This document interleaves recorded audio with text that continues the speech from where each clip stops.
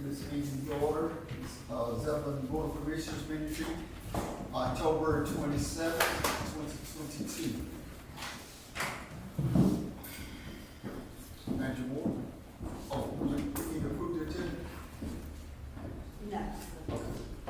Andrew Moore. Thank you, Mayor. You've got several topics today. The first one, we wanted to circle back to you. We introduced to the board at your work session last week the consultant that we have hired to oversee and help us with rewriting the personnel policy. Last week really was an introduction for you to get to meet him, give him some initial thoughts. He is on his way to Western North Carolina later today, and we're glad to have him back, put him at the very beginning of the agenda, so he can just give you his initial thoughts about what the schedule and the process looks like, as well as get any additional feedback from you. So with that, we'll just touch base again with recognizing Professor Maynard. Mr. Mayor and Commissioners, before we get started, I need to make a request that I be dismissed at noon today to handle some family business. It can be right when it's time for the meeting. Okay, so I have to. Yeah, when it's time for the meeting. Fine. No problem. You know what?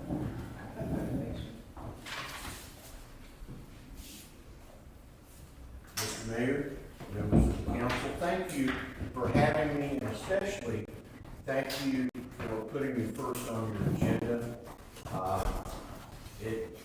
I will be traveling west of Asheville today to do some work tomorrow with a client in western North Carolina, so this is very helpful to me. I want to spend just a bit of time here giving you an understanding of what the process is going to look like. Let me tell you that I've done this a number of times, but I have never managed to complete this in less than 4 months. I see the look on your face, ma'am, and let me just tell you that last week, before I met with you folks, I was dealing with another Western North Carolina client. We're in our 3rd year of that work. So one of the things that I want to point out is that I am permanently retired. I retired from the state 11 years ago, and I am giving up my consulting work next August.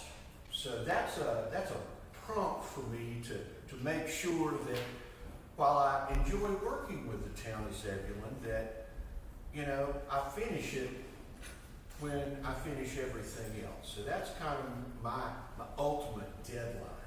The process is that I take this piece by piece, and I take it in small chunks. Right now I'm working on the first chunk, which is everything from the cover sheet through what I have set up as Article 3. We're going to keep the designation as articles. But Article 3 is the conditions of employment with the town of Zebulon. All right?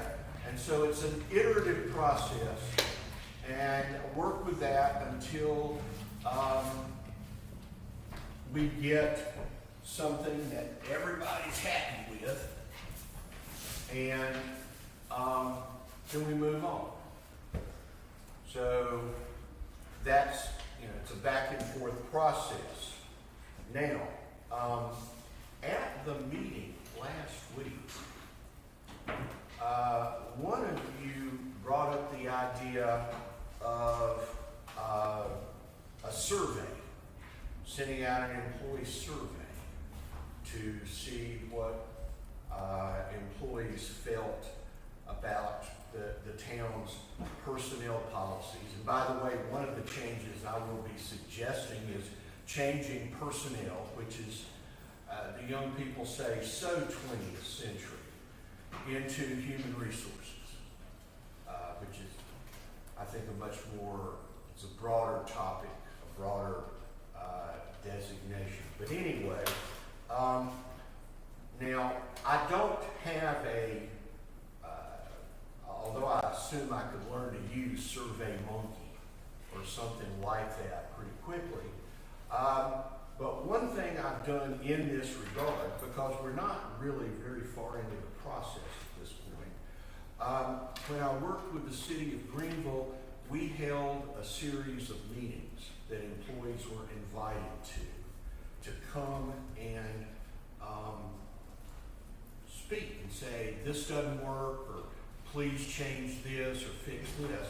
And I was talking with the town manager, and I said, I'd be happy to do this. I'd be happy to come to Zebulon and have maybe 2 or 3 meetings, I don't know. One in the morning, one at noon, one in the afternoon, whatever, to hear from employees. So I was just wondering what you folks would think of that idea as a way to solicit input.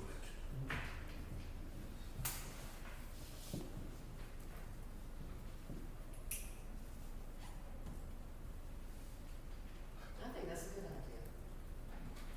To have to make various groups Okay. and get their ideas of what they think works and doesn't.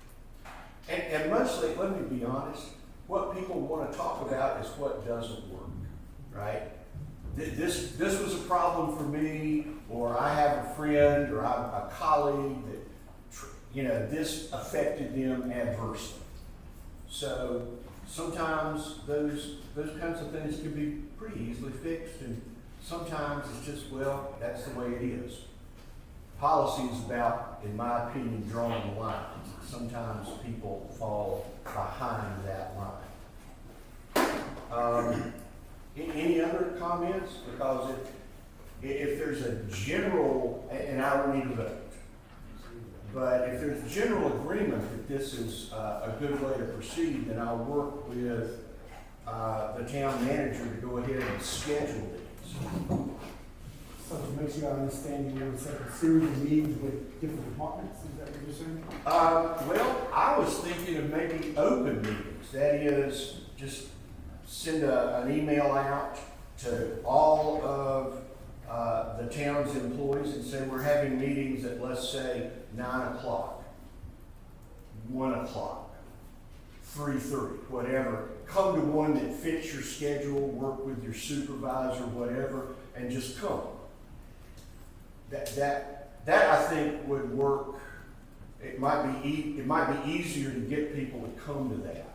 I think that that's gonna leave a lot of folks feeling uncomfortable. Yeah, open and honest, more Yeah. than open and honest. than people. I don't like that idea, I'm sorry. I Well- much prefer, and if we could figure out some kind of survey like Commissioner Lax suggested before, just so that we can have more open and honest responses. All right. Could we get both? We could have it. Have it as an option. I'm open, this was an idea that you advanced, and I like it, but I also understand what you're saying, and that some people have told me I didn't say anything because I didn't, my supervisor was sitting here. So, the survey idea is also a good one. I think the more confidential or anonymous you make it, the better. People are freer to talk, Okay.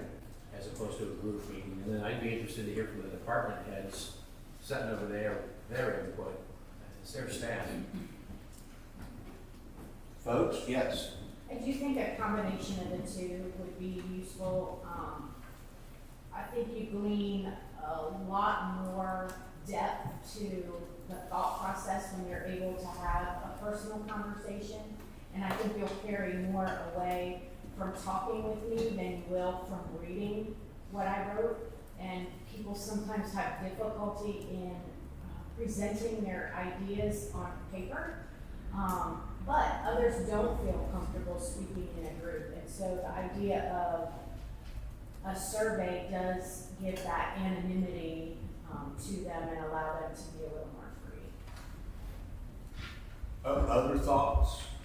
I'm gonna follow up with what Jackie's comments were. There's also the opportunity to ask following questions if you're unclear about particular elements of that, being able to explain further into those details. So I'm hearing that doing both of these would be very good and very useful, and would provide both the opportunity for individual communication, follow-up questions, as well as an ability to provide, let's say, potentially negative thoughts in an anonymous way, where a person would feel free to share that information. I will try to figure out how to do the survey part, and I'll work about setting up the meetings as quickly as we can. Any other thoughts on that?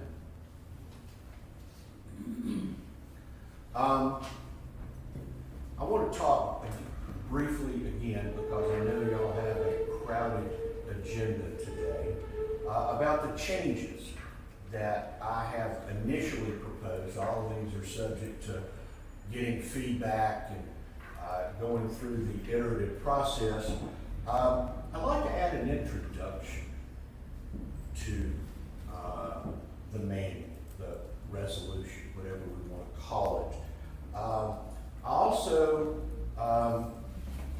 and this is pretty standard, recommended putting in language regarding at-will employment, which is the standard type of employment in North Carolina. Although by adopting a resolution, y'all are modifying that employment slightly, right? I mean, pure at-will employment is you don't work here anymore, go away. Your resolution even today says if we don't think somebody's doing a good job, we go through these steps. And that's one of the areas I want to look at. That's my area of speciality, expertise, employee relations, discipline, grievances. I want to add something for an employee to be able to sign and say, I got a copy of this, which I think is useful. I want to reorganize, and I'm going to tell you more about that reorganization in just a little bit. Right now, the definitions that are used throughout the resolution are found at the beginning of the resolution. I have recommended that we look at these definitions, and I will probably add some more definitions, but move these to the relevant articles. So when we're talking about definitions that deal with, for example, job classification, at the beginning of that article, we have definitions relevant to job classification. We don't force a person to go, oh, wait a minute, what do they mean when they say reclassification? They don't have to go bouncing around. They can go to the beginning of that article, and there it is. I've added, or I would recommend getting or eliminating some of the provisions that aren't, in my world, strictly human resources. Things like reimbursement of travel expenses, which to me is more of a finance operation. I'm not sure where safety fits. I don't know. Organizations handle safety differently. In some places, it's under HR. And if it's under HR for the town of Zebulon, then it needs to stay in this resolution. I am recommending adding an article on substance abuse and drug testing to provide procedures, as well as, for an employee or a supervisor that reads this, this is the town's position on this subject. I haven't checked because I haven't gotten that far in my process yet, but I am making the assumption that to come to work with the town of Zebulon, a person has to pass a drug test. Is that correct? Okay. So I think how that happens and why, where, is useful information to have in a human resources policy. I've taken out the information on equal employment opportunity and put it in a separate article near the beginning of the policy to emphasize its importance. I've also updated, or will be updating it, because as you may be aware, there's a Supreme Court decisions out there that have redefined what is discrimination, particularly as it relates to gender orientation and transgender status. So that would be something that I would recommend changing. In reorganizing the resolution, the policies, I've started out with the general provisions, which is where you are now, but you've got it broken up, I think, into 2 or 3 different articles. The EEO statement and a statement dealing with merit principles. That is, the decisions of employment that the town of Zebulon makes will be made on the basis of merit. All right. Then we go through and conditions of work, recruitment selection, position classification, and the salary plan. And then I separate out salary administration, because how we administer pay is, to me, a separate issue. And I think it's one that, this is always the most difficult one for me to write, not only because I don't have a background in position management, but everybody does salary administration just a little bit differently. I'll give you an example. Some of my clients, when an employee completes their probationary period, they get a pay raise. A lot of my clients don't do that. Some of my clients say when a person is promoted, they get a flat, fixed amount of an increase. Some of my clients say, well, no, it could be within this range, 2.5% to 7.5%, let's say. So that's a pretty important matter for managing money. We want to do holidays and leave. Many years ago, we wouldn't have been doing a lot of thinking about emergency or catastrophic weather conditions, but now and I was at your last meeting and we heard about, the effects of this hurricane on a potential park area that y'all are looking at. So we need to have something in place so that the weather, as it gets worse, that the town can handle that with its employees and the services that the town is providing to the people that live in Zebulon. Benefits, which is pretty standard. And then go into disciplinary action and termination. And then a grievance procedure, which I will probably put a lot of effort into this, because one of the things that I find helpful and necessary is really ramping up the policy on harassment, all kinds of harassment, but also sexual harassment.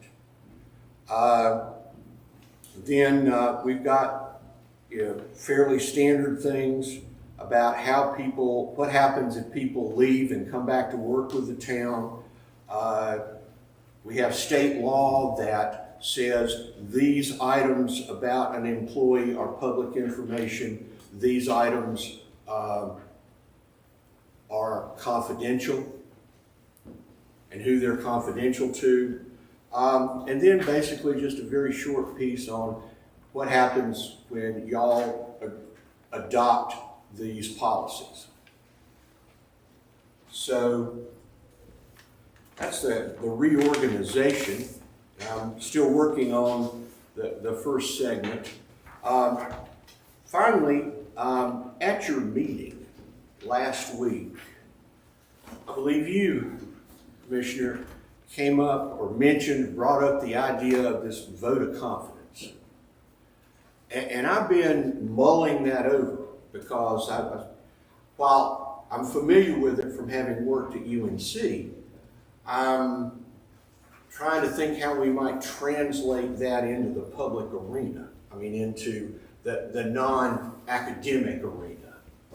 And so this is my opportunity to be face to face with you folks and say, any ideas on how this might work? Why don't you kind of explain how it works in a university system and what prompts it? Well, I'll tell you the truth.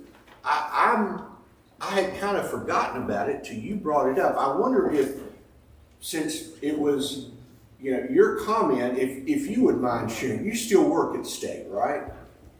So would you share with the board how this works? Well, I've never actually voted in one, but I've heard stories about how grumbling starts on a campus where people are upset primarily with a chancellor and the direction the university is going, or it could be a dean in a school. And people are just unhappy about a lot of different things. And someone calls for a vote of confidence. And all of those people underneath that superior, whether it be the chancellor or the dean, all get a chance to vote thumbs up or thumbs down. So it can be a death sentence for your employment, but a lot of times it just rectifies and brings things ahead. I seem to recall a vote like that in the last several years at UNC. The faculty was unhappy, and I don't think it was the current chancellor, I think it was a previous chancellor. And there was a vote of no confidence, is that right? So how would that work here with the town of Zebulon, which is, we do have department heads, we have a town manager, but how would you think that might work? I've just rolled it around in my head too, and I've included the town manager, the department heads, and the governing board, all three elements. Because while we're not employees of the town, we do have a lot to say with the direction, and you kind of like to hear how everybody feels things are going. And I don't know if it's ever been done in a municipality or in government. I have to tell you, I'm not familiar with it. When you brought it up at the last meeting, I kind of, boom, wow, well, there's a thought. And in the university, if you're a professor, you may have tenure, which provides you with some protection, but the vote of no confidence can also take that away. And, you take your tenure to another university, but at that particular university, you're kind of marked. Well, you and I seem to have the most experience in the academic world. Maybe after, at some point you and I can talk about how this might translate and the value it would bring if we could figure out a process, the value it would bring. Be happy to do that. All right, great, thank you. The other thing that came up at the meeting last week was a policy on fraternization. And we spoke briefly about it, but didn't speak very much. And so I'm interested in hearing further thoughts on this. things that, in my thought process was, the policy needs to be defined. I guess when I say define, examples of what it is, what is acceptable, what is not acceptable, and examples of that, you know, could be through verbal communication, it could be through physical contact, it could be through written communication, could be through social media. I think it needs to be really well defined, broken down, so that when we do engage in these policies, that from a legal standpoint, we're covered. Well, Mayor, when the idea was first brought up to me that the town was looking at this idea as a policy, I did some research. That is, I Googled it, right? Because this is the first time in my career that somebody has said we want to have a policy like this. This is not something that's sort of a standard operating feature. You've never done a non-profit policy before? Never. Okay. And this is not something that's a sort of a standard operating process in the public sector. It may be in the private sector, but as you were saying, Mayor, I've got a list now of things that if you're going to have such a policy, it needs to contain. And the first one is exactly what you said. We need to define not only what is acceptable, but what is unacceptable. People need guidelines. People need direction so that they can be sure that they are within the bounds of the policy. There's some other things in that as well, but this is, that's the definition portion, I think is maybe key to implementing it. And also the consequences. Oh, absolutely. And what is a violation and what happens? yes, yeah.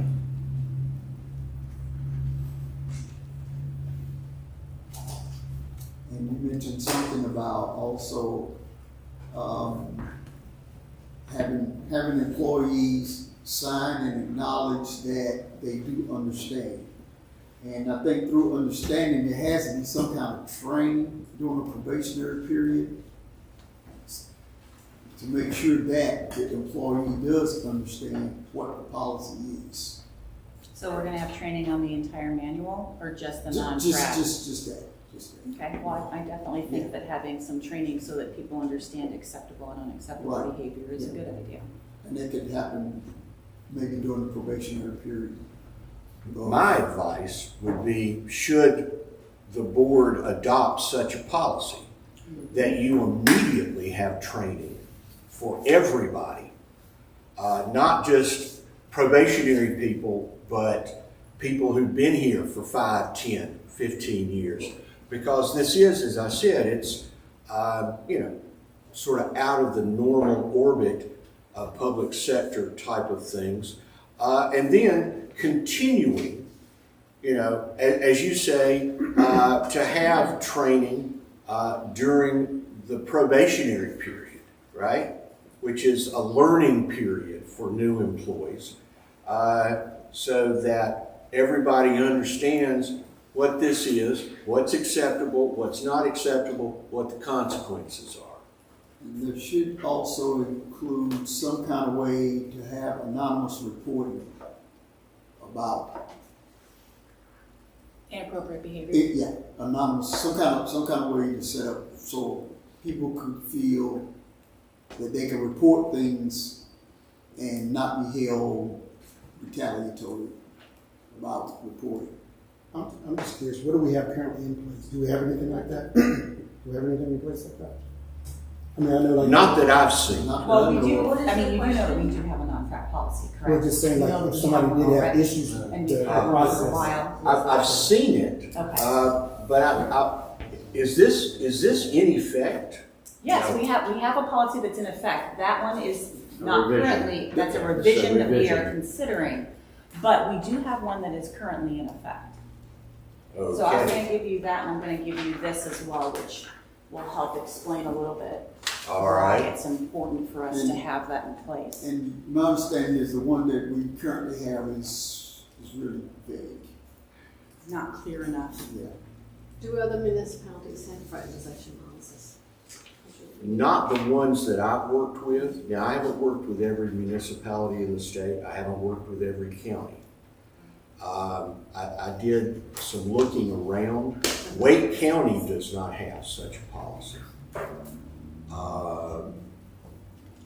The places that have these kinds of things, and it's not even a fraternization policy, it's, for example, state, Carolina, Wake County Public Schools have policies, but it's basically that says faculty and teachers don't have relationships with students. And that's because of the universities and the public school system's special relationship with students. But there's not anything, I worked at Carolina for 10 years, there's not anything at UNC dealing, in this regard, dealing with employees. Right? So this is the first time I've come across this literally in my career. Well, I hope you're up for the challenge, because it's something that we desperately need here. Well, I am always up for a challenge. Fantastic. I think that as we look at the fraternization policy and as you go into writing it and looking at it, we want to make sure that in writing it and presenting it, that we are writing it to protect the town. And what could happen if an employee or someone makes a report or an accusation. Our goal is to protect the town, not to attack individuals. And so we want to make sure that as we are writing this policy, that it reflects that in this fraternization policy, the purpose of this is so that the town, its employees, and the citizens of Zebulon are protected from any legalities or any type of, anything that could come against us. But we want to do so in a way that is not, again, attacking people, but we understand lives, livelihood, and all that stuff. We just want to make sure that the town is protected in any event of relationships or what have you. That's our goal. The greatest danger, in my experience,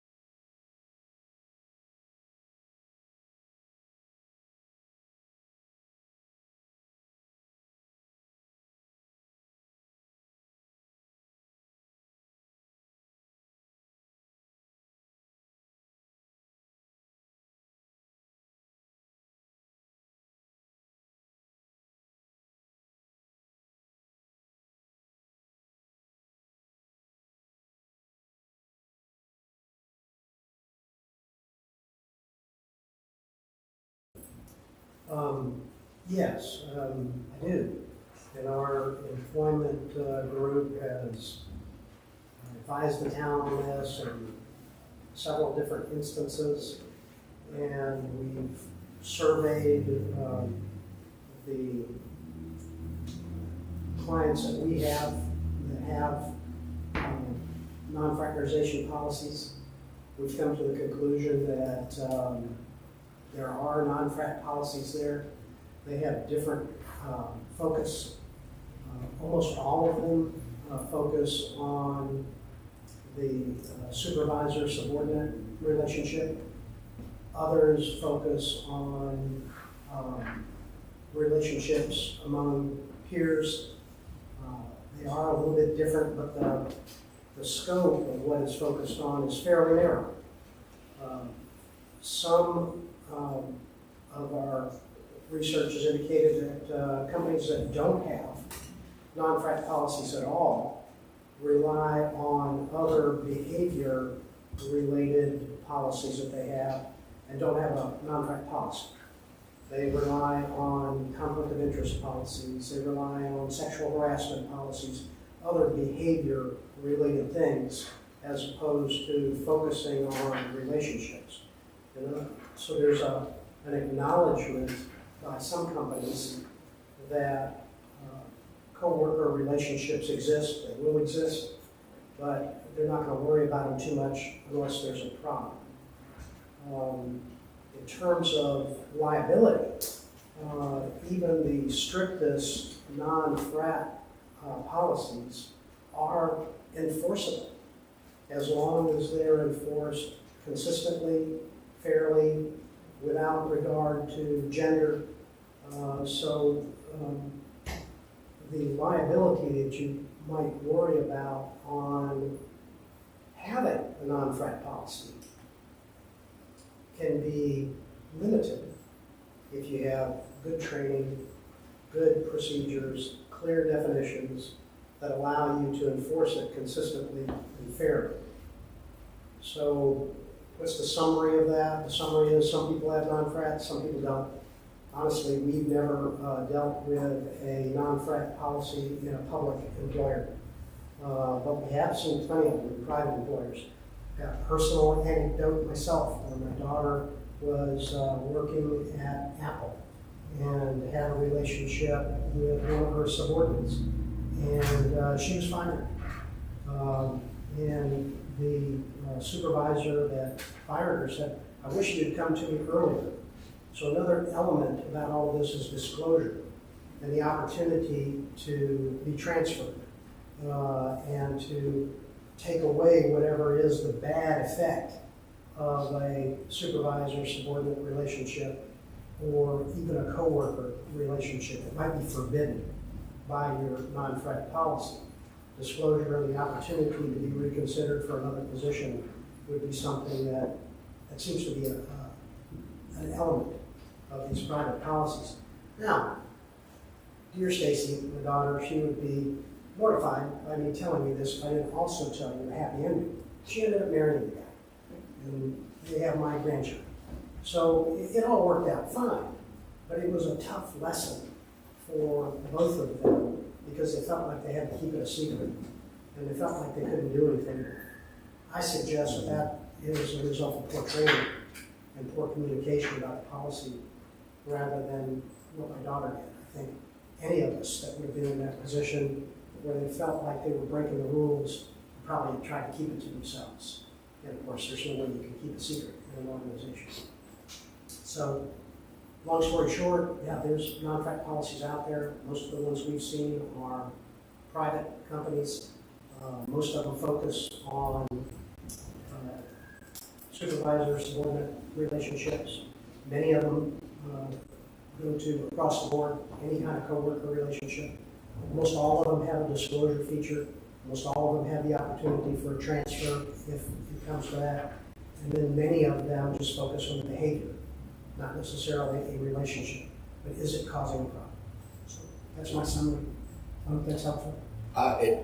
Well, first of all, it kind of backs up everything that has been in my experience, all right? And I'm thrilled to hear that your daughter's situation worked out because most of the time it doesn't.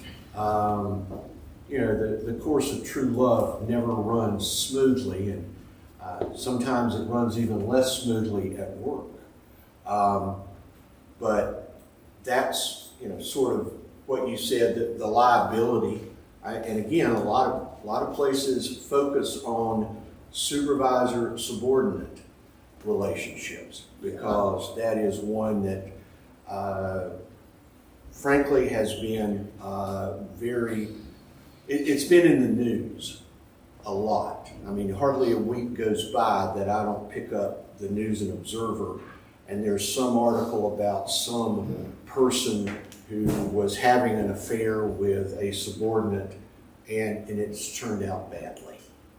So, as they say, the devil is in the details in a policy like this, you know, and clearly letting people know up front what is acceptable, what isn't acceptable, what are the consequences.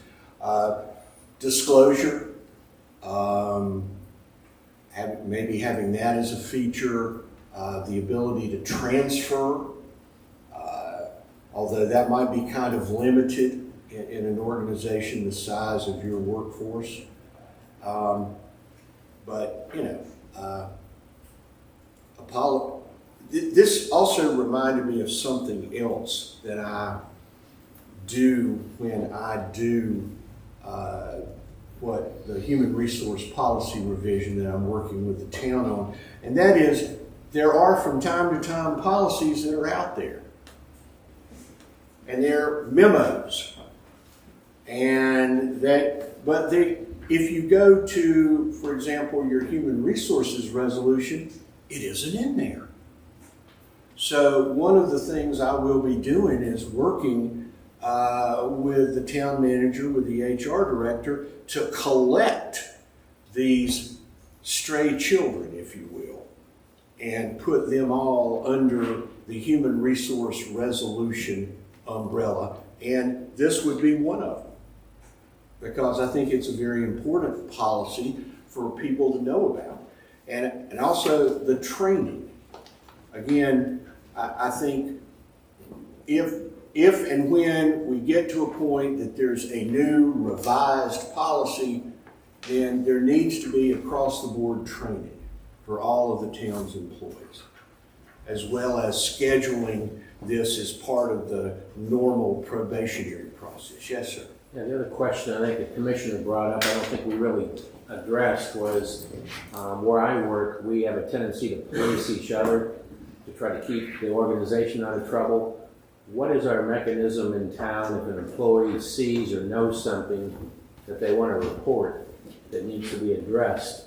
How does that happen? Just through normal conversation, or? Well, that's the question I just posed. I think Lisa was about to answer that. It depends on what it is and who it's about. If it is to employees and someone sees something that they want to report, they would report it to the department head. If it is something a little bit more serious, we have had reports of harassment. They've come to me, we've investigated, and those pieces, if it's on a department head, then it's going to go to the town manager, and then obviously it's the town manager, it goes to the mayor.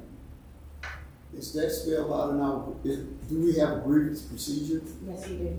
And is that spelled out in the grievance procedure? It tells employees that they're to report any issues to their supervisor or their department head. And if it's against that person, then they go to the HR director or the town manager. So yes, it is there. And our policy has not been adopted by resolution. Our policy is just adopted by motion. So on our staff, we don't have what we call an EEO personnel, equal opportunity officer, or something like that. We don't have EEO. No, our staff's not. We don't have enough employees for that. You know, staff. And we have an HR section. Thank you. I'm kind of in agreement with what the town attorney has offered also, that if allowing somebody the option of disclosure prior to maybe the fraternization, they want to be, say, transferred to another shift. If they feel like something is going to happen or whatever, I don't know what that would look like, but do we really have those options? But if someone would come forth and say, well, I don't think I need to be working with this individual, or just for an example, 2 police officers on the same shift who riding together or whatever, say, well, put me on another shift, or put me on another patrol or whatever, to at least not, I don't know, the opportunity to correct that. Thoughts? I'm kind of curious. I just want to make sure I understand. So if an employee currently has a grievance, they report to the department head. The department head takes it to the town manager.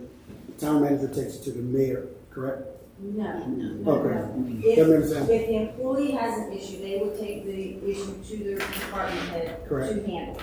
Okay, gotcha. They handle it. If, in our grievance policy, if that does not work, then it would come to human resources. If the grievance still cannot be handled at that point, it goes to the town manager, and the town manager makes the final decision. What I was referencing earlier is if an employee has an issue, they take it to their supervisor. Okay. If, with someone in their department, or even if it's outside of their department. Let's say they have a problem with, a fireman or something like that, they would take it to someone else, to their supervisor. If the department head has an issue, then they would take it to the town manager. So that's where they would file their grievance. If the department head has an issue, let's say with the manager, they would take that grievance to the mayor, because that's who the town manager works for. So it's taken to who you work for. So employees take it to their department head because that's who they work for. Department heads take their grievances to the town manager because that's who they work for. So where does the board fit into that category? Because to my understanding, we have pretty much control of 2 employees, that's the town lawyer and the town manager. Yes. So Those, we're that's why it goes to the mayor. If someone has So an we bring it issue, to us. Gotcha. yes, Yes. Thank you. And the mayor does the investigation. it's the mayor's, the responsibility to handle it however he sees fit. And that would be You can take it to With the the board board or determine that in it is. closed session to discuss. Okay. I won't handle that. I had another thought. I don't know if this is protocol or where this leads.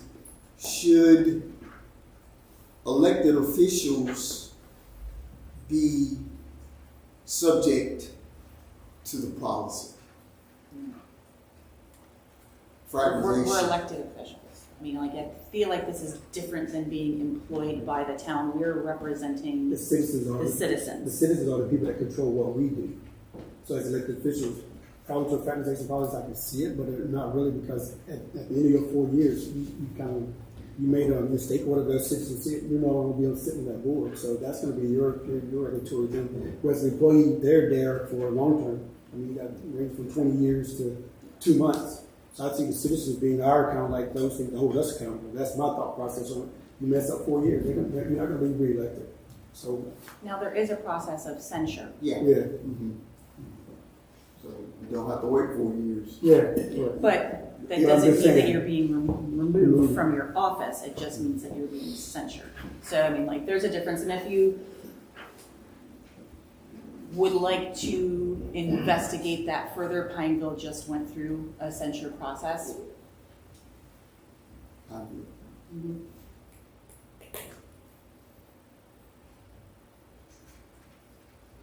Just a thought.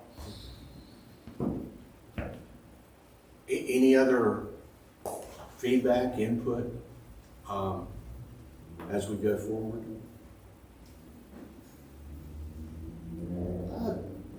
I just have one. You alluded to that this process will take around 4 months. Well, it won't be less than 4 months. That's the shortest I've ever had this happen. And you're talking about the total. You're talking about Finished, finished everything. turnkey. Yeah. Will there be segments that will be completed prior to that 4 months? Yeah. Well, I mean, let me put it this way. My process is to go and pick let's say, the first 3 articles. Work on that. Then move on to the next 3 and so forth. I may finish up with 5 or 6 articles because the last few are pretty much standard and not particularly impactful, all right? But yes, there will be pieces of this finished, or at least finished by me. So I guess my question to the board is, do we have any concerns about certain policies being done priority and bringing it back to us? I think you need to do it all as Rather well. than waiting for the total process? I think you want the total, I think you want the total process. I'd like to get the non-frat written, approved by us, and voted on. I'd like to do that first. Any other thoughts, comments?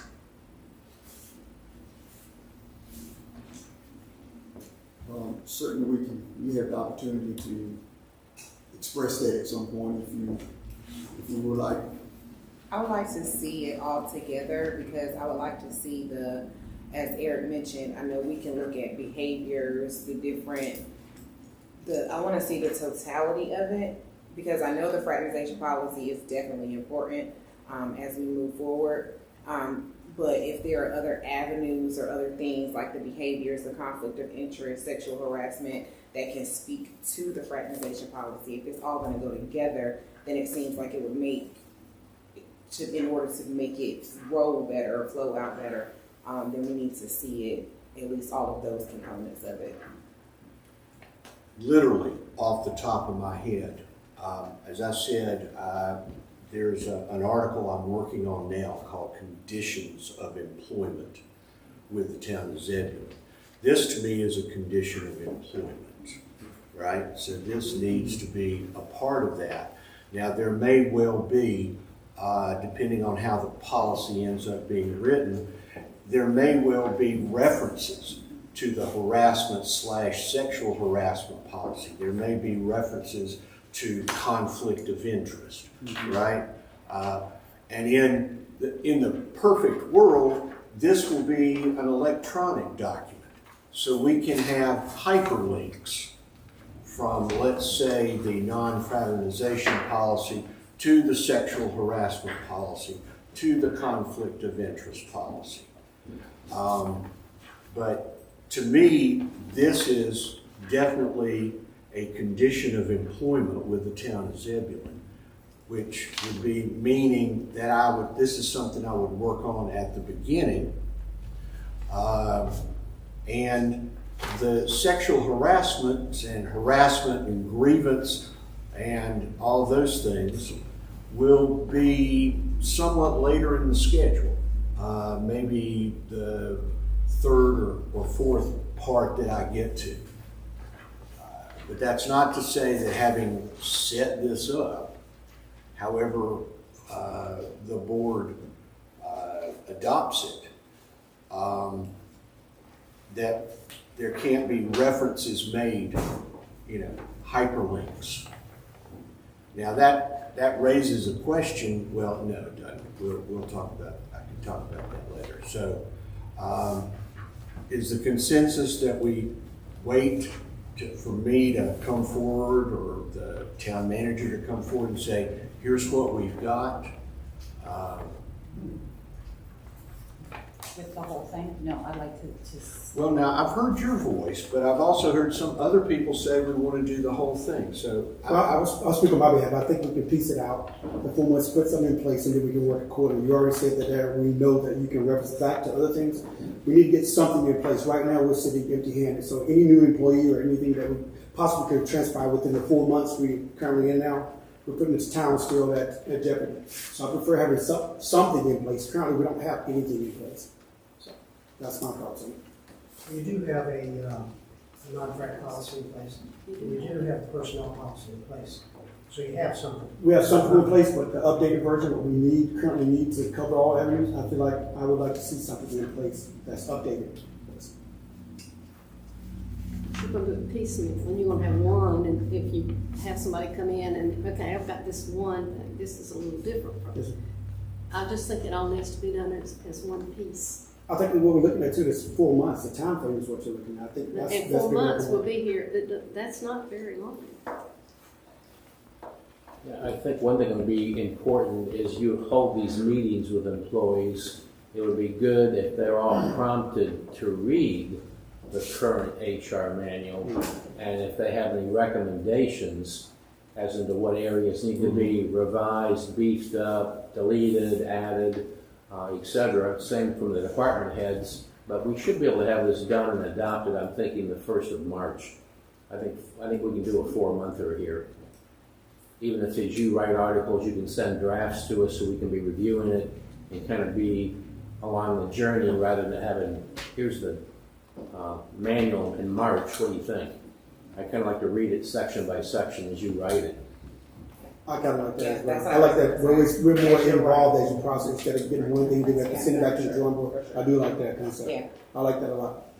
As you're, I was gonna agree that as you're writing, because you said you're working on it in sections, so as you complete a section so that we can provide feedback, I guess you would send it over to Well, the. and that would take care of that kind of As like far that. as adopting anything, you adopt it all together. Correct, we're adopting together, but we're saying we're still in part of the process as it goes But that's along. not how it came across at first, and y'all said it. It was like adopting individual pieces. As you saw, as you decided, we'll vote on this and pull it together, but I think you need to vote on the policy, all the pieces together.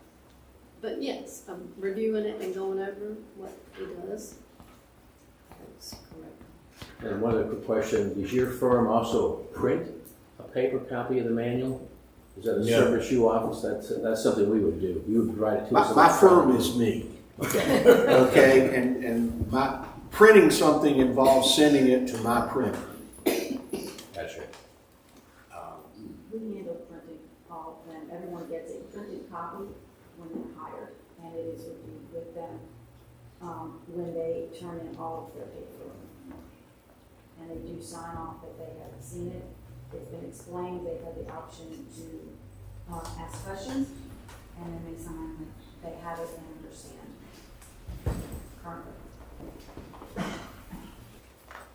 Just food for thought.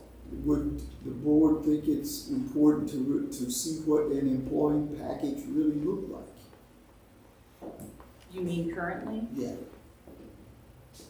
That's, is that an interest? that's fine. You can send that electronically to me anyway. That's fine.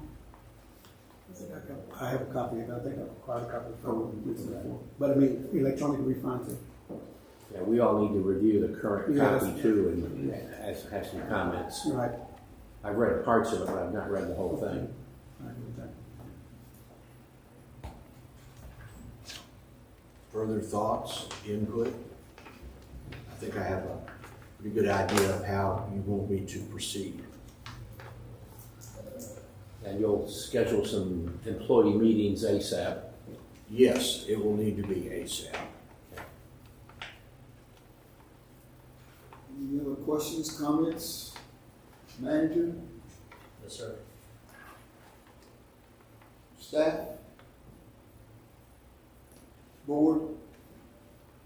Thank you, sir. Thank you. Appreciate it, and hope we provided you with some vital information to get the ball rolling. You did. Thank you very much. Thank you. Thank you, Professor Maynard. Safe travels. Aaron, you want to take a break? Yes, 10 minutes.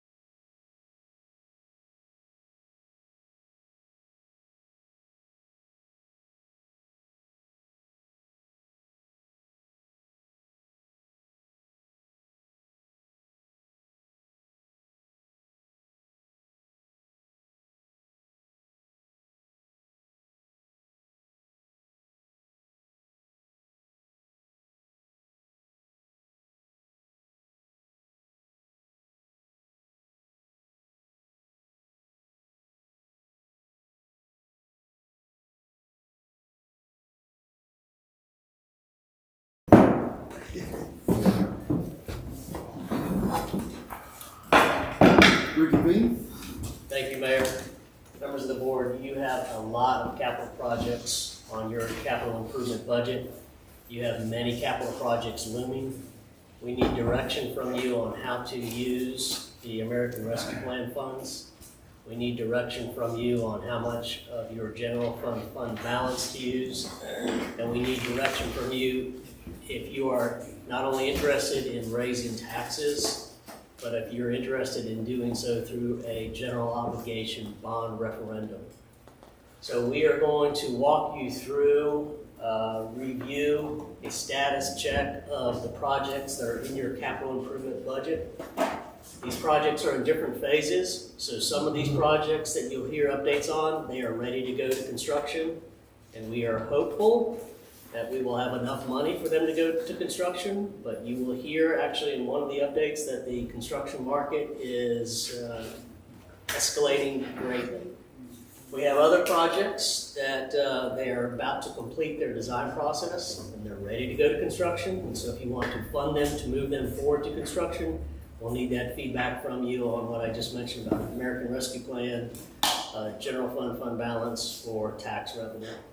And then we've got some projects that, while we identified them in the capital improvement budget, the board did not identify a revenue stream for them, and that's this West Court and Drainage Street project. So that's one that's a little bit in limbo that we need direction on as well. So what I'm going to do is I'm going to invite the project managers to come up and walk you through where their projects are, to explain to you the scope of the project. And then when they're done, because I think that's a good exercise just so you have a sense of where everything is, and I'm going to follow up and let you know what the price tag is of what we need to move these projects forward. And then Bobby's going to follow up and let you know what your revenue options are. So with that, because he has the most number of projects, I'll introduce our Public Works Director, Chris Ray, to walk you through the projects that he is overseeing that's in your capital improvement budget.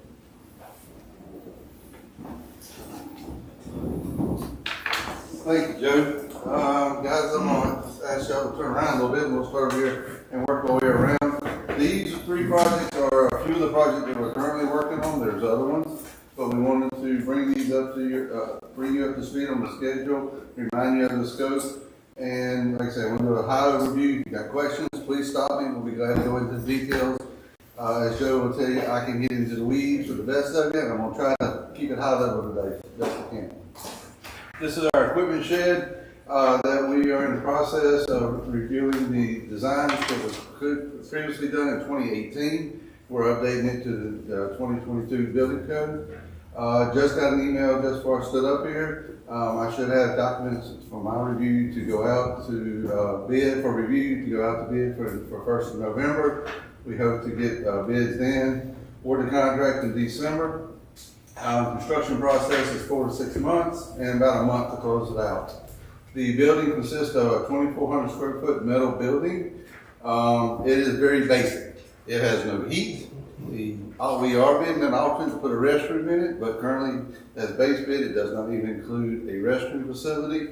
And so basically it's for storage equipment. It is the bare bone shell of a building that will help us in our operations and stuff.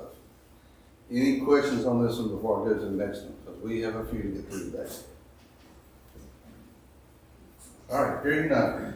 The next project here, I'm going to do this just to bring it out a little, front and center a little more, is the West Sycamore and West Canyon Street sidewalks. We are currently working, we just recently completed the design. We are working with the Wooten Group on this project. We're looking to tie sidewalks from Church Street into our downtown corridor of Arundel Avenue. At this time, we're still trying to evaluate which side on West Sycamore is the best place to put it. Clearly, you can see here is a large tree canopy we're dealing with. We have a few other obstacles on this side, so we're evaluating which is the best way to put what side to put the sidewalks on. West Canyon is a little more straightforward. We're going to just basically replace the existing sidewalks there. From this point up forward, it's all 5 foot. It will remain 5 foot from here to the auto parts store is gonna be upgraded from 4 to 5 foot. But again, pretty straightforward. We see this project, we'll have to get DOT, encroachment agreements for West Cannon. Any work done with the DOT right away here will also require DOT encroachment agreements. We see this project going to be in the spring. Any questions on this project? Now, that project, was reconfigured and added into, Yes, sir. We originally proposed for you in the budget to add for West Sycamore sidewalks. Through your budget deliberations, y'all added West Canyon. All right. Thank you. Continue this method here as we get around the corner. Works well. All right. This is a project that's dear and near to Mr. Lux, Commissioner Lux. If you have seen, we have begun the process of installation on the weather cam. We have installed a cabinet, communications cabinet. We have installed a pole. This Friday, tomorrow, AT&T will install the modem, and we are working with our installer to install the camera. We hope to have this up and running by Thanksgiving is our goal. And working with WRL to put that on there. They were excited when we called them about doing this project. So I think it's a good project to promote the town and get some more notoriety to the area and what I think is the prettiest campus in town in the state of North Carolina. Any other questions? that total project is 12,000? Yes, sir. Public Works did a lot of work, which is kind of cool. I thought one time it was like 20,000. No, sir, our budget is $12,000. Okay. And we should come under, based on the estimates and stuff we have in place and contracts we have. We're far enough along, I do not foresee any issues that we may go over. We should be under. All right. That gets us to projects that are currently underway. These are more some of our larger capital projects. Joe mentioned this in a little bit. West Oregon Street Drainage. You may recall we had a condition assessment. We brought you this project and another project, West Sycamore and North Arundel. Y'all determined this was the most highest priority. Just a quick refresher, this area here is where the existing storm drainage lines run and come across. A lot of these are in poor condition, they're collapsing. We got sections missing, we got some, if it's corrugated metal, some of it is corroded. So we have looked, and then there's also, we've done hydraulic modeling for the area, and all the piping through this area is undersized. So we got condition issues and we have volume issues. The yellow line here that we showed is a rerouting around the buildings. You may recall we just recently secured, with y'all's help, the easement here beside the galleries. This is a possibility for ARPA funds, but if we decide to use ARPA funds for this project, we need to proceed immediately. And let's talk a little bit more why we say that. All right, typical process that we go through for doing out a project, so especially a large-scale project like this that is estimated at $1.6 million. We go out for requests for qualifications to hire a firm that is most qualified to do that type of engineering work. That process typically takes 4 months. You get into the survey and design, 8 months. On this project here, as you've seen, we have got to secure easements here. We got this easements, but we got to do some easement work here. We got some negotiations with the railroad to getting another penetration there. The property acquisition could go well. Or it could take up to a year, depending on how well that process goes.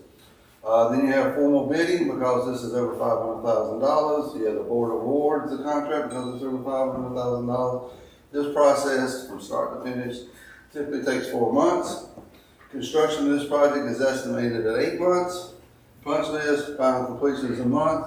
And then you got grant reimbursement and closeout. Generally, we'll be getting reimbursements throughout, but final closeout with a federal project could take as long as 6 months. And when Bobby will talk to you a little more about this, but if you add all this time together, if I remember correctly, we got to be done by the end of 26. We're dead on. We need to start sooner than later to make sure we meet these deadlines. Any questions about this project? Can you talk a little bit more about land acquisition, where we're trying to acquire from? I can't quite see. Yes, sir. We would have, this is the, an alley here, we need to pick up, an easement through here to replace this 24-inch RCP pipe. This is the former mayor and Whitley Gallery's, storage facility. I don't remember the name of this building. So you saying, Parish Realty owns that building there. So, yes, sir? so you saying the one behind the building that Mr. Matheny owns? Yes, sir. Well, that's when we're gonna relocate the drainage that's coming down through here, pick it up and carry it out to here. We have this one that y'all helped us with for Whitley Galleries. We need to work about potentially getting something over here with the old, what I call the old CCO center, the church now. And then we got some issues potentially getting up under the railroad track. So down Barbie Street way, then you saying? Barbie Street, at this point in time, on this piece of project, we are not showing any easement acquisition. We can work within existing right of way. Okay. Thank you. So, yes, sir. Your questions, sir? I see a hand following.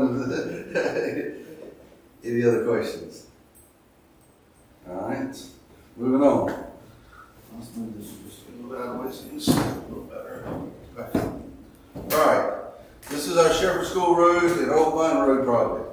As you can see, the improvements here are extensive. We're doing right and left turn lanes at all 4 segments. We're also adding a traffic signal. We're also adding pedestrian crossings and pedestrian pads. So it gives you permission to walk across the street. This project is, we are in the easement acquisition phase of this. We basically have 100% construction drawing approval with NCDOT. When I say basically, the only reason is I need an erosion control permit. But to get the erosion control permit, I gotta get some easement acquisition work done. The current estimate for this project is $2.3 million. 2.3? 2.3, yes, ma'am. So that said 23, and that was a bit of a I had to put a little dot there, and that's a little bit of a typo we caught late yesterday. So it is $2.3 million for construction. It is not $23 million. So we don't need to call Chris to bring in his crews for anybody having a heart attack. But yes. This one is basically fully designed. It has significant impacts to some right of way and stuff. We're actually relocating some big power line easements there. One of the things that we are seeing is we've done claim reports for all these properties, which is a real estate agent's estimate of what the right of way, temporary construction easements are or would be. And then we went into negotiations with some of these property owners. We were fine, and several of them have requested appraisals. And once we get the appraisal backs, we're seeing the numbers up significantly from the claim reports. We think we have enough money to get us through to construction with the existing funding, but we had just ordered 4 more appraisals, and they're due in about another month, and we'll have a better feel on that. But just as we're seeing rising prices in town on construction, land prices are going up, and when we go to secure land, we're recognizing prices going up. So. All 4 corners, we're having to get some level of easements. There's a total of 8 properties here that we are seeking easements for. So we basically have got, once we secure the easements, we're ready to go to construction. We have DOT's approval. Just as a reminder, y'all signed a maintenance and ownership agreement. Once it's installed and accepted by DOT, DOT will maintain the traffic signal. Yes, ma'am. With the rising interest rates and the predictions that land and home prices are going to turn down, is that going to be captured in these current appraisals that are coming in? Appraisals are going to be based a lot on the existing market conditions. I know some economists are predicting overall that you might see some. I do not see that in Wake County, and I do not see that in Zebulon, that we are seeing a flattening of pricing and stuff because the demand is so high, and our prices are relatively low. Now, that's just Chris's opinion, but yes, we'll have when they do the appraisals, it'll be a time and moment in the market that they'll take a snapshot on. Thanks. Mm-hmm. Good question. Any others? All right.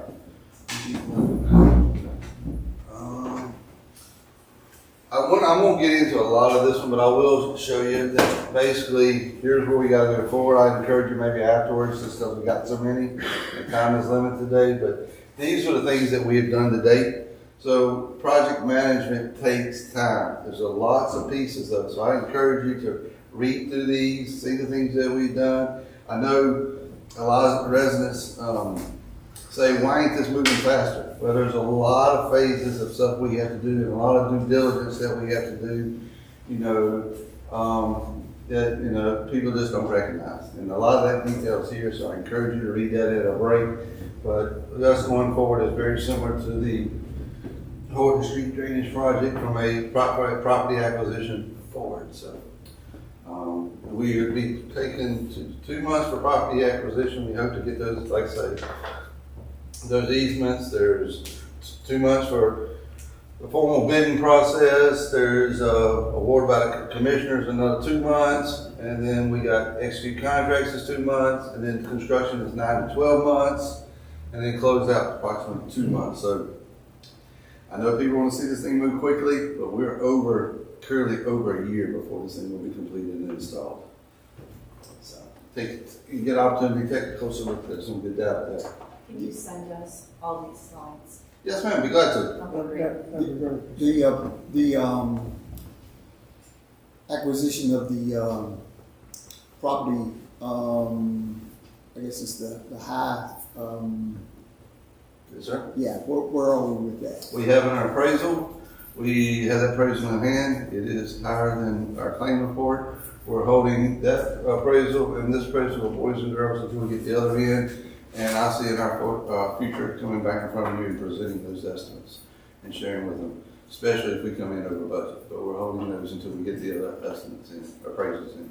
How do we stand with the little White House that's sitting down the other corner, wherever that's correct? Yeah, that is one that is out for appraisal. That's one owned by the former town attorney, Mr. Gay. Right. And we have communicated with his wife, and his firm is evaluating and doing their own appraisals at this time. Thank you. All right, let's talk about North Orlando a little bit. Let's do a little bit of go back in history a little bit. You remember we worked with these property owners through here. This is the parish properties here, the DMV properties in this Manus Parish. We came to you in closed session and talked about property acquisition cost here. Staff worked with them and with our attorney's office and made these offers. Unfortunately, we were unable to come to an agreement. We also offered to, if they would provide us a right-of-way to connect here to make it a four-way intersection. We offered to put utilities in if they dedicated the right-of-way. They again was unable to come to agreement between themselves, so that offer fell off the table. So we went back and told them through this process that if we're unable to agree, we're going to take sidewalks, curb and gutter out of this project and redesign the crosswalk here. Basically, all we needed from them was a 5-foot temporary construction easement. It was not even a permanent easement, and we were unable to secure that with fairly significant dollars being placed on the table. So we went back to our engineers and told them to come up with a design. We proposed a design that eliminated that curve, eliminated that sidewalk, so thus eliminated the need for the easement. Because there's been so much time passed by, we've got additional development down here from the Popeyes and I think Mike, this one here. 55, that's correct. Thank you, Commissioner. So we've asked our engineers to complete this additional design work here to tie that in so there's continuity when this does open it up. Like I said, we also have asked them to come back and reconfigure the pedestrian crossing to try to come across here in this general direction. Because there's also been significant work in the corridor, we are updating our surveys. We are doing a significant more of what's called potholing, actually verification of the utility and the depth of where that utility is. And that's important work, so when we get into construction, we don't pay as much for relocating. Everybody knows where everything is at. We also, because of the timeline, we've having our consultant update all our environmental permits from erosion controls, a lot of phase 1s and phase 2s that we go through from environmental reporting that has to be done. So those are being updated and extended, so when we do go to construction, they don't expire. And we're working through our planning department because of the redevelopment is of securing 2 easements here. What are the, who are the owners of those properties that we weren't able to secure the easements from? You talking about right here, ma'am? Yeah. That is Parish Road, and DMV. And the DMV? DMV. I apologize, I do that every time. Yeah. DV. Oh, DMV. Yes, ma'am, I said. Is there a reason what that 5 foot, what made it so difficult? I'm just kind of curious. What seems to be- They are joint property owners, and I can talk to you a little more offline, but basically they just could not come to an agreement on the ownership and what the future development of this site's gonna be in a nutshell. But, they just couldn't get an agreement, so thus they couldn't accept our offer. If they're not in agreement between themselves, they cannot agree with us. All right, So, thank you. and we've notified them the redevelopment of this site will require them to put those curb and gutter in, put that storm drainage in. So there was a fairly hefty financial tag on it for them turning us down. Okay. They're aware of that. Is the, potential car wash, how's that affect? Car wash, that's potentially on this side here, Mike, is that correct? Yeah, they're one of the property owners we'll be working with when they redevelop this site. We need an easement right here, and we need a little bit through here to get that roadway and utilities in. So, through this development process, we are anticipating that to be donated. So that's a good, about being a little slower through this process, that is a positive coming out of it. We do not have to pay for and go through negotiations to secure easement there. Excuse me, Chris, I think it's a good detail to talk about the access roads, because that project is going to have a meeting and shut off left turns on either side of the road, so the importance of the access roads coming in as well, and how the car wash has to. Yeah, what Joe's referring to is just like we're building this rear access road over here to get people in and out of here and out. The redevelopment of this property here is building access road as part of your transportation plan that you adopted, that this road has to be extended over to the credit union. And also, thus, you'll basically be able to do rear access and get people out of here to make the right turns and make safe movements. And so there won't be a lot of, there'll be only probably one driveway cut coming here and off of Rendell.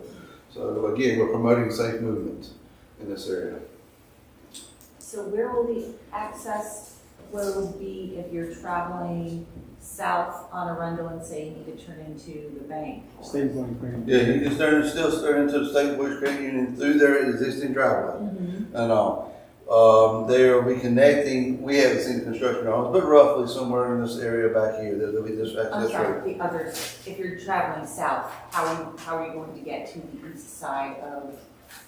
You'll have to come up here, this road allows a full U-turn and come back. You'll come all the way up north, up to Hendricks, make a U-turn and come back. Okay, but if you're traveling south, Yes, ma'am, you then just turn straight into the State Bush Credit Union. I'm sorry. No, that's fine. I- No. Yep, what we're here for. We're I traveling, can't see. we're traveling this direction and we need to get here. That back, oh. Okay. Yes. That back, okay. Yeah. I'm thinking the same place, okay. All right, same way. You come down to this intersection here and do a U-turn and then make a right into BB&T. Make a left and do a U-turn and come back into BB&T. So a U-turn at the exit ramp. Yes, ma'am, and at the Okay. stoplight. Okay. Again, put it back at a controlled intersection and make much safer movement. That's true, it's true. True, it's BB&T now, yes, that's correct. Because unless the access road behind that property in the corner gets put in. Yeah, Yeah, that's what I was wondering about, if you would go down, take a left down, because if you're going towards the regional center. Dogwood. good, yeah. Dogwood, thank you. Yeah. Part of this project does have this roadway be extended here that he's put in. It shows a missing, but this image here, we are correct in putting that in. So you could do a rear entrance there and just make it left. So do we have any idea of that corner right there where you're talking about still? What's going there? I see it's under contract now. Do we know what Yeah, you that potentially could affect anything? Do you have any idea? I have not heard on that one, Mike. That's still cookout? No, I'm saying that wooded area is under contract. Oh, the wooded area, oh. We have a pre-application meeting regarding that property on Monday. Mhm. We don't have a definitive use yet. Okay. Is that one property or two? Between there and the library? There's two. Two? Same property owner? Tampa. I don't recall. Okay. Tampa. All right, bigger piece about this, and we will spend a little time here, is the path forward. All right, here's basically in May, we were at the point where, the board had given us authorization to offer easement acquisition to the parish and DM, I get it right, what is that? The time we finish this project, maybe I'll get it right. And we went to them in May, they rejected that.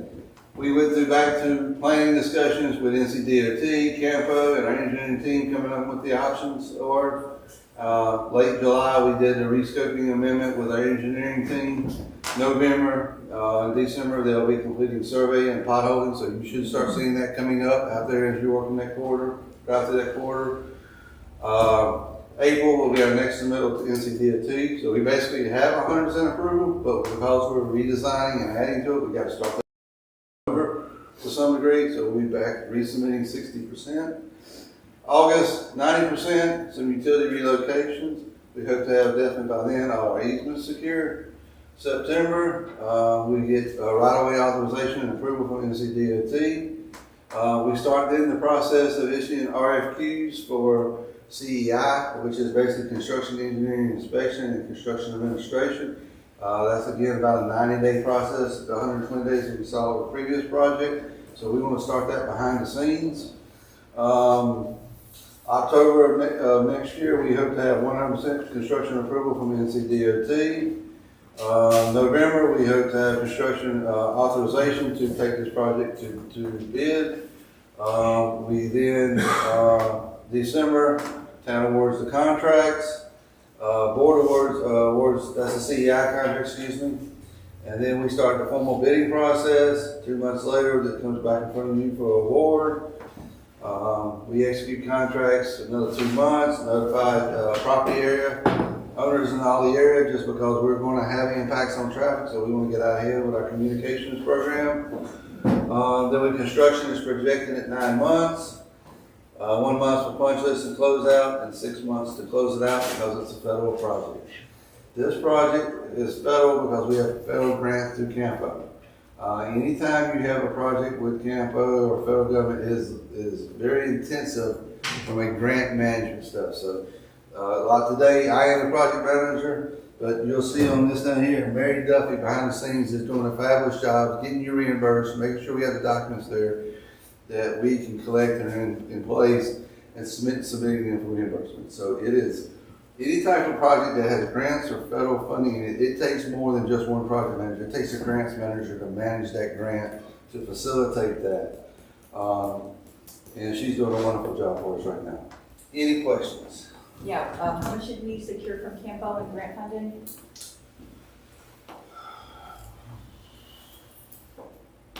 What's the whole number off the top of my head? I believe our grants is 1.6 million.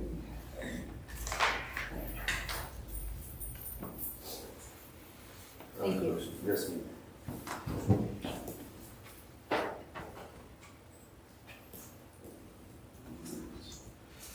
And moving on. Next project that we are currently working on is the Green Page Road in North Arundel Avenue Signal. I'm happy to report this month we will receive 100% construction drawing approval for this intersection. As you can see here in this intersection, we are putting in turn lanes on the northbound and southbound lanes of Arundel Avenue. So that's Could you bring that one out a little bit? Yes, sir. We're having a problem seeing it over here. Not a problem, sir. Again, northbound, southbound turn lanes, that was all identified through our transportation impact study. Like I say, we'll get 100% drawing approval from NCDOT today. I'd probably have it today, but there's a little conflict between DOT's internal pieces. I'm trying to get a erosion control permit, and I can't get an erosion control permit without an encroachment agreement. I can't get an encroachment agreement without erosion control, so they're kind of one fingers there, but we think we've overcome that hurdle and got those guys communicating to themselves. Like I say, the work that we've done today, there's one thing that's good about this project, there's no easement acquisition. We're all 100% within the right of way. We have had to do some utility relocation. We've already done that. It was a couple small street lights that had to be removed and set back, and there was one other pole over here we had to relocate. So that's been done as part of the design process. Part of construction, there is a 12-inch water line that's going to have to be relocated for the city of Raleigh, but we have permits in hand to do that. So that's incorporated in our construction drawings. And the project estimate is $1.4 million. So we could go to work on this one as soon as winter on this one, put this under construction. Go out for bid basically, and go to construction. So this one could take place as early as this winter if y'all decide to move forward. This is the one we got the farthest along with. Much needed. Any grants involved in that one? No, sir, no grants. Neither one of our signal projects have grants at this time. This one, we do have a fee in lieu from Autumn Lakes, and we'll ultimately have one from Barrington. But at this time, there's no grants here, and there's no third party contributing at all on this one. It's just the town of Zebulon. Back to that one, do we know what the estimated fee in lieu from Barrington is going to be? Yes, it's going to be the minimum, the same thing Autumn Lakes did. We could have a little bit of price increase on it, but we got a little over $600,000 through y'all's negotiation with Autumn Lakes. Barrington should be paying at least the minimum of that same amount because they had the exact same improvement for that intersection. So from the 2.3 million, we should have 1.2 million from the fee and lieu's? Yes, ma'am. Okay. Now, Barrington's does not come in effect until they hit the 500 COs when they're supposed to pay it. Unless we approach them about paying it early. What's here now? Where are they at now? They were at 300 last time. Maybe 100 COs? About that. 100. Yeah, so we got a little bit of time on that one. Okay. What's that? I may have missed. You may have said the estimated time frame on the green pace and On the green page one? I ain't got there, sir. Oh, okay. Sorry, I didn't miss it. You did miss it, I ain't got there. All right, again, I encourage you, I'm not gonna go to the back timeline just for the sake of so many other presentations and all, but we are right here, it's November, getting the bids. We go to securing our actual construction. We then go to bids, that takes 2 months, approval by y'all because it's over $500,000. We execute contracts. We're 6 months to complete the construction, punch list a month, and final close out is 2 months. So we're looking at 2, 4, 10, 15? 13, I think. 13 to 15. Yeah, 15, you're correct, Aaron. 15 months to see that one completed. But I would encourage you to work back here that people don't see. So I encourage you to look at these in detail when you get a chance. But you're going to send them to electronic Yeah. as well, correct? All right. All right. Any other questions on these projects? Going once, going twice. I'm done. Thank you so much. Thank you, Chris. Thank you, guys. Okay, before I introduce the next two project managers, let me highlight a couple of stories behind the story that Chris just relayed. When we are talking to you about the resources to move projects forward, we're talking about financial resources, we're talking about human resources as well. So we have the director of a department overseeing 1, 2, 3, 4, 5, 6, 7 capital projects, okay? Just be aware of it. You heard this on Tuesday, and it's a tempting thing to look into, but you heard from the assistant town manager in Rollsville about a service that Triangle J Council of Governments is offering about how to better position yourself for grants. And I have intentionally held off to see how they do because that's a new service that they're offering. But even when you have someone assist you, you still need a grants manager. So behind the scenes of chasing funding for this, or even on your Beaver Dam Creek Greenway, chasing grants is not free.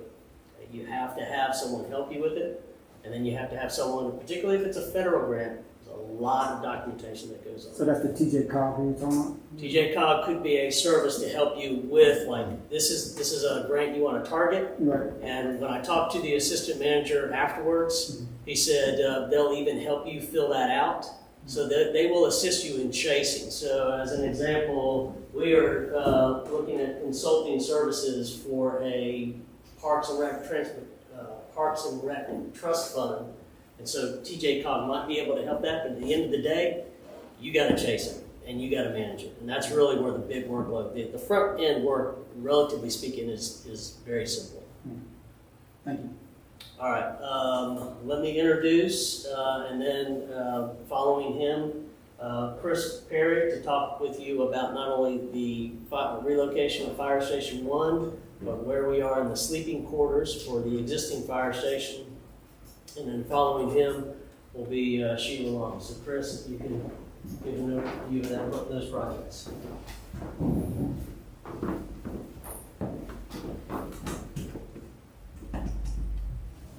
Come out of the back here just a little bit. So I've got a picture for you. This is not a design drawing. I want to put my disclaimer on it. This is fresh off the internet. And it's intended to represent a building typically, or what you may see come out of our design process. Just a quick recap. This project is a combination fire EMS facility. We will relocate from the downtown area to what the main question I get when people ask me about this project, why in the town hall area? And this is the geographic center of the area we serve. If you think about the target, this is dead center bullseye of our target of the area we serve. Just to give you a couple of little, it addresses the area we serve, but it also addresses the building deficiencies we currently have. And I'll talk to you about that as we talk about the sleeping quarter renovation that's in progress. This project, as it is now, a lot of you took a tour of the Wendell Falls facility. We are in, I'm going to talk about schedule in just a second, but we're in the programming phase of the project. What do all the little pieces look like? In this preliminary work, it looks like the building will be somewhere around 25,000 square feet, just shy. That's kind of we're just under that number. We were a little above, but we've been able to shave some in a couple of places. If you take the type of construction that was used for the Wendell Falls facility and you apply that, then that makes this project about a $15 million project. The current square footage cost per square foot is about $600 per square foot of a facility like the one you saw at Wendell Falls. So that just kind of gives you an idea. Obviously, we have several partners on the project, namely the general fund from the Wake County General Fund is covering the EMS portion of this, and the fire tax fund through Wake County is a contributor also. So the good thing is we're not paying the entire amount. To talk about schedule just a little bit so you get a feel. Some of you have lived a lot of this, so you know where we've been, and Commissioner Clark especially. You've been here since day one in this project. So I started the timeline back in 2018. That's when we first had that first report saying that we needed to build a new facility somewhere near their 64-96 intersection. That's kind of what got us kicked off. What's represented, and I know the text is probably a little small for everyone to see, but what's represented in that large block that occurred from 2019 into early 2022 is when we looked at all those different sites, and we kept talking about different sites and what was available, and we worked through each of those. The highlighted spot or board action that occurred or could occur in the future, for example, the property acquisition of the GSK property that occurred in 2021. And then the one that you see highlighted here is the Memorandum of Understanding, which we are currently under with Wake County for that preliminary design, and we're operating under that as we speak. As I mentioned, we're doing the programming piece is pretty much finished, as in what are the pieces we need within this facility. Now what our architect through ADW is our architect through Wake County. They're putting the pieces together, and somewhere within the next couple of weeks, we expect to see a proposed floor plan to start kind of reacting to. Some things, and that's where we're at today in the 2022 dot there. Some of the things that you see beyond that, public outreach sessions, that was identified early on as a priority. Those are scheduled to happen during the winter months. As this project begins to be something that we can talk to the public about, show the public as far as visually they can see and react to. That will occur during those winter months as discussed. The next step for the board will be schematic approval. And that happens for not only this board, but the Wake County board as well, as we get those drawings, those elevation drawings, and more updated cost estimate and those type things for both Wake County board and this board to say, proceed to the next step, which would be the actual construction drawings, and that kind of thing would be in that next section, if you will. Should you decide to follow a bond issue and that passed, then the project continues into the future, where the project is awarded in somewhere in 2024 with project completion in 2025. So the reason I show you that is if everything keeps on working at the pace that you're currently going on, including a bond and approval, it'll still be about 3 years before we ever move into this facility, which is a great segue into the sleeping quarters project, which we're currently working on. The sleeping quarter project, if you recall, gets us from today to this point because our existing facility is insufficient. We have new employees starting work. We're really excited about that in about 2 weeks. Unfortunately, we have nowhere in parts of the building for them to stay, to work in. So we're trying to put temporary arrangements in place for them to have somewhere to work within our building. The sleeping quarter project was intended to get us more from this works for a couple of weeks, couple of months idea, but to get us to the construction of the new facility. That was designed, put out for bids. Unfortunately, the bids came out way over budget for what we had budgeted, so now we're working to try to cut that project down as to the bare minimum to try to get it back within budget. Unfortunately, it's the cost of everything has just driven that outside of what we had budgeted to make that happen. So I'll answer any questions you may have on either project, either the fire station or the sleeping renovation project. What was the bid for the sleeping project? The low bid? Yeah, because that's usually what you take. Yeah, so the low bid was about $332,000.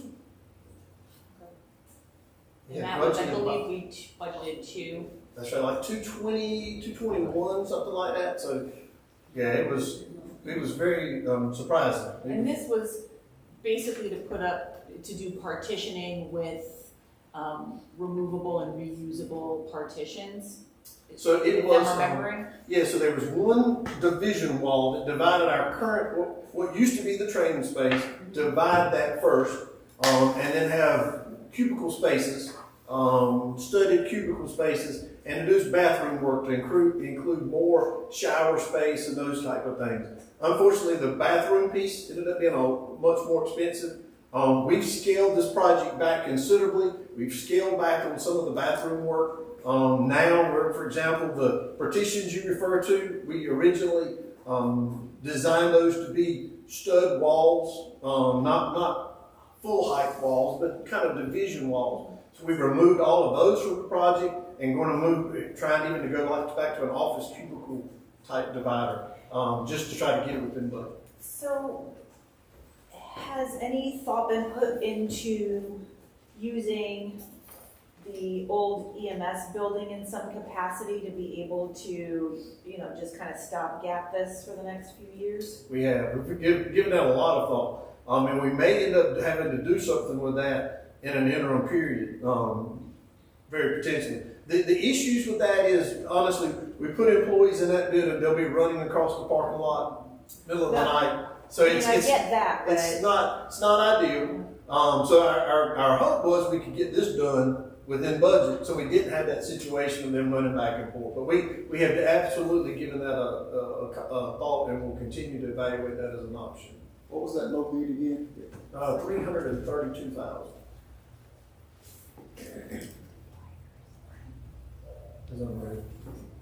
Who was the low bidder? Just kind of curious. G&G bidders, building construction. Pretty much everybody, I see a lot of their trucks doing water work, Sands. And as far as the removable dividers, is this something that we could possibly obtain from state surplus? I'm not trying to cheap us out here, but just, I want to make sure that this gets addressed and, like a timely manner. Yeah, so to kind of let you know where our plans are, we've cut all of that out of the project. So there's no dividers in the current, the low bidder is reevaluating what if they didn't do these pieces of it. So we don't have dividers at all. So if that comes within budget, then we'll seek us another source to do those dividers, what have you, in between. You may recall we put in office style dividers during COVID in the existing sleeping area. We would probably do something similar. They were fairly cost effective. Did you explore any type of module sleeping units that could be used temporarily and then resold?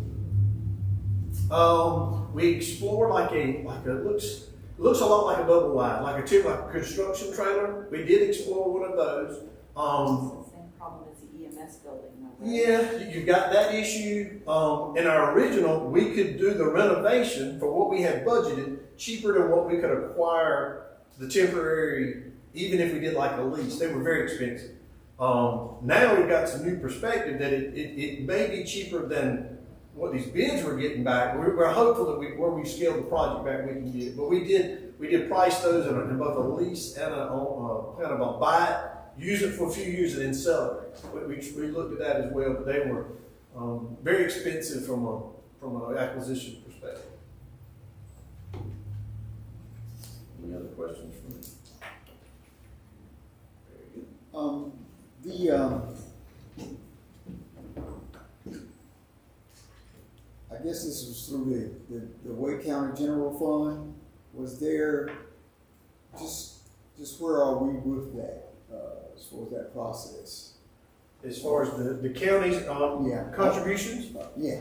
So our project is within their CIP as well. It's riding in two different CIP projects, one the general fund project, and it is in their CIP, and it's also in the fire tax funding. So the funds on that side are within their CIP plan. So we're good there. That funding is there. You may recall, and I'll mention it just because there's been several conversations. Back during the retreat back in February, there was work at the county level and at our level to possibly get a federal Senate appropriation. We continue to chase that. We'll see how that you may recall. That's the one I'm talking about. That's right. So we continue. We've gotten some favorable response on that, but once we need the federal to pass their budget to actually get a final ruling on that. But should that occur, that would be a huge boost to our project as well. And do you remember the total that you asked for that project and what side is that sitting on, the Senate or the House, do you know? It is, as my understanding, it is on the Senate, in the Senate's budget, and it has been included. I don't recall how much we asked for, but I know the appropriation, I think it's $3.5 million is the appropriation that is included in the budget. Obviously subject to change, but that's at last we heard it was $3.5 million. Okay. And then what's the percentage again from Wake County? Is that 49%? 49%. Okay. Mm-hmm. Yeah, at this point, the total Wake County contribution would be 49%, and then we would be responsible for the other 50%.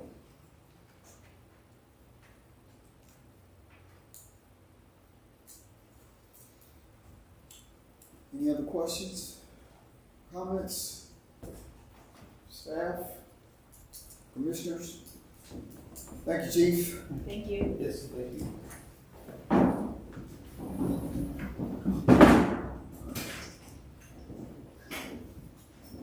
Just as another story behind the story, the idea of a fire chief or even a Parks and Rec director being a project manager, that is an unusual role, but it just is an example of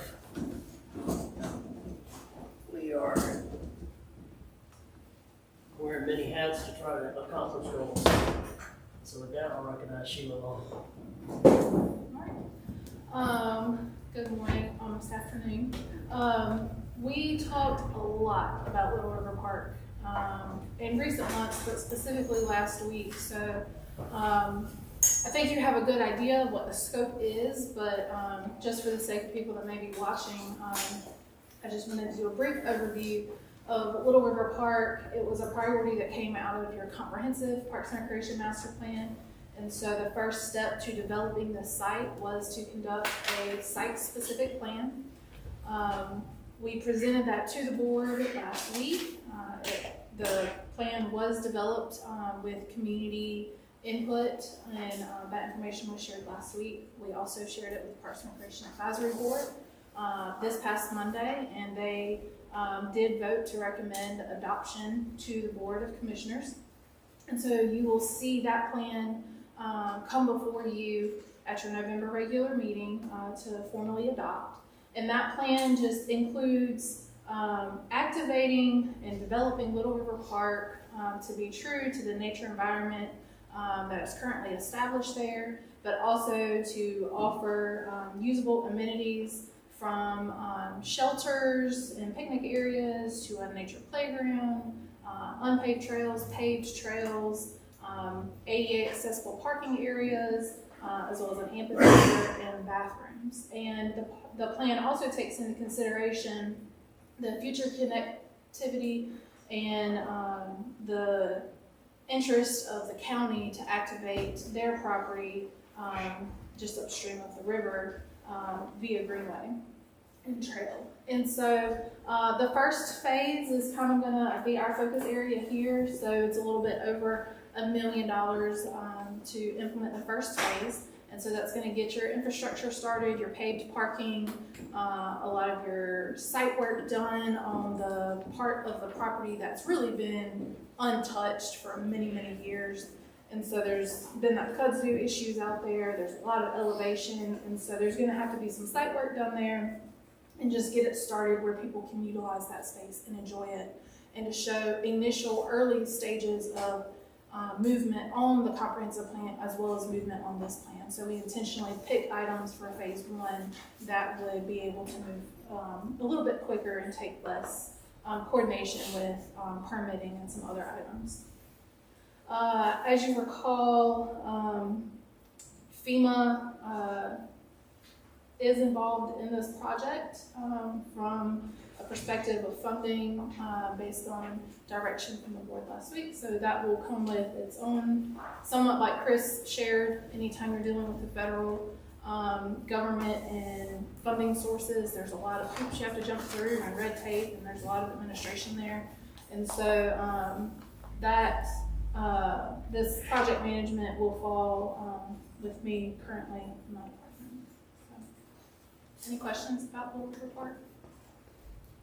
Is there any timeline on spending those FEMA funds? If and when we ever get it? There's no hard deadline currently because the project is still open at the state level. We do need to move somewhat quickly because you don't know when they're going to close it at the state level. What we are currently, we just met with FEMA this week. We are trying to get a good understanding of what is in the town's best interest in applying the funding from FEMA to make sure that we don't risk running up against that deadline, but also the red tape that they're going to put on the project so that we can keep it moving and don't delay the project waiting on FEMA because of something that they're going to want to require if we do a certain something in the park. Do you have another question about FEMA? Okay. And just again, the total that we agreed to from FEMA is? It's 338. Yeah. That's net. Yeah.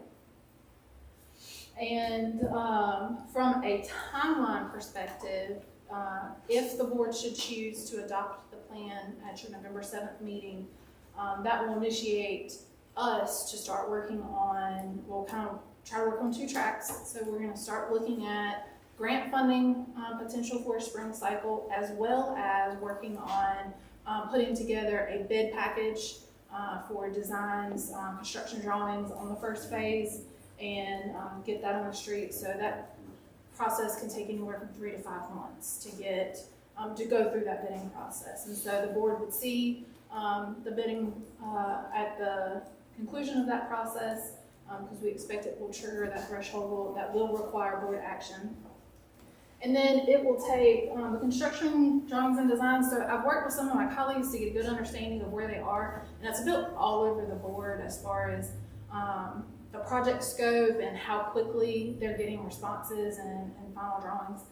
So I would expect it to take at least 6 months at this point, but it could take longer because some of these projects are continuing to get delayed just because the construction environment is so rapid in Lake County.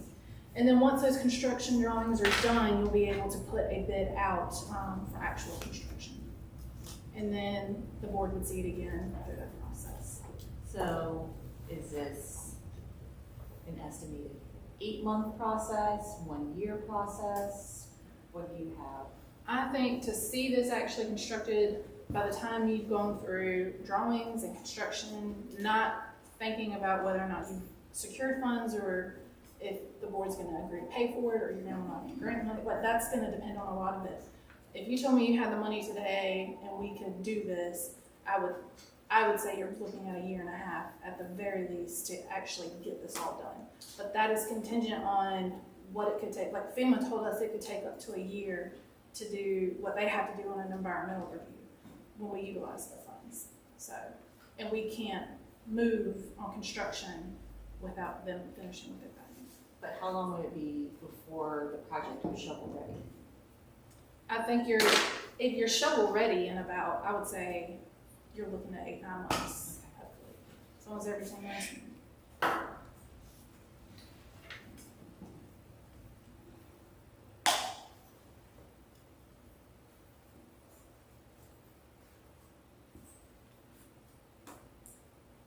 Any questions, comments concerning? I just want to understand a little bit, it's not anything doing particular with that, just the contract aspect of it, how we issue out contracts. Can you enlighten me on that a little bit? As far as like the bid package. Correct, we had the funding on there, and you just, yes. Yeah, so the state regulates when, like certain thresholds where we have to put it out. Okay. Off the top of my head, I'm thinking it's anything over, is it 30,000, Chris? For construction, Half million. Yeah, and so, but for construction drawings, we would want to put this out for bid. Okay. With the various, we're looking for best qualified, and then we are going to then consider pricing. Okay. And so once we do that, the board would see it because I would expect it's gonna hit that 90,000 threshold. Okay. Thank you. Any other questions concerning Little River? All righty, next.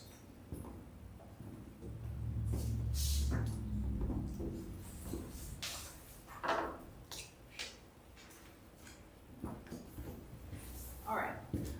So the alley activation, you've seen this project a lot. So this is focusing on the 100 block continued activation of that area.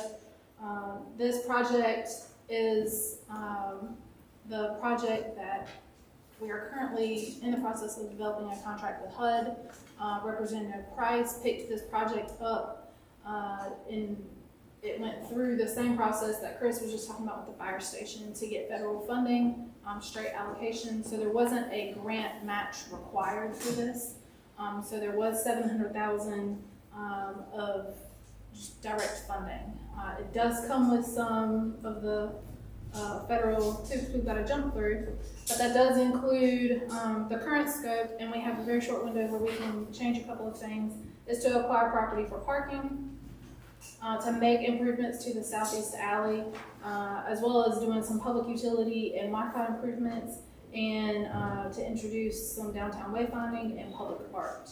And so we have to, as far as a timeline perspective, we have to solidify our contract with HUD by the end of this year. To do that, we do have to give them a specific address for the acquired parking. If there's anything, because I shared with y'all, once you've used federal funding to acquire property to use it for a specific purpose, if you want to change that purpose, you are limited and you have to ultimately go through the federal government again to change that use. And so there's that caveat. And so we have a little bit of time over the next month that if you wanted to transition some of that parking funding, the town decides they want to pay for that out of general fund and not out of this, then that may change some of the improvements and the extent of improvements that you could do in your alley areas. From a timeline perspective, so all documents have to be submitted in December. We should be looking to close on property for parking by the end of July next year. And we put, I know that sounds like a long time, but the due diligence period for the town and all of the work that it takes, just what we're seeing from consultants right now is that it's just timely. They've got a lot of work on themselves, and so we're trying to be realistic, and we're looking at a July closing. Downtown Wi-Fi, public art, and wayfinding, we were looking at December of 2023 to kind of wrap those up, and then alley improvements, July 2024 at the latest. Also, we can get this information electronically. Absolutely.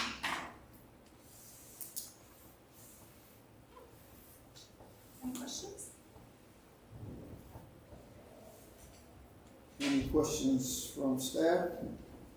Comments? Board? Thank you, Sheila.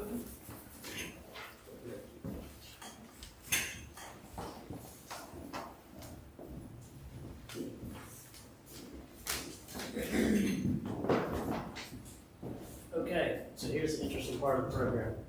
Where do you get the money? So let me give a recap of where things stand financially and where the gaps are.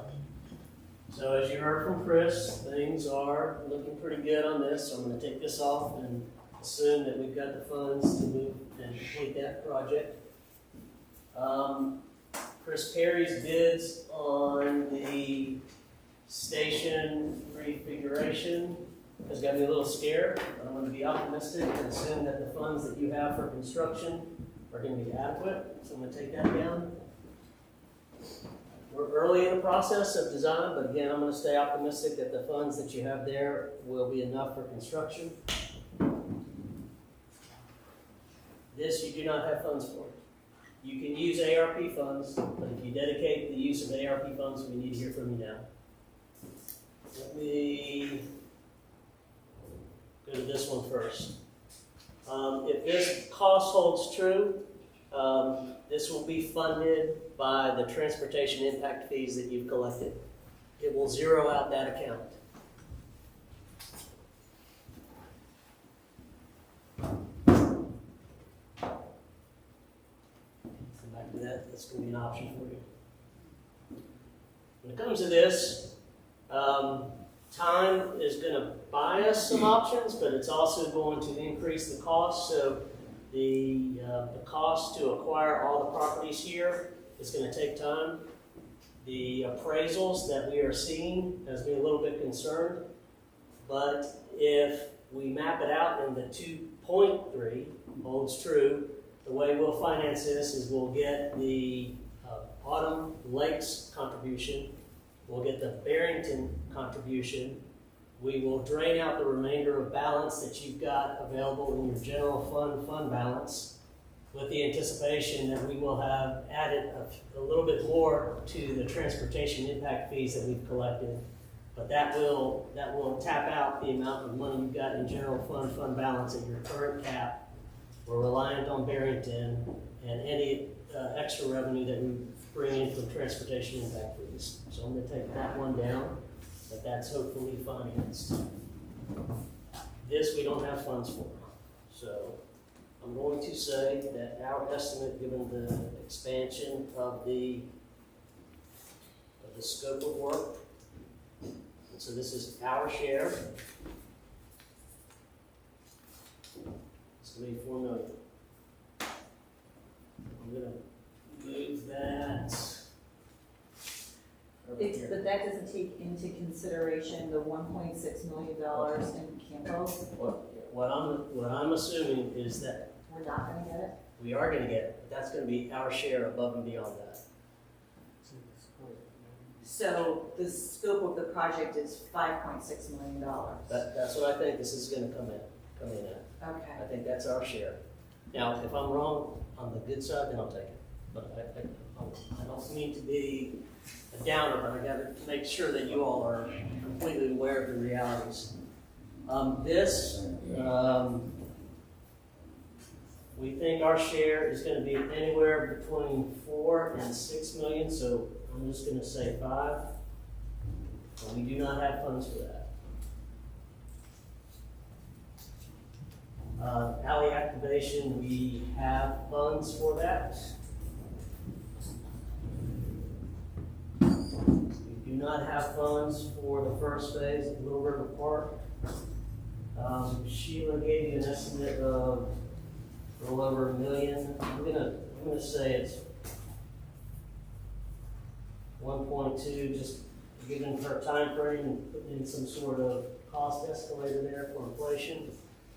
And then we come back to this, which is, I'll just stick with what we've got here, 1.6. So that's the funding gap. So 5.6. Who's good on that? Oh, you probably. Numbers It's in are line. not bad fraction. 5.6. Usually I do both. 6.8. 11.8, it's called 12 million. So that's your gap. All right, and now I'm gonna get Bobby to walk you through on the options of where you can find those funds.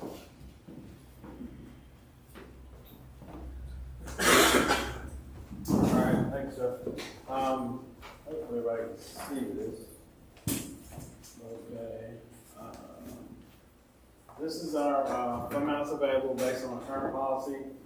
Current policy where it's 50% of unrestricted fund balance is available for expenditure. Currently, as I said, almost to this day, it's about $655,000. That's your current policy. I know we've talked about in the past a little bit reducing that policy, a little less conservative than what we currently are. Just to give you a couple of examples, if we reduce it to 40%, that will free up about another $2 million and make it about $2.6 million available. Can you see this okay? I can see my stuff. And then if we were to reduce it to 30%, for example, that gives us about $4.6 million available for use. Just to kind of, I know we've talked about keeping sufficient amount to get the best possible score on ratings. That's 30% of revenues. This is a little bit different than what our policy is.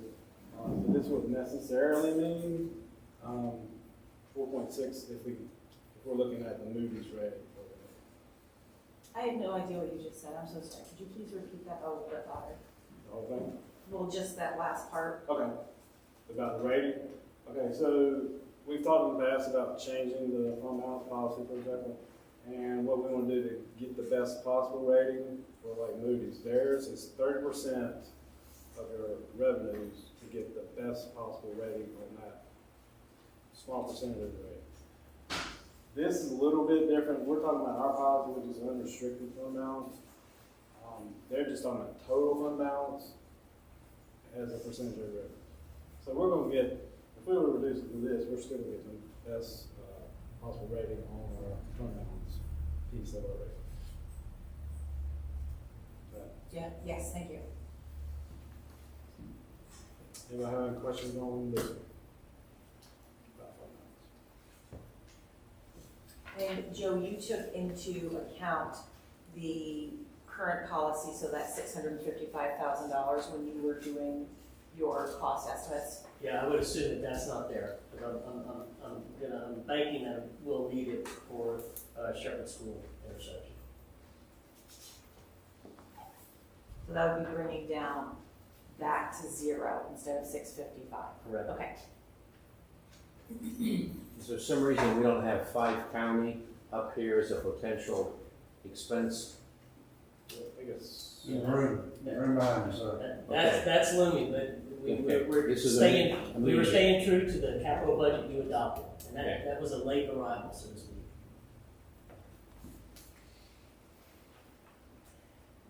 Any other questions? We'll move on to bond issues. All right, as Joe mentioned, we got about $12 million deficit to make up somehow. We've talked in the past a little bit about a bond referendum and issuing some debt, possibly on the, doing a referendum on the next November ballot. This board is just to give you a little bit of example about, let's say, we have a $12 million number here. Let's say, just for example, we just pick some random numbers, just based on, just to give you some thought on what it would be.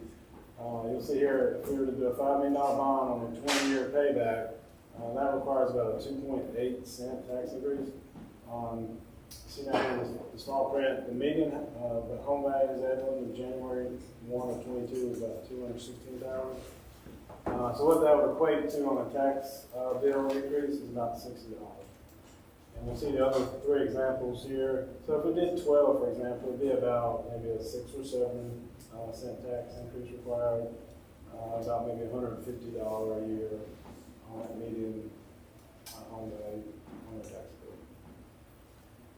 What was the latest date on that? January 1, 2022. Okay. Home value? Yeah. Yes, the most recent number for the median home value in town is $216,181.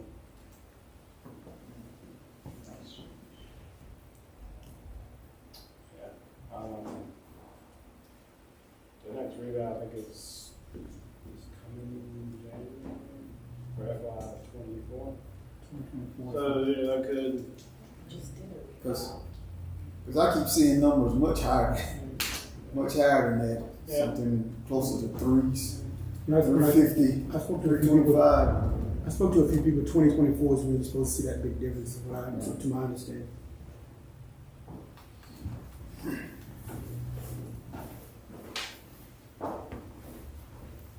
the others. Alright, yeah, we talked a little bit about timeline last year. We'll say that's something that y'all wanna do, get on the November ballot. Kinda need to start that at the latest in April. Earlier the better, as far as so we're not so close for time. Just keep that in the back of mind.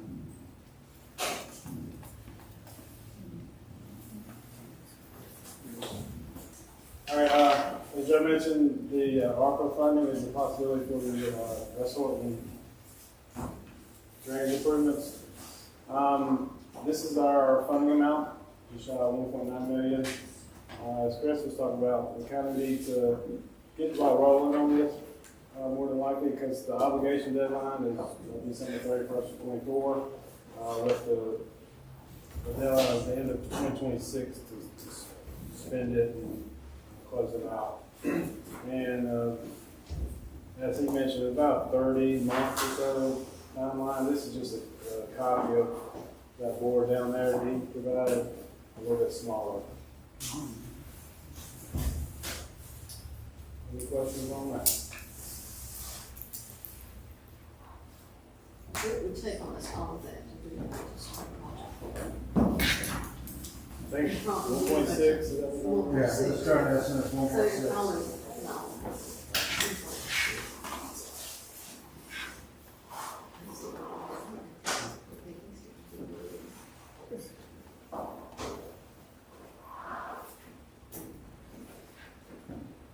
Any other questions?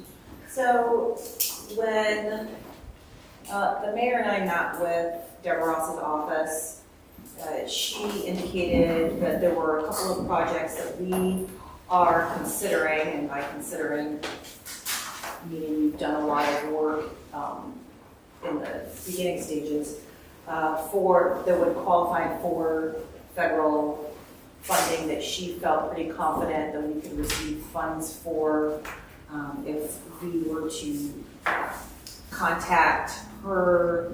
I don't know exactly what Houston's title is, but the person that works with the appropriations. she said that the fire station project could absolutely be considered, the West Horton drainage, they'll put that together, West Hornage. The stormwater improvements, absolutely, and that there was a strong possibility for Little River Park. That, best case scenario, would be about $7.8 million, but it would mean that we would be waiting for the next budget cycle. So that would put us, that would mean that we would want to consider, if we were to go that route, spending the ARPA funding in some other way besides the stormwater improvements. But, we might not get that much, we might not get anything, but, we haven't, to my knowledge, had any of those conversations, not only with her office, but with Tom Tillis's office, with David Price's office. They're all willing to earmark spots for us to put in for appropriations. So I just want to put that out there for our consideration and to get any of staff's feedback as far as applying for those funds goes. I'll give feedback on that. So as we mentioned, when you chase a grant, you don't know you're going to get it. And you're going to have to invest money. You're going to have to invest in someone who will chase it and manage it. And we will. We'll chase it. We've already had conversations with Houston. We've got good rapport with the Washington office. And as best we can, we'll bring these costs down through grants. There's a whole series of other projects that are coming. And so this exercise isn't really about, can we bring this down, can we bring that down? We're trying to get an assessment of what is your tolerance. How much are you willing to go down on this? How much are you willing to raise taxes? Are you ready to pull the trigger on ARPA funds? If we can get a sense from you on where you are on this, and we're able to achieve some savings here, it just allows us to get an idea of what you move forward on there. So absolutely, we can and we will chase grants. I know it takes time, it costs money, but we're trying to get a sense of where you collectively, where you are on this, this, and this. That's the feedback that we need. I think for me, for ARPA funds, I think this is an opportunity. Initially, when ARPA funds were established, that was the safest route to go because accountability was the stormwater drains. So we allocated most of that money towards that because that was a safe bet. You can account for where it was going and kind of hold the town accountable for that. Now that there's a little bit more flexibility in the ARPA funds, I think that money should be seen a little bit more by the citizens. We went to a conference recently in Wilmington where those funds were kind of like, where it was a great opportunity for the community to receive some benefits from that one-time funding, that opportunity there. So I think some of those funds need to be seen by the citizens in a different way than just a stormwater. I know the importance. I've spoken to some of the public works personnel. I know the importance of the stormwater, but I feel more comfortable chasing grants with that. And then, kind of like I said, with the ARPA funds, let the citizens see direct impact of that from the we had great opportunities where nonprofits were receiving funding where they could put back into different things such as youth opportunities, things of that nature. I think the ARPA funds, a big part of it should go back to the citizens, not just stormwater for me. While I don't disagree, I would argue that the citizens aren't receiving a benefit from improving our stormwater. I feel like anytime it rains. When I say that, I'm saying direct impact, where you can see, we're constantly hauling youth, we're constantly saying this and that. And as we see right now, we have to find something for the youth to do. So some of that funding can go into something like that where it has a little bit more kind of flexibility to put that in there. And we're constantly seeing now what we're repercussions where we're arresting youth, we're doing things like that. Let's put our money where our mouth is. This is an opportunity. You have almost $2 million. Let's do that. Instead of we get the latest update on Facebook or whatever, we've arrested this youth. Let's put some of that money there. Well, Jackie, what are your thoughts about that? I'm sorry, I didn't hear the last part of what Mr. Miles said.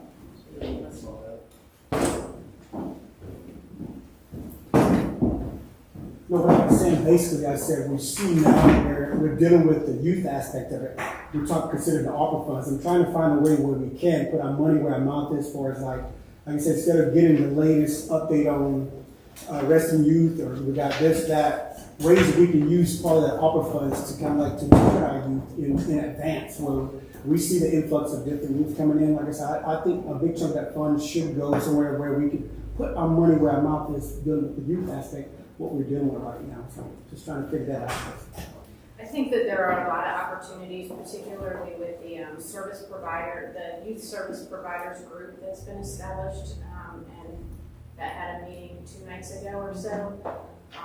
There are definitely a lot of different organizations within our community that are geared at helping youth, whether it's in the mental health arena, having food security, assistance with schooling, mentoring kinds of things that would absolutely improve our situation,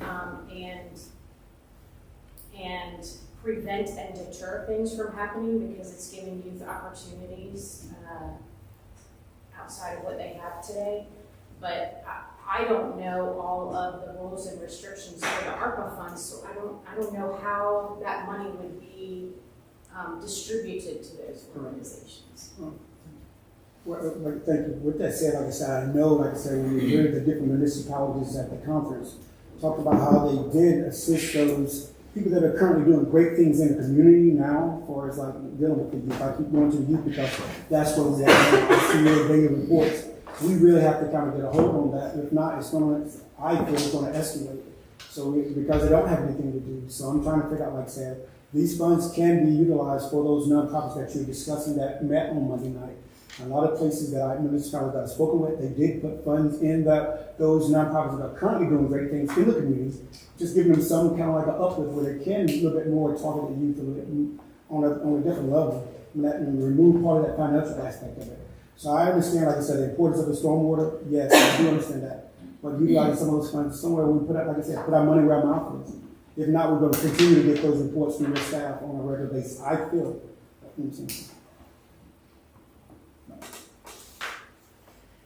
I don't think that we have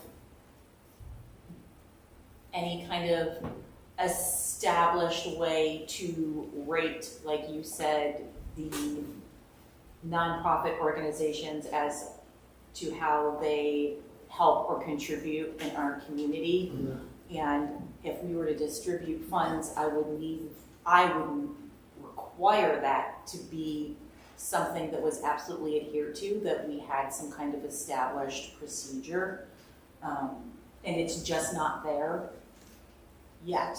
Now, will we have an opportunity in the future to get more funds outside of ARPA funding? And I think that this is another area where we could possibly be going to our Congress critters and our folks in the Senate to ask for appropriations there's a lot of room for funding for health and safety projects. And so if we were to, at some point down the road, and it could be next week down the road, but if we were to establish a way to gather some projects together that we wanted funding for, that were going to address health and safety issues in our community, we could absolutely, even send a smaller fund request, maybe $250,000 or $300,000, and they would be happy to find room in one of those, the budget allocations. And possibly partner with Wake County, which is already doing some funding towards some nonprofits for some of those initiatives. Because I'm sure that they vet their nonprofits before they offer out certain grants or whatever for certain projects. So that may be something we can look into in the future. Like I said, there's a lot of stuff out there for health and safety. But to kind of focus back in on what we're doing here today is trying to prioritize these CIP projects. Not saying that that is not important, but we got more projects than we got money. So the bottom line is trying to prioritize which ones we are going to put our money in. And I would also like to see mudcats before I make any kind of total say on what's priority. With that said, if we have not received, say we haven't received ARPA funds, they were still kind of limbo. What would we have funded those that stormwater with, or how would that? What was the plan B for that? Yeah, we would have Bond. But do we understand that these projects are on the way and they're needed and we've got to do it? And this also will benefit our citizens. But right now, we're looking at how we're gonna finish up what we've got up here because it has begun. With that said, the storm, to my understanding, maybe I'm, like I said, that the stormwater came up because of the ARPA funding was there. There was like the time frame. No, this is a project that has been, like, we've needed to address this. We've got, like, this portion of what I'm gonna call now the Hornage improvement, West Hornage improvement, like, that's just one tiny aspect. We've got, what, like six different projects over $10 million, is it? 6.4 million. 6.4 million, so, I you know, think like, initially when ARPA funds were being discussed, Right. they were talking about stormwater as one of the initiatives, but as that process went along and, you know, that wasn't the main focus of ARPA funds anymore, you know, because when it first came down, I was like, well, as far as our infrastructure is concerned, you know, it's way overdue. You got pipes 150 years old in the ground, and who knows what else is, you know, and it's all municipalities, it's not just us. You know, the stormwater system is outdated, antiquated, and if you really probably want to investigate, it's probably not safe as far as a health issue is concerned. I just think for me, like I said, those funds are there. And we're saying the same thing, okay, we can go chase grants, whatever, that's not guaranteed. That's guaranteed right there. I just know a direct impact for the citizens, for me, is an opportunity right there. 1.8 million, that's a lot of money. And I just think directly those citizens, yeah, they will see the stormwater. Yes, that's true. But I think that it's an opportunity. We're not chasing. This is a bird in the hand. We're not chasing right now. Some of those funds need to go to their citizens when they see it direct. That's so many great projects we've seen. If you recall the news story a couple weeks ago, there was the town that decided to take their rescue funds and throw them out towards social programs, and their water treatment collapsed, and the entire town went without water for 10 days. So infrastructure, as flashy as it doesn't appear, is damn important for a town. Your infrastructure collapses, the whole thing collapses, so infrastructure is a big deal. We say that now, infrastructure now, okay, we have so many different aspects of infrastructure that are lacking. I mean, we can pinpoint this now and say, justify that. I understand that. Right now, our traffic, we know that. We can put it elsewhere, but it's just to say, okay, this thing now, we want to put this one thing. Like I said, this is an opportunity right here for me where we can directly impact people. I mean, like I said, the livelihood. And that's what those funds are set aside for as they changed. That was the reason for changing, where you can help that community in a different way. Anything that COVID affected to a certain degree, like I said, I understand the importance of the infrastructure. I do not want to sell that short. I just know that right now with these funds right here, we saw some great projects ourselves. We all did set in a conference where it could directly affect citizens in a different way. Those, as we grow, it's just important to me. If the rescue funds went through the storm drainage, that still leaves almost $250,000 that can be spent somewhere else, because we're talking 1.6 versus 1.885. And then in the scheme of things, I said here, I'm worried about teenage crime in this town. And initially I'm like, where are the parents? And then I'm like, well, if the parents aren't going to do their job, do we even consider a nighttime curfew?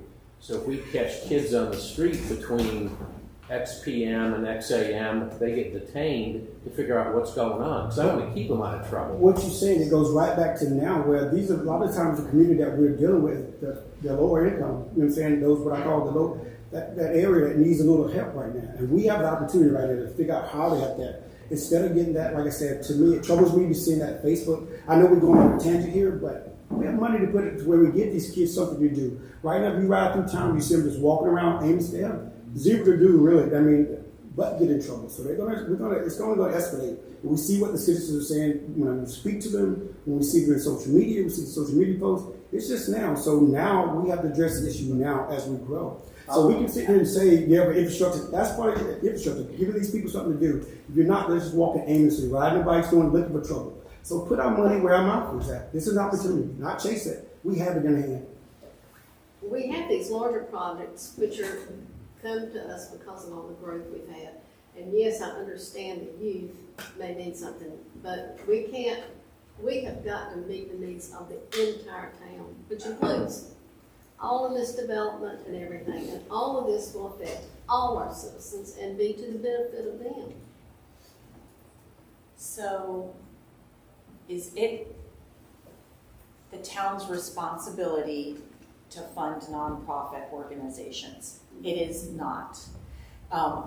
Currently, we do have Parks and Rec putting time, effort, and resources into offering teen programming, which right now is being underutilized. And so we have programming out there to get kids off the streets and doing something else. And maybe the conversation needs to be like, how do we inform the citizens that there are these opportunities, as opposed to throwing money at nonprofits and hoping that they're successful with something. I mean, if we are going to start funding nonprofits, I would want to see like proven track records, some longevity, good action plans. And so my thought is not that we don't want to fund organizations in the future, but for right now, we have to figure out where these projects, how we're going to get money for them. Because it doesn't make any difference whether we use the ARPA funding on stormwater or not. This is still a $1.6 million project. This project has to go forward, no matter how we pay for it. Correct. And if we don't use ARPA funding for it, then that means that all of the citizens, everybody, whether they're on Barbie Street or in Tarrant Meadows, is going to be paying an increased bond rate. I understand what you're saying. I'll give you an example.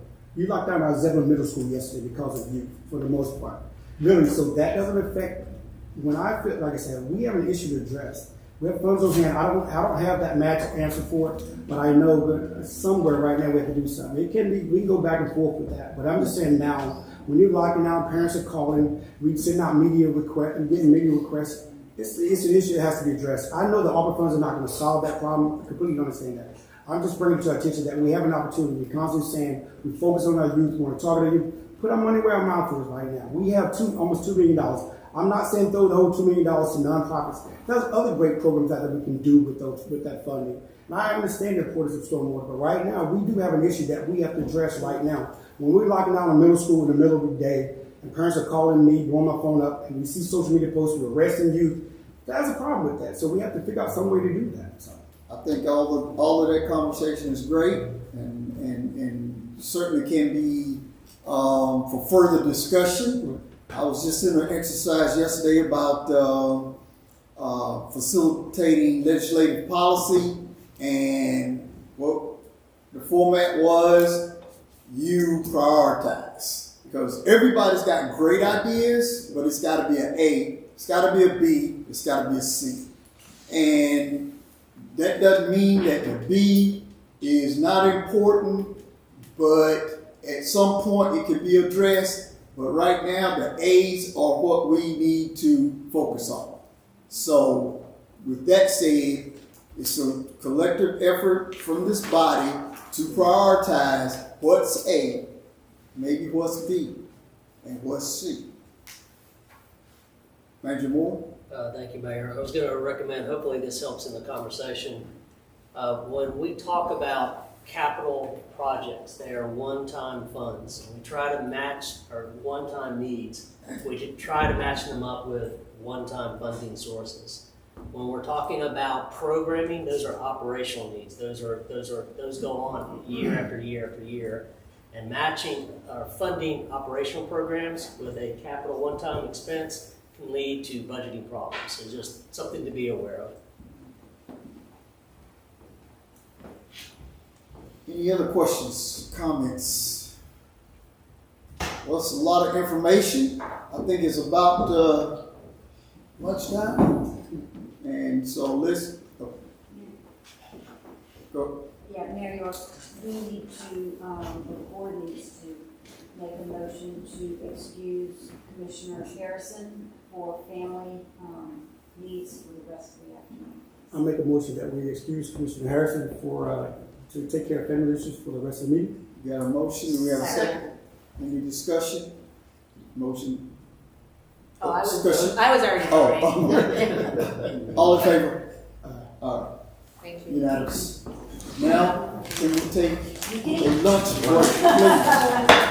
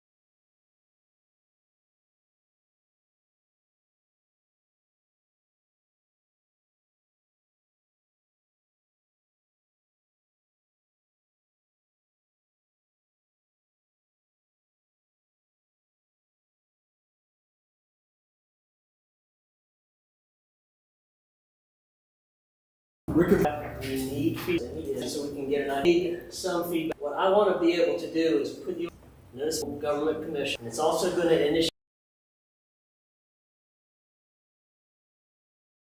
You're going to have a mini retreat. So feedback on this. What we want to be able to do is put in front of you identifying funds to go to for your December regular meeting. Going to 40% fund balance and to put the ARPA funds in their entirety to stormwater.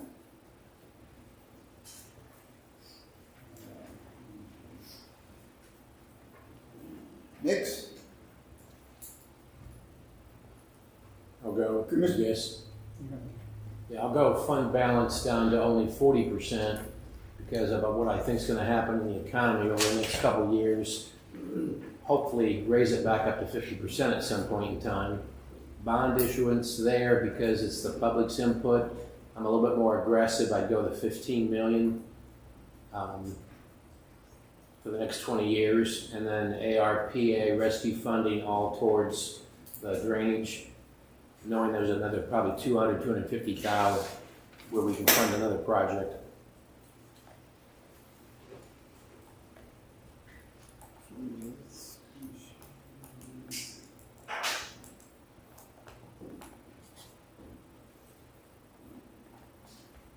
Commissioner Baxter?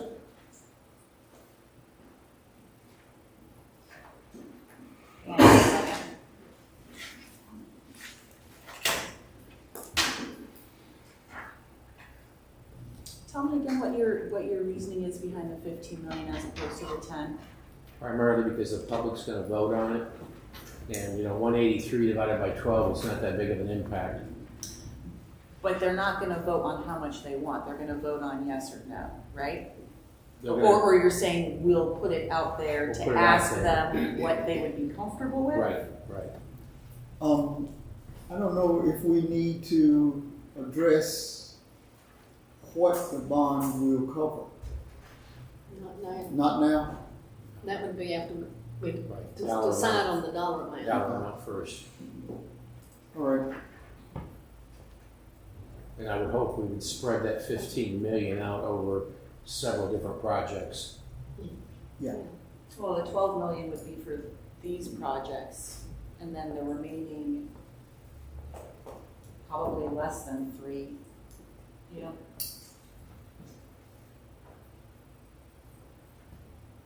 And then really it's only 10 million because we're going to be using that rescue funds. On calculations, right?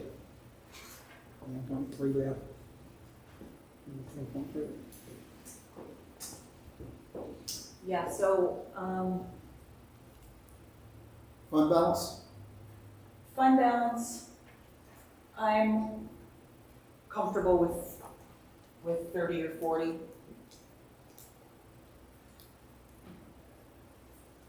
Probably more comfortable with 40. Bond? I mean, like, just because it's up here doesn't mean we have to pick one of these 4. Like, we could say $12 million and just have it covered, and then it would address each one of these projects. And I know that those were just picked for demonstrative purposes, but I would be very okay with issuing $12 million. So that's mine. And then let's put the ARPA funding towards stormwater.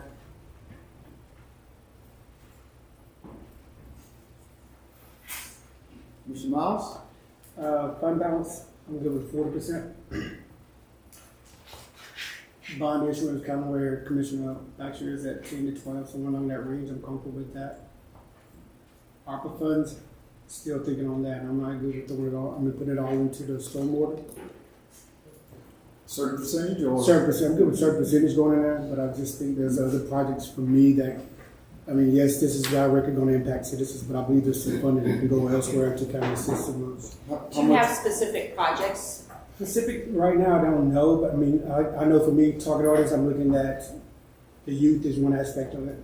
It's definitely something I would love to put some funds to that. And like I said, as you guys stated earlier, I know it's not our job to feed the nonprofit funding, but sometimes they just need that extra help. I believe it will make a big difference. And like I said, as we grow, we put the word out there, infrastructure. That is part of the infrastructure, giving these people something to do. The youth is a target audience. Then you have that kind of like, there's so many different projects we can do with it. And I know the importance of infrastructure. How much opera? I do $1 million on it. Million on what? The It's stormwater for or stormwater, for yeah. Stormwater, yeah, Million? you got 600,000 on it. All right.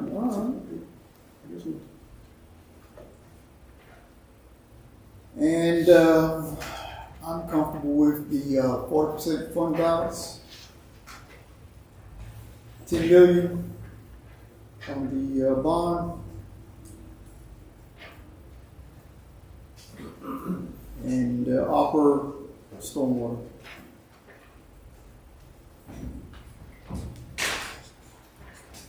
Is that what you wanted? That's excellent, thank you. All right, phase 2. So what we had intended, because y'all breezed through that, we're gonna change plans a little bit. I was gonna bring the TV up and walk you through all the projects, but because Mike is feeling very comfortable in his new profession, we're gonna get him to follow us around. And what we're about to do is a different variation of what you did last time about voting on projects. So we are going to give you stickers. We're going to give you 10 stickers, but we've got numbers with them. So they're numbered 1 through 10. So you have a weighted vote. So if you see something on there, vote for it. But if it's something that you like the most, it would, as an example, get your number 1 token. You also have, they have the handouts, the dots. Yes. They They don't have them yet, no. Okay, if you hand those out. So what you're about to also get is a Post-it note. And the Post-it note is for you to record a comment or a question. Like, could be, I'm voting on this, but I'm not sure, and I sure would like this kind of information. Or it could be on something that you don't even vote on. Like, please, can you provide some additional information? So we're about to walk you through and explain to you not only the scope of the project, but the rationale behind why it's up there, and then give you all time to vote and make comments. The request that we've got, because those dots are very hard to get off, we would like to use these boards again. If you would record your votes on the pieces of paper that are hanging down underneath the board. The notes themselves, they peel off relatively easy, so if you want to put those on the boards, you can. So before we start walking you through the projects, let me ask if there's any questions or comments on the process. So we put our comments on these, Yep, and these are prioritized. that's what you vote with, yep. And the comments, it could be on things that you vote for or not vote for. Just, hey, I want some additional information or clarification or whatever comment or question you've got. Any other questions or comments on the process? And there are some on this wall, and there's some in this room. Yeah, we will, just like the cowbell, we'll explore the room. Okay. Mike, you ready to challenge your chops? All right. How long should this take?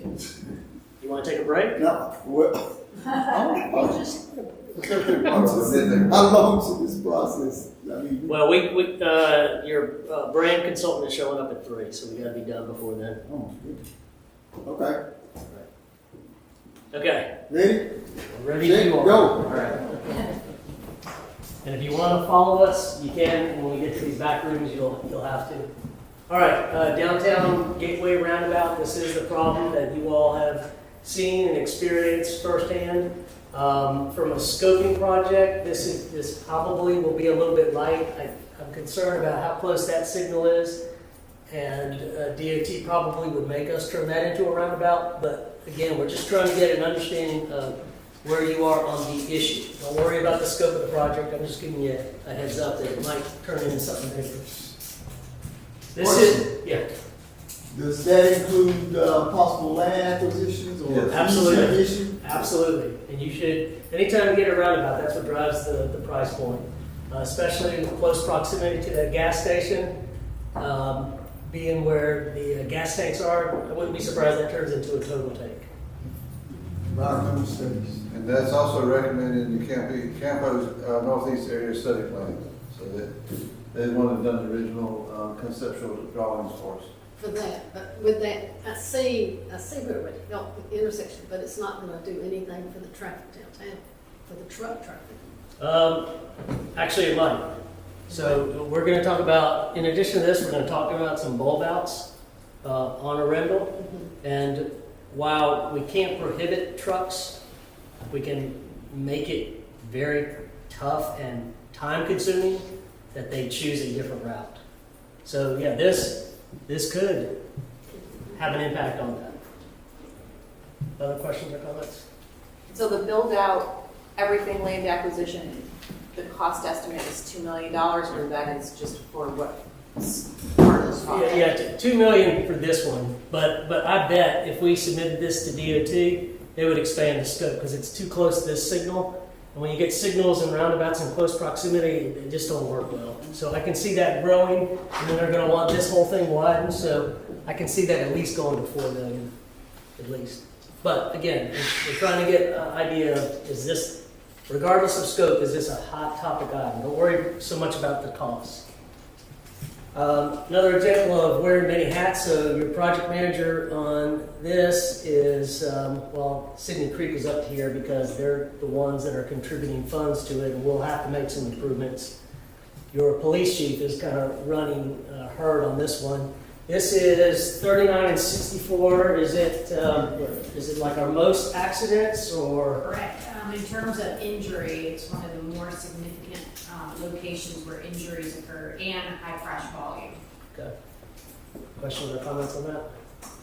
Yeah, I've had citizens call about that. So that's about US schools, correct? Yes, Yes, sir. yeah, and stadium. It's bad right there. What about a traffic signal as a starting point there?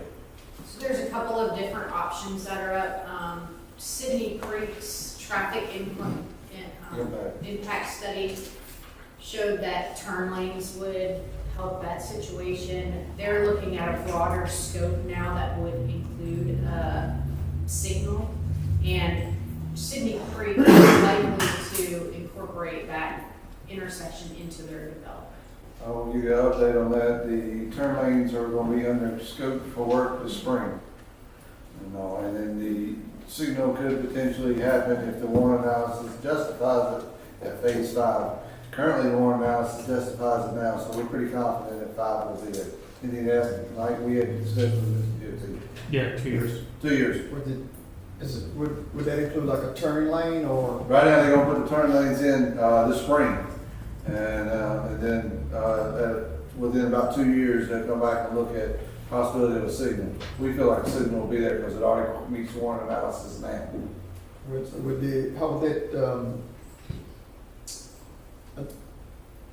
Would the railroad have any input in this No, sir. at all?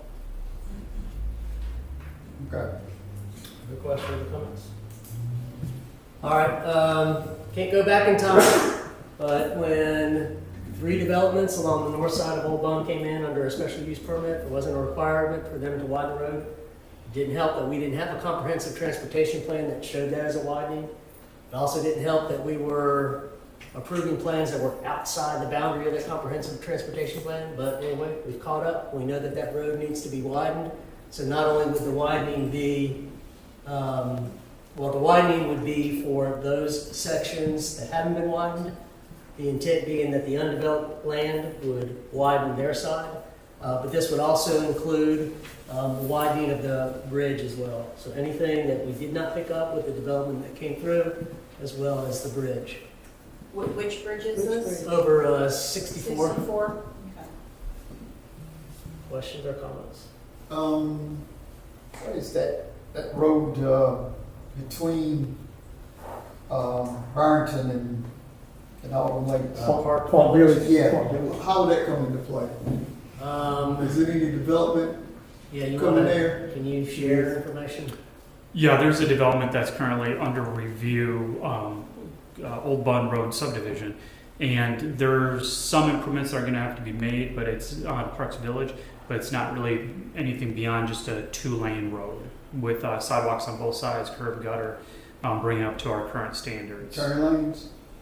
Barrington put in a turn lane Yeah. there, but, I don't think Old Bun will. Mm-mm. They don't have enough They units. What's the project coming, what's the size potential? I wanna say it's, what was it, around 120? I was thinking it was in the 60s or 70s. Yeah, it's not a big Oh, subdivision. Not a no. very big subdivision. It's not nothing like Auburn Lake or Okay. Barrington, but several hundreds. But they've already cleared out over there and putting pipes down, so they have been approved already for that subdivision on the whole. No, not Old Bun Road subdivision. There's a lot of infrastructure improvements that are being put in as part of Barrington. Because I know, like I said, when I drive past it, I see all that work going on. I know it's a subdivision going there, but I thought it was already approved. No, they're still in a Old review Bun stage. is definitely, just for clarification, is between Parks Village and 64. Right. That little spot I there. know it's on the left Yeah. side, I know where that. Is it at the curve there? Yes, right where the curve, I know Where the where. old bun house Well, is? Bun, I say, right there, yeah. But they're doing a lot of work just to not be approved of it. Any other questions? Okay. The point's gonna come where I'm gonna get out of your view shed, so whenever you feel the need to stand up, feel free to do so. Similar thing, Proctor Street, that the street needs to be wide, no development has come in. But, so we got potential here and here where, development will come in and widen that. But the school will never widen, and even if a school was coming in, state law gives them the exception, they would not have to widen. So this is widening of Proctor, much like the widening of Old Bun. This includes other projects. So we're going to talk to you a little bit about roundabout there. We've talked to you about this signal. We're going to talk to you also about the connecting of Jones, Proctor. Jones, yeah, how Jones not only connects behind the soon-to-be or maybe ever cookout, but swings by the church and makes that connection as well, in an effort to get this traffic away from this intersection and reroute it to the signal at Dogwood. But those are projects distinct and separate. This is just the widening of Proctor Street between Shepherd School and Pierce's. So the Boys and Girls Club that's not their property all the way down to the. They're on the corner. They were there on the other side there. Yeah. Yeah, that's just their property. Okay. This is something else. Okay. Questions? I'm gonna roll. If you're not rude, if you just interrupt me. This is at Pierce's property. This is the one we're trying to get DOT to build for us. We have gone through the Campo cycle once. It didn't meet the cut. We've resubmitted, and we're hoping that we'll get approved with that. This is a way to separate the traffic to go, another way to get off of that intersection at Pierce's and Arundel. So we send them to possibly a Jones Street connector, or send them to the new signal at Green Pace and Arundel. This is the Jones Street connector. This just shows this connector behind the unimproved properties, but ultimately it will need to come by the church, and then go cross country and connect with Proctor. Any easements, acquisitions? Absolutely. You gotta be sensitive to, because It's a house right there. There's a lot of them. There's a house, right, there's one They've over. assumed that that's gonna be a private rural road forever. Yeah. So it'll be contentious. It's because it's a house, I mean. But it's, go ahead. I'm No, it's sorry. just a house right there. I know it's gonna run right through their front yard. I'm just like, this is a couple of houses. Yeah, it's one sitting in the back. And even if the right of way is there, which it's not, and even if we're not encroaching heavily into the property, they're used to a condition where it is a small road, a rural road, and so this will come across as a heavy encroachment to them. But that seems like that and You know, all of those right there sort of go together, to help that traffic get around. Yeah, that, North Arundel is not gonna fix the problem. No, it's not. It needs helpers, and No. these are the ways to Help distribute make it that work. traffic. All right, this is the other infamous stormwater location. This is the one that probably get the most notice and calls about. This is the intersection of Arundel and Gannon. Eventually, you will need a signal at Judd and Arundel, but you definitely need one when the fire station goes in, at least for some kind of emergency prompt. These signals are much less expensive than the bigger signal projects, because the bigger signal projects have lane additions with them. This is just stringing up a light. All right. I'm moving this. Yeah, wonder, I think the first move. taking this, what are you doing? Vision.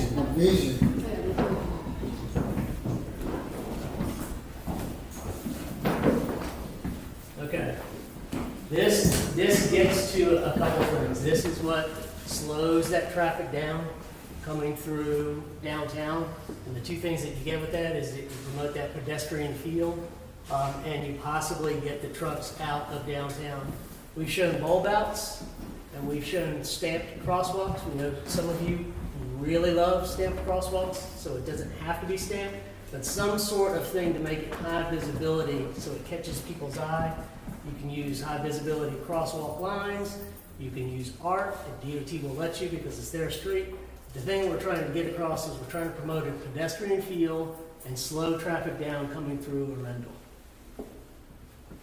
And this is if NCDOT lets us do the bulb outs. We don't know until we know, but they typically don't have an issue with bulb outs at intersections. They have a big issue with crosswalks and bulb outs at mid-block. So if we were to connect the alleys, they probably would not approve that.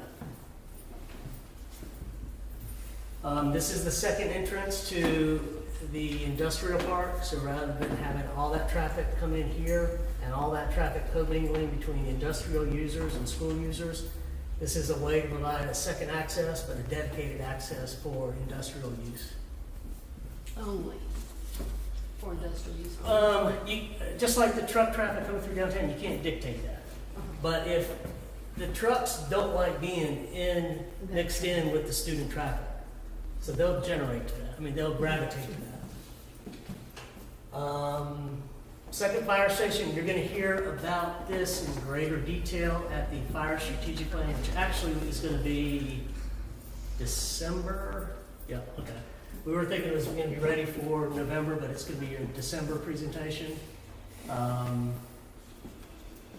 don't want to hazard a guess on location yet. I want to wait for the report.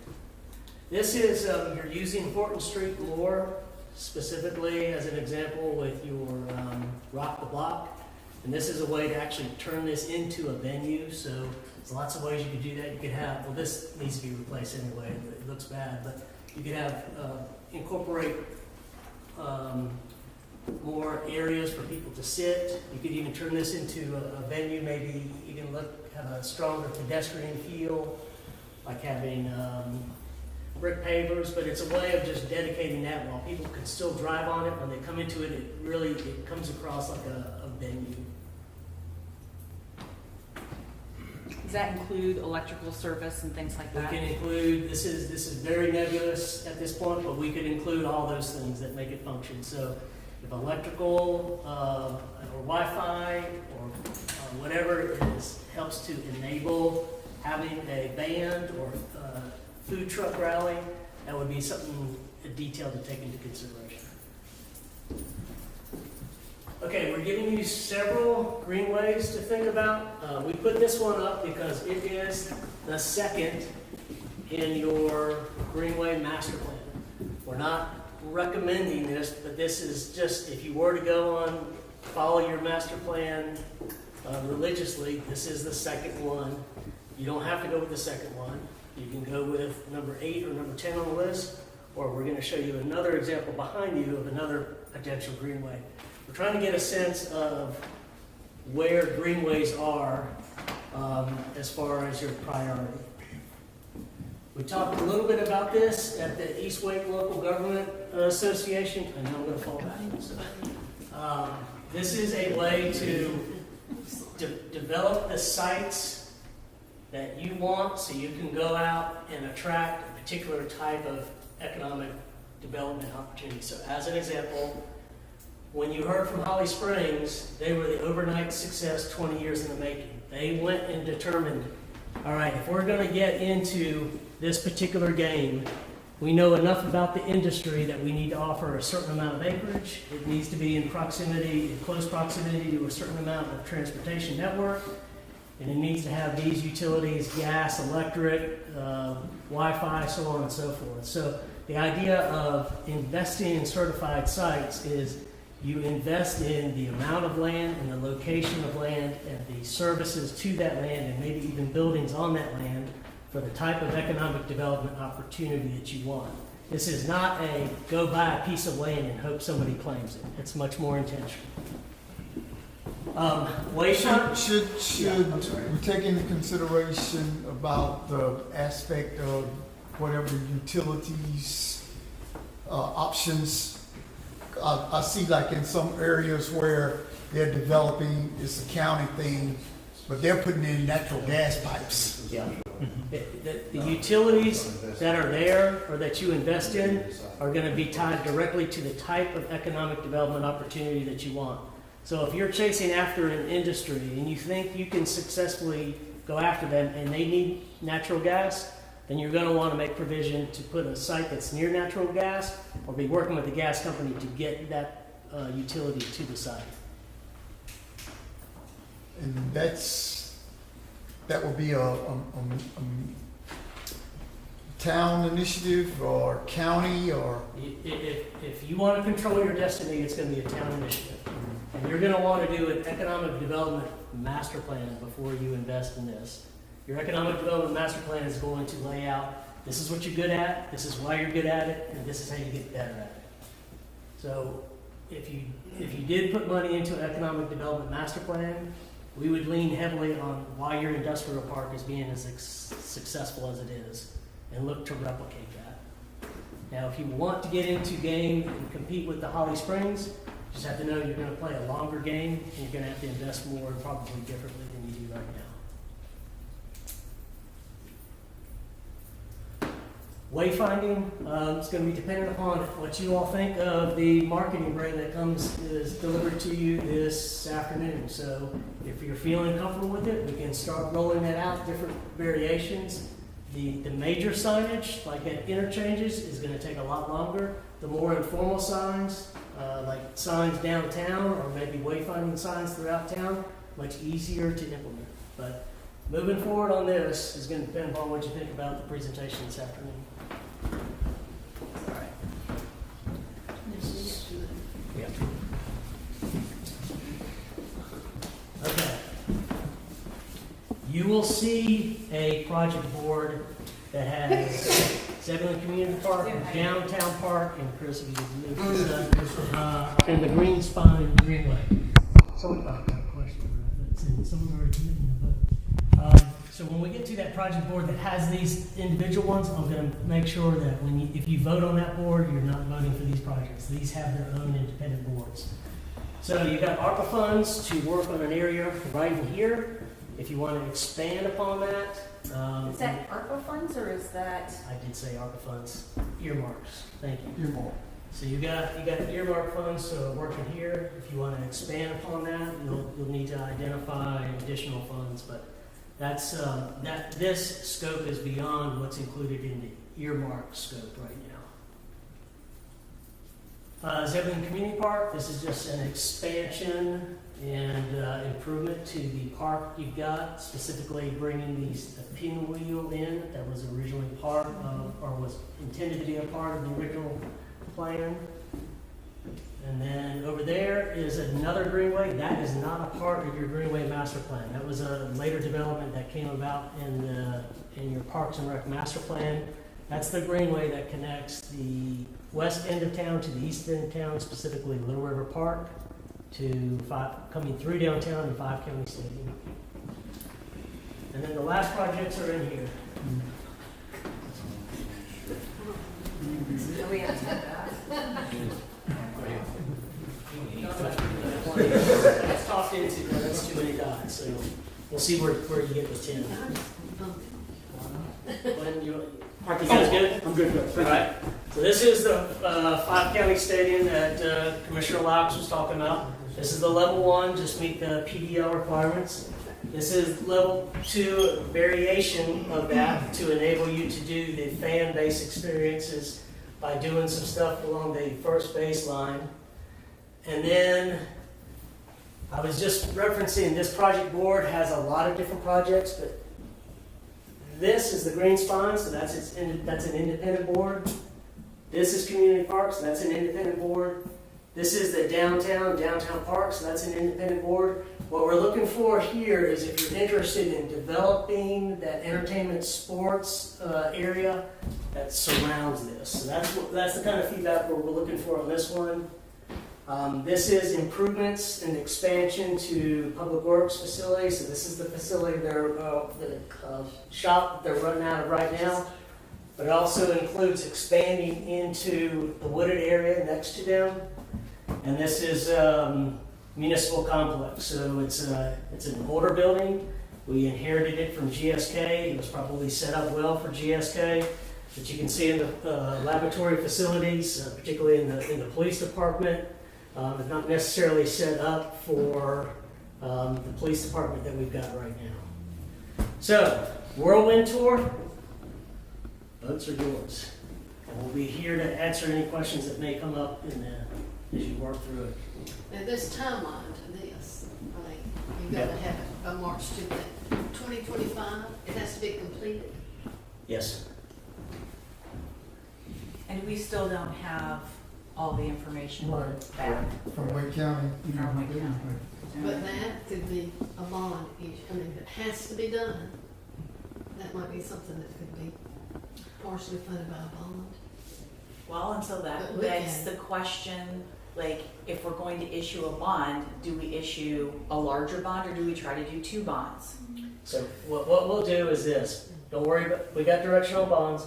We're going to hear we're going to see where you all think it's important, and then we'll come back to you and see if you need to modify that. Plus the other option from Wake County as to how do we pay, if they pay for the thing and then our portion, some kind of agreement of what we will be paying back to the county. That's the way it'll be set up. Yeah. They'll take out the loan Right. and work out an arrangement with you all to pay them back. You all won't need to take out a bond for this. Right. So that wouldn't be on the initial bond. That would be an additional bond, I would think.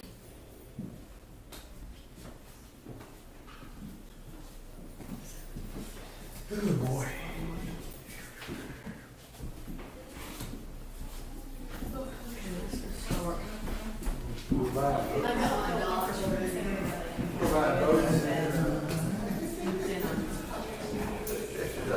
Do what you choose, but I'll just do a good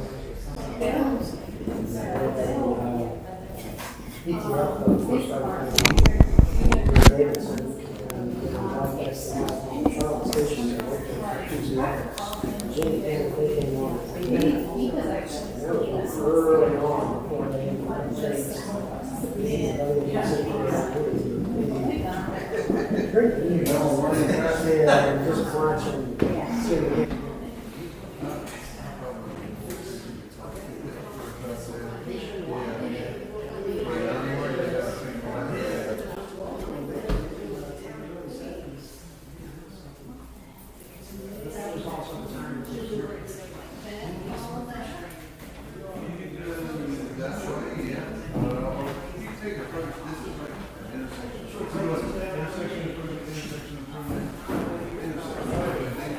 all you gotta do is win the $800 million. You break it that way. Yeah. I don't think there's a wrong answer. I had to tell you what that is. I was back to change that. I take it. I said, I take it. Thank you, sir. This job was very pro behind me.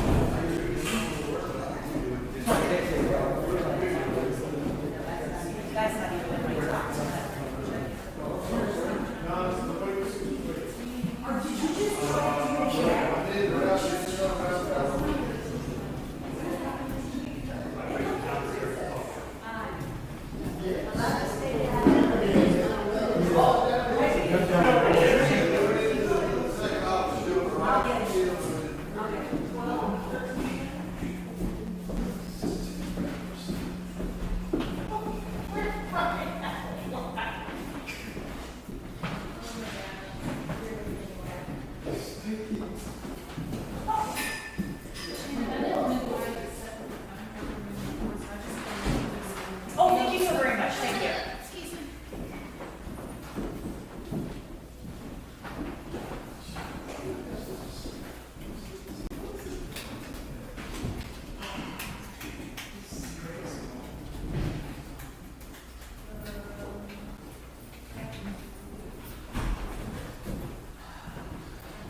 Not easy.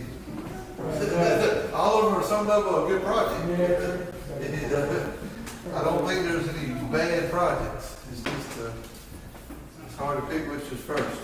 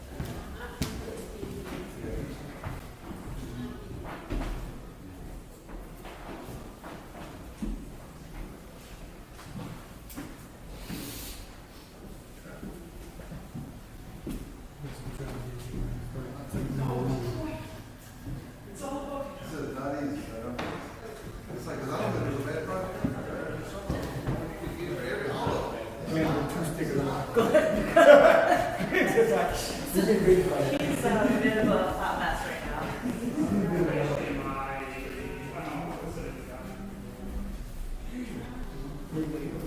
now. We've been talking about it the last couple of minutes, it ain't easy.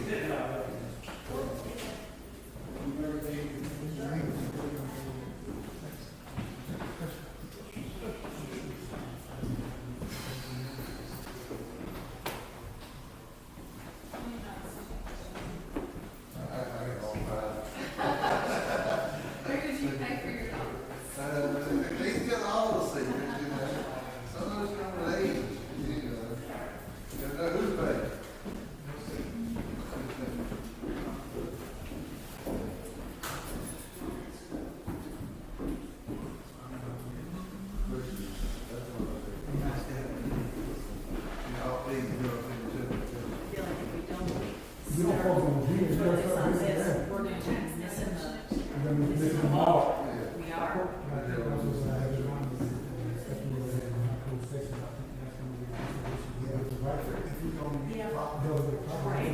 But I think that even if we don't, we need to think about this as like, how are we going to take one street and make it something where it's a gathering space? I don't know. But I think, like I said, that we address that issue, like I was talking about, like we address the issue fast, because If we get the property first, we can work about it, I think we can we have the time to decide what's the kind of doing craft, because I was going to miss, definitely need to talk with any other part. I said, we lied, we can't go back and make it.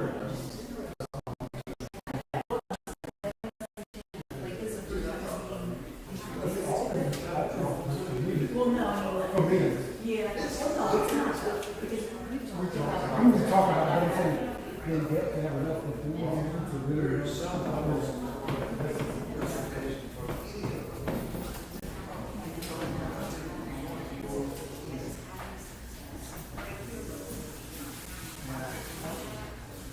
I ain't got enough stickers. We need all of these at some point. At least, yeah, 2 years from now. Absolutely.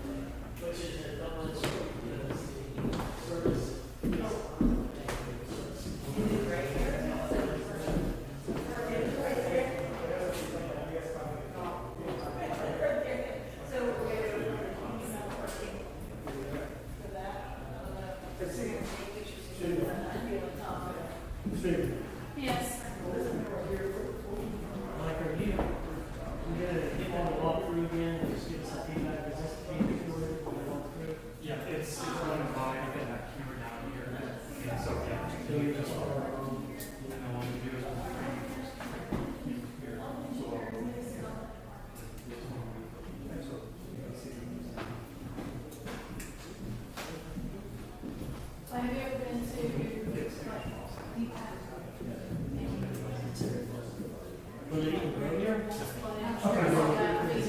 They don't know.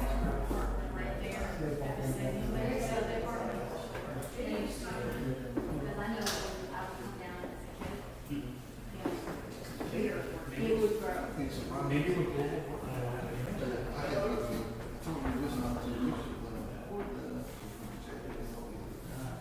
Just to say.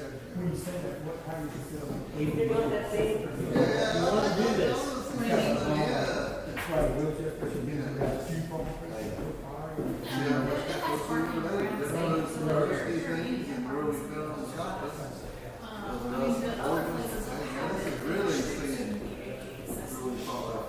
There's like loading, unloading areas, so I mean, it's not inconsistent with what you have in typical downtown or typical shopping center, things like that. Like, I would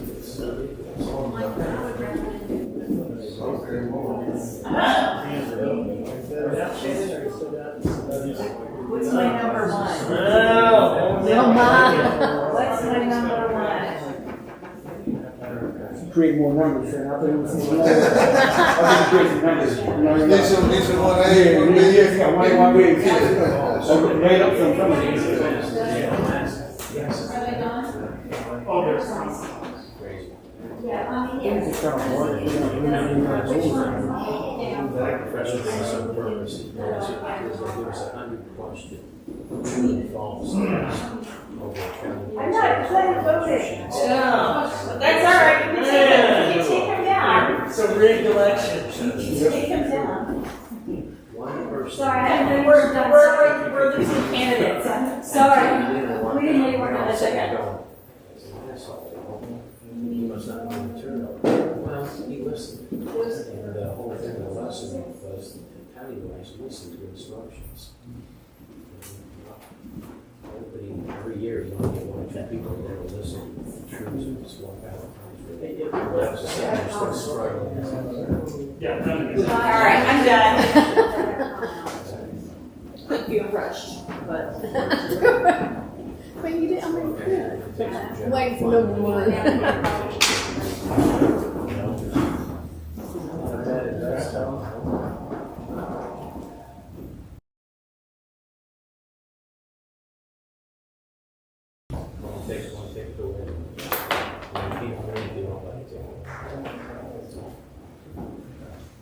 You need to start buying some tickets.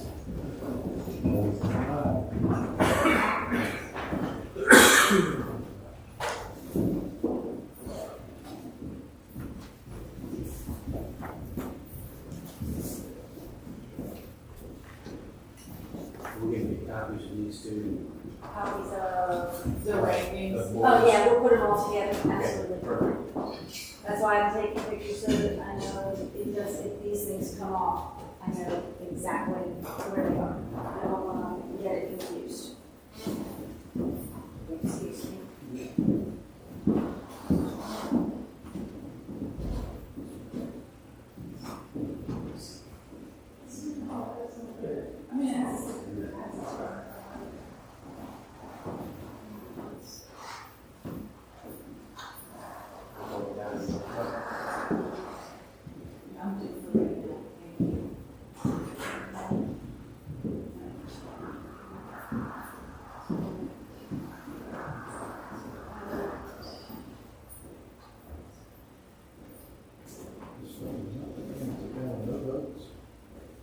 I don't know which ones they are, but it ain't that many. You know? That's one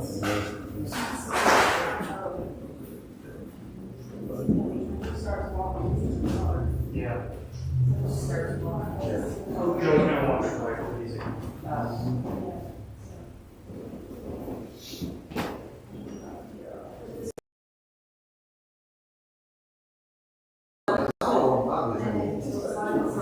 It's all right, Jake. Don't worry about it. If it bounces, bounces.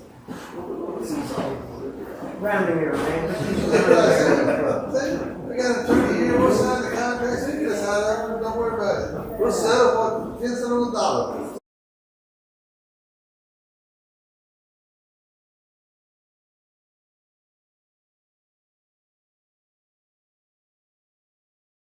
Around here.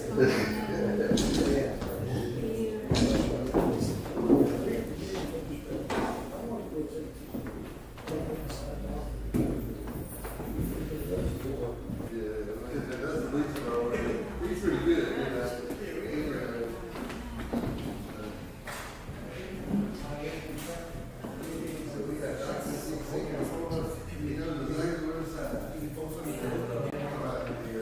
Christmas first,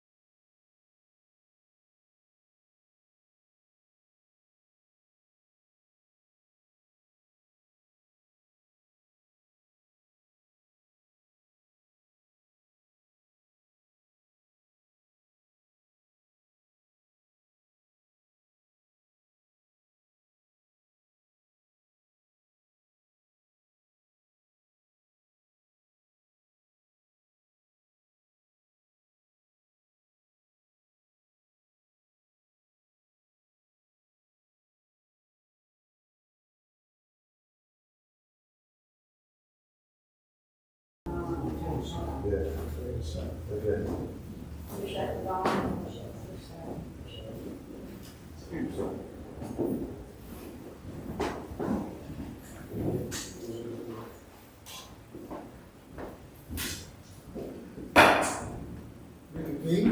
All right, thank you, Mayor and Commissioners, for your robust feedback. If we could, just to give some additional clarification for staff, if we could just walk through the boards once again and just whether you voted on it or if you had a comment or if you voted and had a comment, if you would just share if you're willing to share. So we'll start first with the downtown Gateway Roundabout. It looks like that got 4 votes, so that's a majority of representation. Looks like there's a comment there as well. So anyone care to share their thoughts on that project? Come on now, Larry, that's your comment. Well, the roundabout, obviously makes the traffic flow much better at the intersection. I'm just concerned about sending traffic downtown, especially if we want to slow it down or reduce it. So am I increasing it in one area when I want to reduce it right down the street? Okay. All right, any other comments?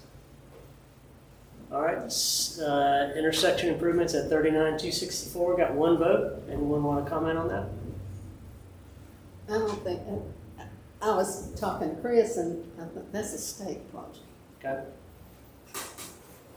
Old Bun Road improvements, anyone want to comment on that? Yep. I like Old Bun being widened. It also means you need to widen Proctor, which also means you need the roundabout. So some of these projects actually all touch each other. If you do one, boom, boom, you need to do the other ones. Yep. So, okay. Well, Proctor Street, a lot of votes on that one. Anyone want to comment on that? I think the priority there for me, my mindset was the school, that Yep. aspect of school traffic right there. I sit there and then you got 2 churches there, so that impact with it that has, I watch that morning traffic sometimes in the school, it can be a little bit, it can be a little bit, You know, at some point, I agree.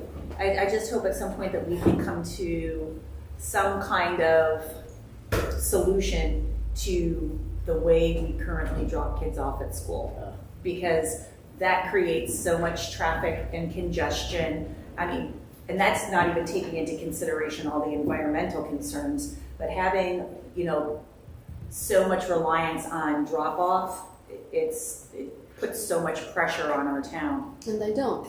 That's something that the town, if you get a new school in here, you can talk to the facility planners at Wake County and see if you can't get the stacking and the driveway in a better area.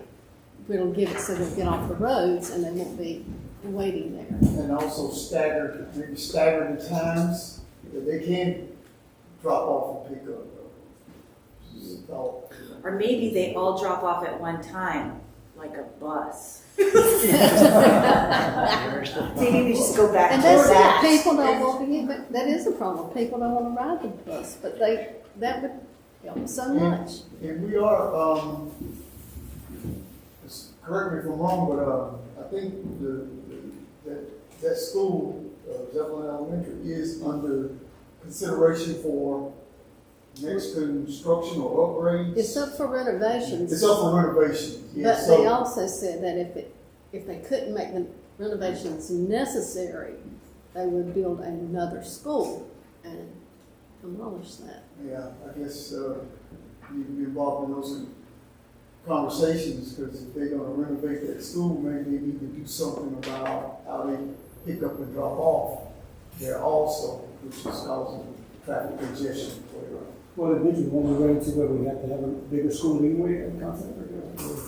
With the growth aspect, that's something we're looking at now. I mean, I know it's way down. Honestly, we've got to think about a high school before we worry about more elementary school. Yeah, that's what I'm saying. That's what I'm saying. But I'm saying that's and that's in the next one. I mean, they've already said what's coming this way. Yeah. I mean, I have contacts, so we can all start having those conversations about that. But go ahead. Okay, Pierce's Road and Proctor Street. Before you give comments, I thought it might be beneficial if Mike could give a update about why we failed on the first Campo submission, where we stand on the second Campo submission, and some potential development that might help alleviate problems. So Mike?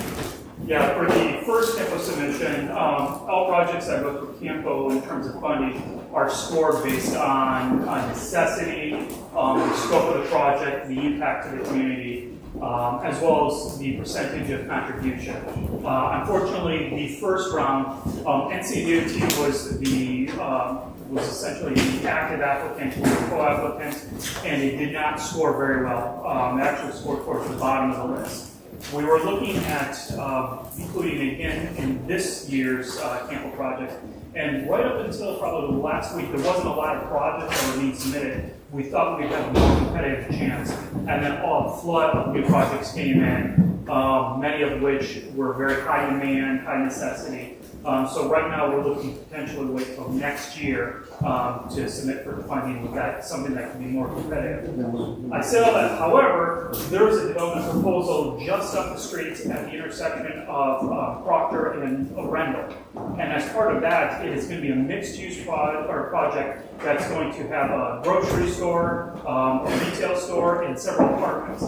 Because of the level of development with that, it's going to require TIA, and this is one of the intersections that they have to review. So not only in the scope of what their additional impacts will be, but also take into consideration what the current impacts are for the vehicle traffic. So there's a chance that if that development does come through, and that project will be something that you'll see because it's going to have to come through for planned development in order to make that work. That's going to be something where they could be funding 100% of those improvements. Proctor and Arundel? That doesn't matter. Yes. Up there, the Olive store. Where the there's a cotton field right there. Oh, where Martin's, it's where Martin's store used to, okay, the little store that's fallen in. That's correct. That entire expanse back there is, I saw that. we have applications for mixed use, and they're in the process of putting together their neighborhood meeting and doing their TIA right now. Okay. So, right there by the store, it's a community center, is it a subdivision? I'm just No, apartment complex, grocery store, and retail, along with a couple of parcels that have like small tenant retail and possible restaurant. But it'll have to come before you as a planned development in order to be difficult. So right by Brandon's uncle. Yes. Okay, so hearing that, any additional questions or comments? All right, Jones Street Connector had a couple of votes. Anyone care to comment or ask a question on that?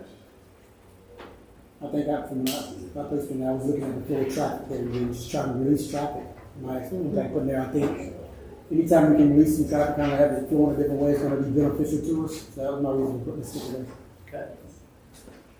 West Sycamore, a lot of votes on that. West Sycamore, North Arundel drainage. Anyone care to comment or have a question?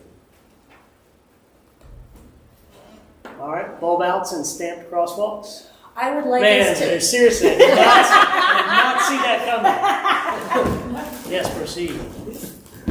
I would like to see artwork as opposed to stamped crosswalks. Okay. Any additional comments or questions? All right. Downtown Park, got a vote, and it looks like there's a comment or a question. Anyone want to? Yeah, I think that having more gathering spaces in the downtown area is super important. However, I would like this park to be alcohol-free. Okay. Any additional comments or questions? All right, right next to it, the first level, PDL requirements of 5 County City. Looks like there's 4 votes there. Any additional comments or questions? For me, I feel like we need to move forward with the project, but I also feel very frustrated that we haven't received more direction, from Wake County, from the brewers as far as what their contribution is going to be. So while I absolutely think that I feel that the project is important, where are we with it? And, should we be moving forward on something that we don't even have, substantial information on? Good comment. So I'll provide some commentary on that. Of course, we're not going to put you into a position to move forward on something until we're in a position where we can inform you better. In that regard, where we are is Wake County, on their dime, has hired a consultant who is used to dealing with things like franchise agreements, leasing agreements, particularly with major league teams. And they have come in and they are working with us directly as our consultant, and they are scrutinizing the current lease about things where we can make changes, what we can press upon the Mudcats / Brewers. So that consultant just came on this week. He made a site visit this week. Okay. And probably came on about a week before that. So it looks promising. They talk very knowledgeable. You can tell that they've done this before, and it's good having some third-party expertise involved. But beyond that, I'll take any questions, but that's where we are on the staff level. All right, Green Spine Greenway, 3 votes. Comments or questions? All right, the second substation. Is there yeah, just a comment, all right? I think I just commented that that possibly could be done before the main station. Maybe. Something to consider. Yep. All right, man, shocker. Look at all those votes on wayfinding. So, hey guys, they like wayfinding, just heads up. Oh, I saw that. All right, so it looks like we're maybe a comment or a question. I comment, relatively inexpensive and quick to do if we get moving on it. Yeah. It's not a huge project. And you'll hear on the branding presentation, there's different levels of implementation on wayfinding. The ones by the interchange are obviously the most time consuming. But that's not the only way to do wayfinding. There is much more simple and implementable things to move forward on. Certified sites, 5 votes. Several comments. Anyone want to add to that? I see us going across the county line on this, so I see it as a joint project with other counties, economic developers. Okay. We're running out of room for something in the 400 to 500 acre range. I won't be surprised if Nash County approaches you. They're very interested in economic development. They don't have land. They don't have utilities. They're going to probably come knocking on our door. We've got both. Yep. Horton Street placemaking, a couple votes on that. Anyone care to share or add? I think that just from a community perspective, the downtown concert series has been so successful as a way to create a sense of community that it's important for us to, at the bare minimum, run some utilities for food trucks to plug into and consider putting out some benches, even if they're not permanently there, at least something there that can be there until we reimagine it in the future. Also, conversations we're having about the possible acquisition. Right, yes. Okay, and obviously one of y'all put down your votes and Chris stole a vote, so there's a vote there for Public Works facility. Whoever it was. Anyone want to care to add or anything? Thank you, man. Yeah, all right. Everyone's got your vote. At least. Thank you, sir. All right. You get a vote too. So what we're going to do is we are going to take this in. We're going to bring you back and tell you how you prioritized it. We'll come revisit this at the January mini retreat.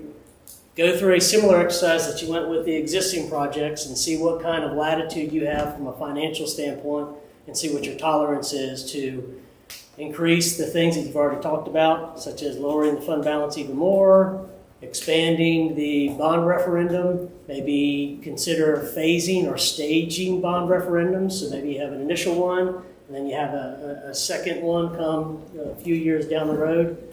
You've got that option. These projects are obviously later on down. They're not far along. In some cases they haven't, every case, they haven't begun. Jones Street Connector has a little bit of design work, but nothing monumental. and then, West Cannon, West Sycamore, Cannon, Yeah, Ringo. we do have some design work on that. That's Yes, some we do. design on it.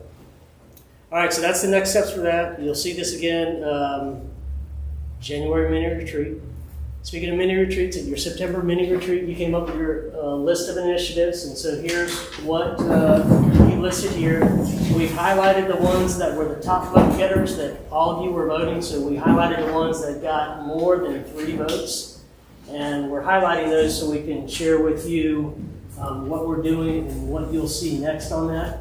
On Vibrant Downtown, you have develop an action plan for Main Street Coordinator, including a job description, and develop an economic development plan for the downtown. All necessary, all good. First thing that has to happen is you have to pick an organization format that you want. So at your November work session, we're going to bring you more detail. Go ahead and tell you that we're probably going to focus more heavily on the public-private. You all seem to, at least informally, seem to be interested in that. But if when you see more details that you're not as excited about that, we can look at others. But we're trying to give you something at least a little bit more tangible. And it seems like the public-private organization setup is the thing that you seem to be at least more interested in or don't hate anyway. On the Small Town Life Update Town website, you are due for an upgrade and an update to your website. We are working to have the contractor VC3 come visit with you. We want that to happen at the January mini retreat. I've polled you all who came to the monthly meeting on what you're looking for, but for the benefit of the group, or if you were not able, anything that we can share with them that we need to make sure that they know about. So even if you're repeating what you told me at the monthly meeting, what do we need to relay to them so they can come to that January mini retreat prepared? Needs to be optimized for mobile use.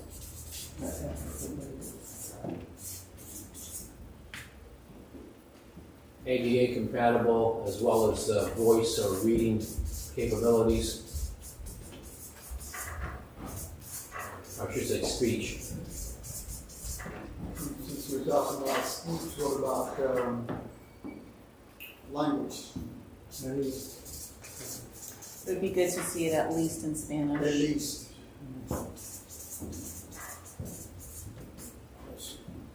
What else are we relate to them?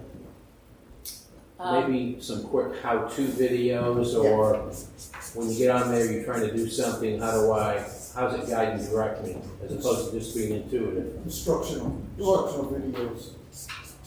And it just needs to be overall more intuitive, because there are some areas that are very hard to find, whether it's mobile or on a desktop.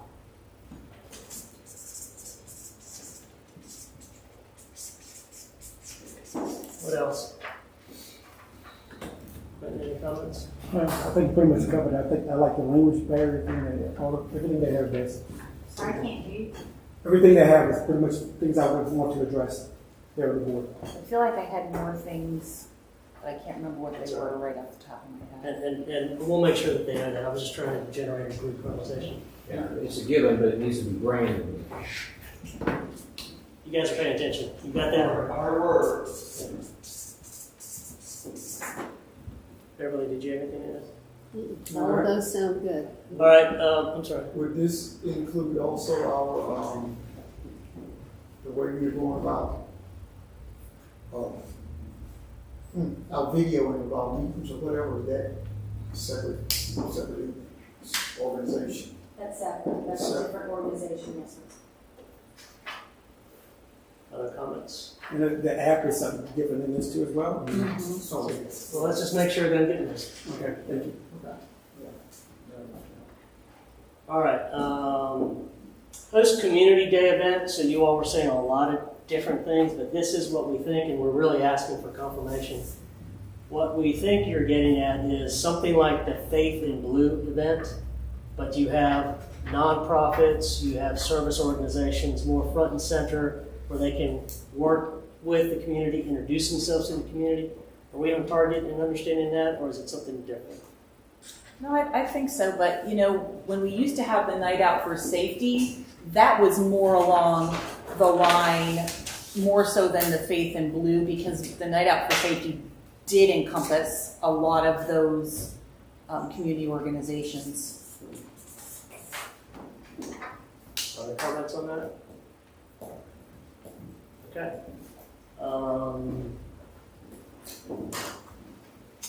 The Pursue Little River Park Reservoir Greenway expansion, collaborating with the county, that will be going on as we move forward with Little River Park, as well as we work with the county.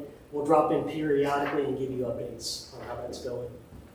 And then last is, you all made the comment about review UDO required amenities and infrastructure. If you all could elaborate on where you think the UDO might be lacking on those two fronts, that would help us craft something for you all to consider.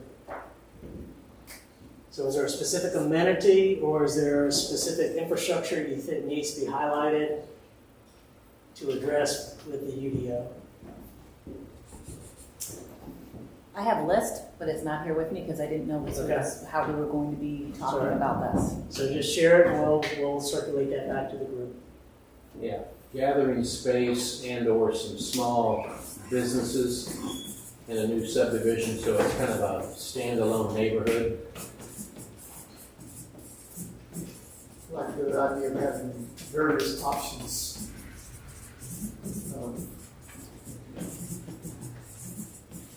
And maybe not these little 20-foot by 20-foot parks that are only for kids between 2 and 5. Does that not work? 20 by 20 does that work? Parks and Rec Director says that doesn't work. Or the 20 by 20 doesn't work. Or gazebo.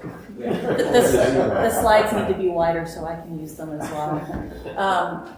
And also, just what I'm remembering, like taking into account the size of the community and the number of the amenities, for example, pools and recreation centers, and the number of parks. You say for when new development comes in? Yeah, with a new development comes in, it might be for every 100 houses, there's an X size pool. So that like you might have to, a development that it has 300 houses might need to have 3 pools to be able to like provide, you know, the recreation opportunities. I know at one point we had kind of discussed the possibility of some of these developments, depending on the size, as to whether or not to have a substation, maybe a police substation, or either a fire substation. Donated land or something like that, yeah. Like I said, I've got a list, but it's not with me. Doing in the past. I think for me, to seeing the ride through the communities in the morning, watching the kids get on the bus stops is very important. Those kids are sitting on the rain, different elements, kind of like struggling a little bit. I mean, a bus stop at the end of the community or whatever, so they can walk down to the They other. pick up in one central location, but those kids, if it's raining, they stay on the rain. Something like that. That would be very priority for those kids. Develop or funded security cameras to assist our police department so we can keep an eye on the place even though we're not there. That are put up prior to construction beginning. So that if anything happens during the construction process. You don't think any materials on it. What? They got gone. Where'd they go? Other comments on that? Okay. Feel free to send that list on. Yeah. And we'll circle back, January mini retreat. And with that, we will circle back and close out today with a revisit from the branding consultant. They will share with you lessons learned, feedback that they received from the marketing brand. And you all will get introduced to the governing/official brand. And they're looking for feedback on that. And then, depending upon your feedback, where you all are on the comfort level of moving forward. So let's can we take about maybe 5 minutes, Mayor, so that they can get set up? 5 minutes?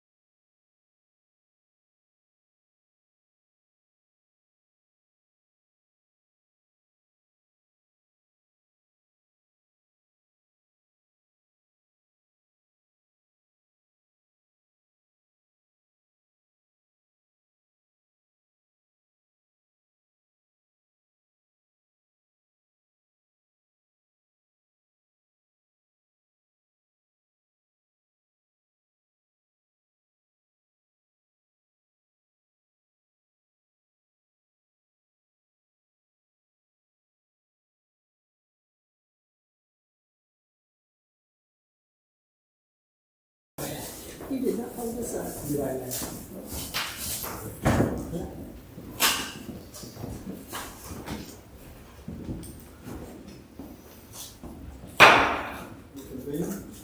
Thank you, Mayor and members of the board. We'll introduce to you our final presentation for the mini retreat.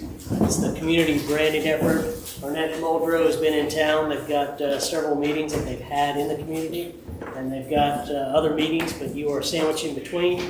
They're going to revisit with you all the comments that they heard on the marketing brand that they put out there. And they're also going to introduce to you the governing/official brand. And we're seeking guidance and input on how you want to move forward on that. And so with that, I'll recognize Aaron Arnett. All right, thanks. It's nice to be with you all again. Appreciate y'all giving us an opportunity to talk to you today. Aaron Arnett again, Sean Turpak. You remember both of us from our work that we've been doing here with you all. It's nice to be here again. We've come a long way, as Joe said. You know, we're here to share with you kind of where we are on the brand system. There are lots of things that we'll share with you that you've seen that have just been updated based on edits. And then there's a few new things, like we've done a fairly broad study of the town seal, and definitely want to get your input on that. I think at the end of the day, there's definitely a few choices, this or that, of things that we'd love to get your input on. But I want to share with you, really, first of all, the overall process, just to kind of remind you of where we've been. We've been working with you all for several months on this, and from the beginning, there has been significant stakeholder and community input. Of course, we've met with y'all a couple of times. We've met with each one of you all individually as well as numerous other things. We have a steering committee that we've been working with. They've been extremely helpful throughout this process. We also have a staff committee that we've been working with. And then, of course, all along the way, we've made sure that we've tried to engage the public as well, from our survey, which we had 312 people participate in that initial survey. Great input for this process. To when we did, the last time you saw us, we were presenting the draft brand, and we actually set that up very similar to how we set this day up. So this morning we met with staff, all staff at the town offices, met with our steering committee. After that, we met with a group of stakeholders. We're meeting with you now, and we're meeting with the public in 2 meetings we're having simultaneously at 6 tonight. We did the same exact thing the last time we were here. And I say that to say that we've got tons and tons of input. And at each step of the process, there's been revisions to this.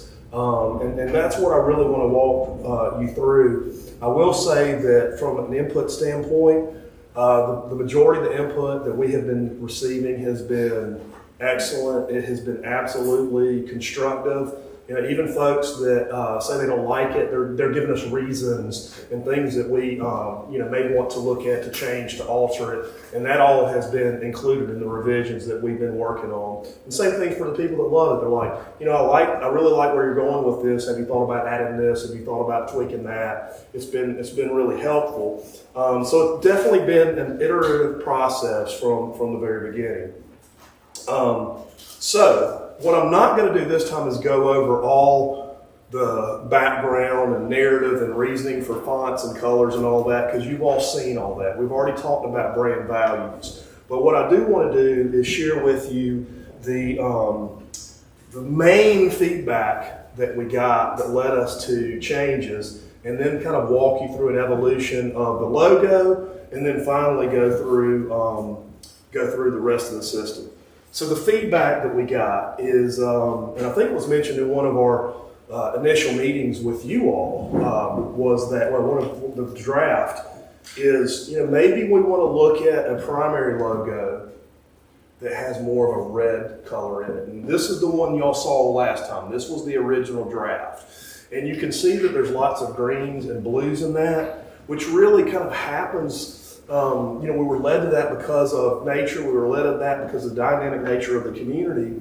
But someone mentioned, there's other communities around us that have maybe not those same colors, but they do have similar colors. I'm like, you know what, that's an extremely valid point. And then y'all had mentioned red, and that actually came up again and again in some of the input that we had. So we wanted to look at a primary logo that had a version of that red. It can be a challenge to work with. So we wanted to simplify that overall palette and bring some colors out that really complemented that red. And you'll see that. Fonts. The font that we had originally chose was one that had a lot of character to it. It's definitely unique. It's a font we've never used before, but we got a lot of input about, maybe it's a little bit too playful, maybe it's got a little bit too many curves in it and all of that, and we took that to heart and we worked on a font that was simpler. It was still bold, but it was something that still worked with that overall contemporary feel. The Z icon was next.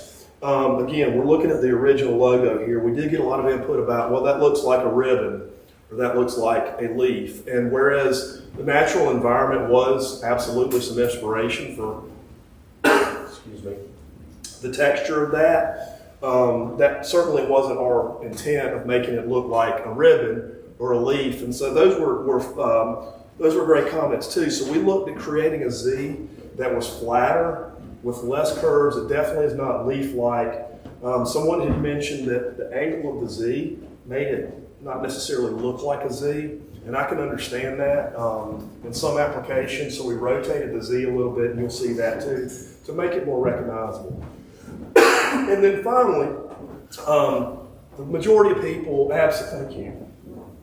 The majority of people felt like that our direction of doing something that was a bit contemporary was absolutely the right direction for us to go in this very dynamic and unique community. So that was good, and that really kind of reinforced where we were going. But we also wanted to look at creating more of that defined hierarchy of not just a marketing logo, but that governmental identity. So that's what we've heard. What we've done since then is we've created a new logo based off of all this input. It's really very similar, you'll see, but it does definitely reflect a lot of the input that we see.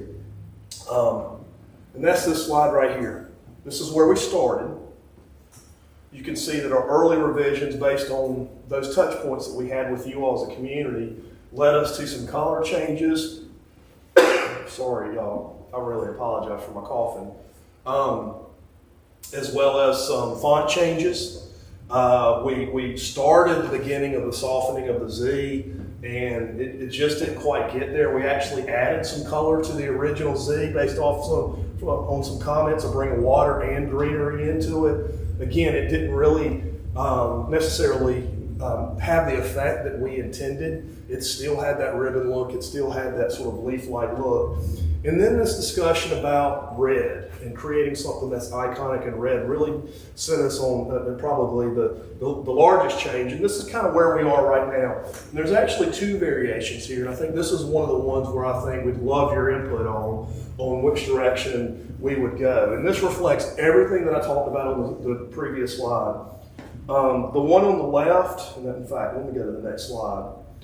The one on the left, there's two versions. It's kind of like a brand stamp there with the monogram Z. We've been working on that since the very beginning. There's some texture in the color red behind the Z. That was important because, one of the things that we've learned here in working in your community is you all have a very creative community.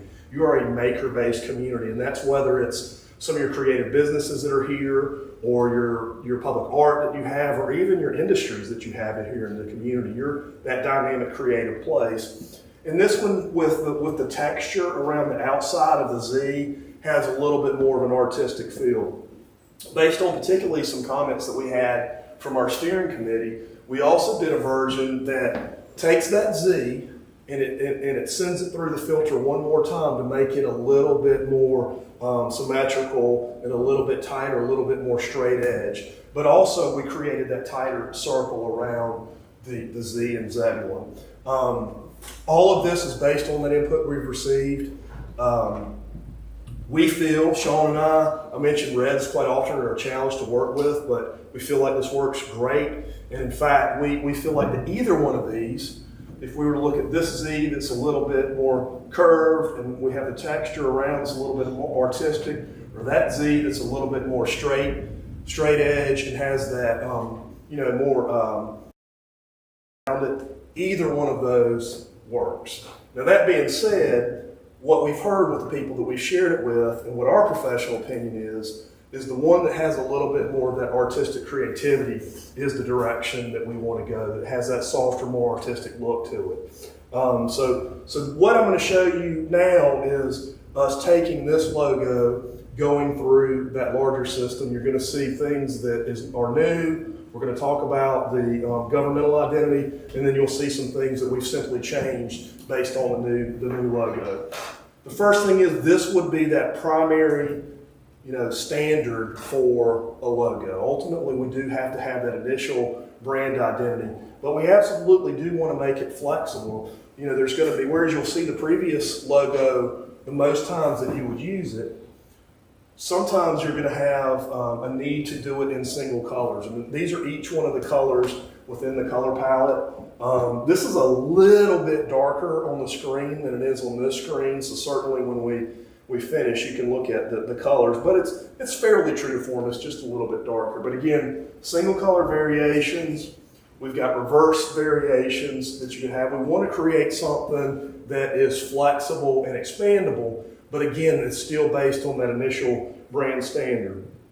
The next slide is one where part of what you'll see you've already seen before, and others are new logos that we've created to build the system, and that's brand extension. So taking the style of that initial brand standard and logo and start to apply it to the colors and palette and overall graphic style to different events and assets that you have in the community. So there's that primary logo that you see right there. And then what you have sort of around the circle there are some event logos that use some of those styles. Again, this is where the sort of rigidity of a brand standard breaks out and really starts to create some exciting things in the community. We want to make sure that we make those event logos reflect the character and the activity of those events. So that's where the variety comes in. But again, we want to also make sure that they're based on that overarching brand identity and graphic style. So y'all seen a few of these. We've got the baseball for Zebulon, the Spring Fest you see there. One of the things that has changed on this is the Spring Fest, the last time you saw it, actually had that Z flipped to be an S to represent Spring Fest. When we modified the Z, when we flipped it, it just looked like a backwards Z, so we flipped it back and it still works fine. Candy Cane Lane is a new one that we've developed. Again, we're trying to be consistent with the circle and Z as much as we can, but we can play with either texture behind the Z or certainly the texture within the Z with Candy Cane Lane. ZAM, we really went with the artisan market, Zebulon Artisan Market, we really went with trying to create something that reflects that creativity and that activity of the artisan market. Rock the Block you've seen before, we tweaked the colors, and the same thing with Veterans Day, we changed the Z to the Z we're currently working on, and we tweaked the colors there a little bit. So what you see on here, everything is unique and different and absolutely stands on its own. But it all comes back to this style and the colors and the typography that's part of that brand standard. So now I want to talk about the government identity, and this is going to be completely new to you all, and I would love to get your input on this. We've been getting great input already today. So this is your existing town seal. Now town seals, I mean, it's an art in and of itself to create town seals, and quite often what happens is you'll have a town seal where a community will try to put as much as they can that means something to that community in an overall logo, and that's not a bad thing at all. I should say not a logo, because this really isn't a brand logo, this is a seal. That's what you did here. You've got the Z, which is certainly something we've reflected in the marketing brand, that monogram of the Z. You've got industry, you've got church to represent the faith-based community, you've got agriculture over here, and then you've got the old school, which even though that is probably the one that reflects an actual building in the community, that particular drawing doesn't really reflect the most iconic building that you have, which is your municipal building. So, when you think about that original seal, and you look at it here, really the drawings, and it's probably really a testament of the time that this was created. But the buildings that you see there are really more of a caricature of building and an idea, with the exception of, again, the attempt to bring in the municipal building. So what we wanted to do is look at a first cut. Let's redesign this, including the elements of this brand, bring it up to date, connect it to a marketing brand, and do that first. The next thing that we did was we simplified it. We tried to focus in on the municipal building and then create something that's a lot more simple and clean and versatile. And then we took that one more step and simplified it even further. So the next slide I'm getting ready to show you has a lot of different looks to it, and I'll leave it up there and I'll talk about it a little bit. It's definitely something to think about and look at. So here, and again, the colors are a little bit dark, but it's actually showing up much better than it did on the TV at Town Hall. Here we have your existing town seal to the left. This first cut right here is our attempt to take those elements of the existing town seal and redesign it to make it something more current and usable. So a couple of things that you see here, most all the elements of the logo are here, including the Z there front and center. That Z obviously is the Z that we showed in the marketing logo. Then you have probably a more current facsimile of an industry image. You've got a more current image of agriculture there. And then what we did is we brought in the cupola of the town hall. That's something that you were already using to really to highlight your departments and some of the softer functions of the town government, where you don't need a seal, but you still need that official identity. So we just brought that in. So we tried to kind of merge this original seal with some of the other tools that you were already using, bringing that cupola in there. And then the variations between the top and bottom on all of these, we're just looking without and with the rope that went around. So these are a little bit more formal. These are a little bit more refined. And then as we go to the right, they're even more refined. So that next version, you see we just used that main iconic and historic building there, which is the town hall, and we use that cupola there in the middle. You see the sunburst behind it. You see the trees behind it as well. And then the version down here below actually was an earlier version, and Chris had suggested that and he was right on, that we make the trees behind look a little bit more indicative of the trees that you have there over near the town hall. But again, that's what that is. And then the last version is simplifying it even further into really more of a three-color look, and that's what you have here. Now, like the two versions of the current marketing logo that we're suggesting for you all, like I said before, we feel that any of these honestly could work. As we do a marketing logos do need some variations. Even though they have that main logo we use, they do need variations, they do need flexibility. With the town seal, it's definitely something we need to select a singular town seal for. That's very important. So any of these six, I think would work. With the input that we've been receiving from our staff committee and steering committee, and even some of the input that we've got today, this was really the one that was starting to rise to the top. That clean version with the cupola in there, the charter day in town of Zebulon, North Carolina.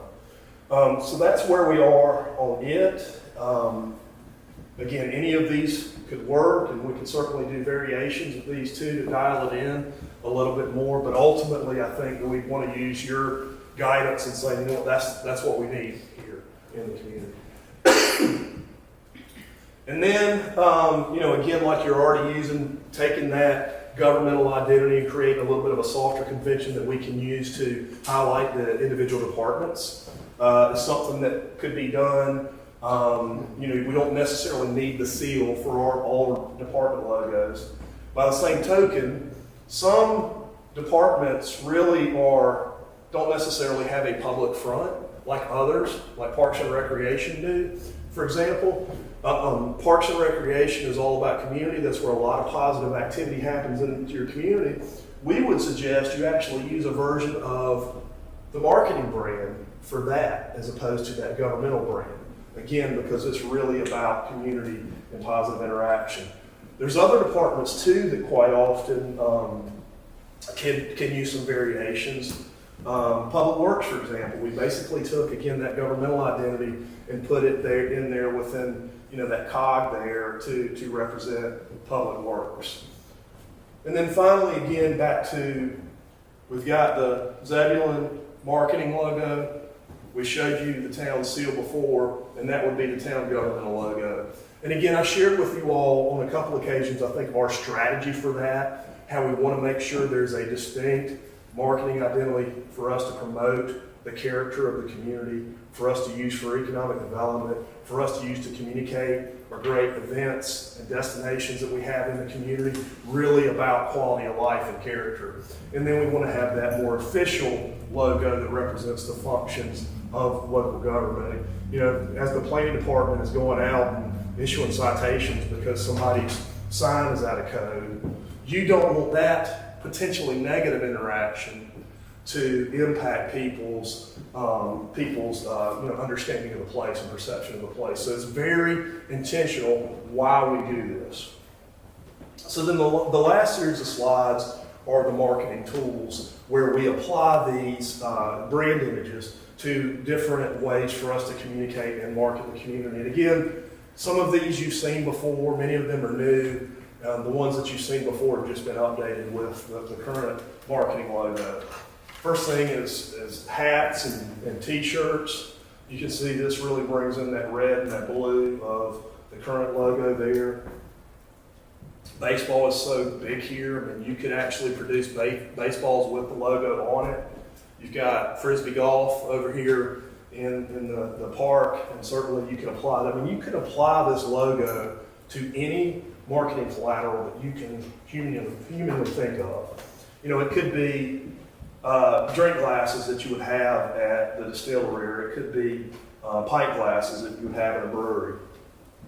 We can certainly have it applied to vehicles. You already do this. This was one of the ones that was apparent to me too, that when we added that red, it really started to pop this brand system a little bit with the graphics that you can add to the bottom of this. But you can see that governmental logo there on that. You may have the Public Works logo specifically on those vehicles. Banners are very important. You already use them in your downtown, which is great. We're showing a number of different banners here. You can use it to present the tagline and the variations of the tagline, your events, some of your key assets, and those sorts of things. So that's just some examples. Wayfinding, I heard y'all talking about wayfinding, and incidentally, I know that discussion that y'all have been having led to this project, which is very important. So we did some renderings of what the logo could look like on a wayfinding system. You absolutely do want to use your marketing logo for a wayfinding system. And y'all talked about it. Y'all know this is directional signage that's sending people to different civic and cultural and recreational destinations in the community. It might be high-speed trailblazers. It might be low-speed trailblazers. We'll have some additional that shows some pedestrian-scaled signage, parking, and of course gateway signage. And I think that was talked about earlier there as well. One thing that's interesting here, we're using that red Z logo as a sign topper. I think it works really well with the blue panels there. We can't use red panels. That's not allowed by federal and state standards for highway signs because they're reserved for emergency uses, so we can't do that, but it still works there. And then you can see how it could be applied to your existing gateway locations in town. The community park, this is a very, very similar design to the previous slide. That community park sign, what a great asset that you have. It's so easy to miss it. because the sign is kind of a little bit off the road and it's a little bit smaller. But if it's bright, it has the Z icon, it's green, people are going to see it. And then there might even be instances where we, like the municipal complex, where we actually bring in the identity of the government there as well. You got this big giant billboard right over here in downtown that you could paint with the Zebulon logo. We had a representative from the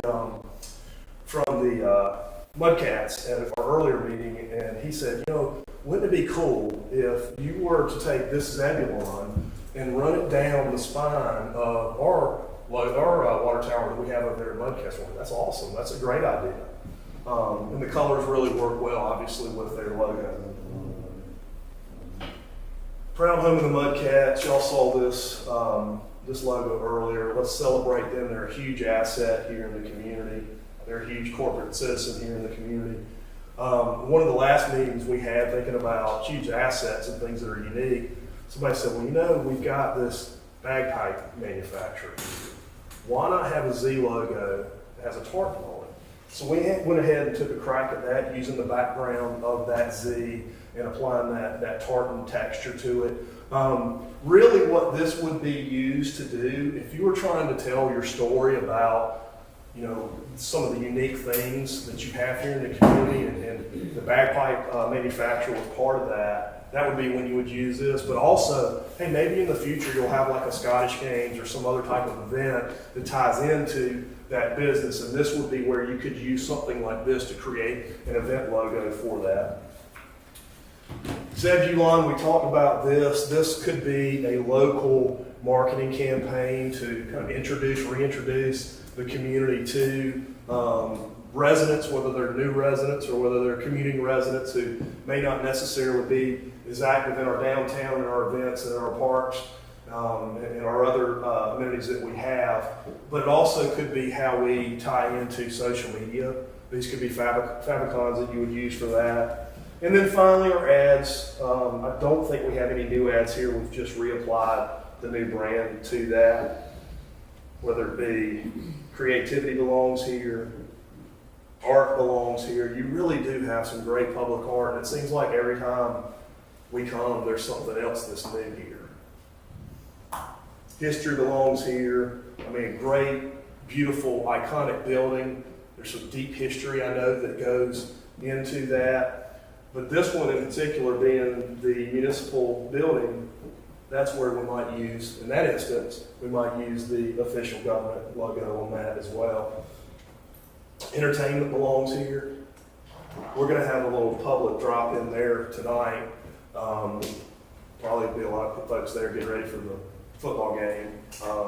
But Sean will be there with some boards, and we'll be talking to people about this as well there in the alley.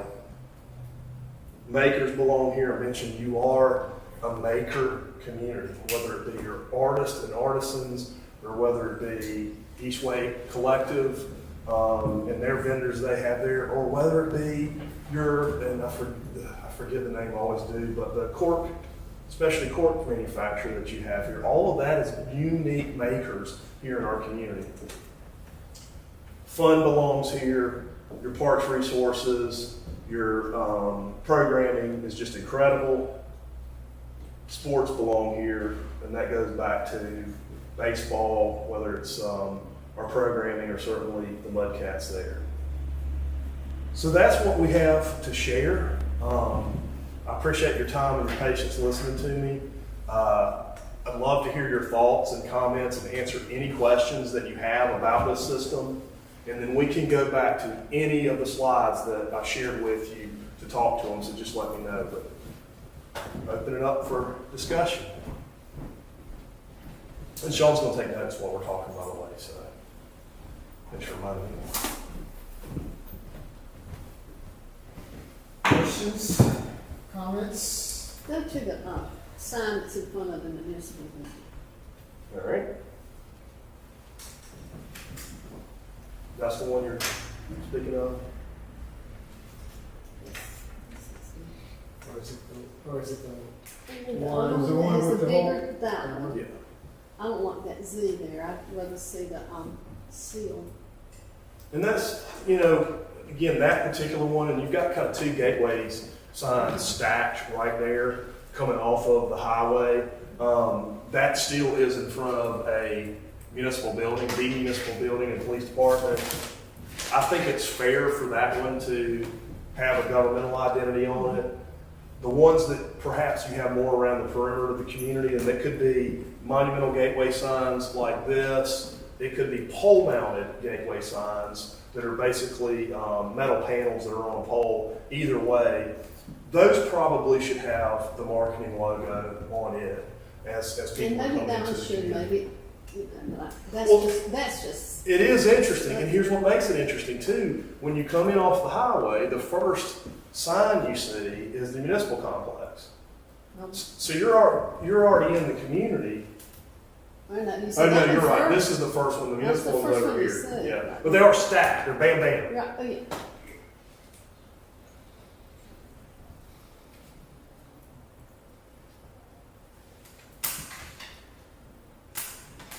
I do like the way you changed the seal. It was, it was another one right in front of the municipal building, but it looks like the fountain. It was showing the whole building. Oh, that was one of the ads. Let's find that one. That's this one right here. Yeah. Yeah. Where's the fountain? It's over here, just off of the picture. Okay. I was trying, when I took this picture, I was trying to get the flags in it, so I probably could have zoomed out a little bit to also capture that. We try with our ads. You'll see that there's a little bit of language in each one of these, and you recall the brand statement that I shared with you the last time. Depending on the ad, we're using a specific paragraph of that brand statement to highlight whatever it is we're talking about. This one's probably more history. But even then, the most powerful ads may not even have any copy on them at all.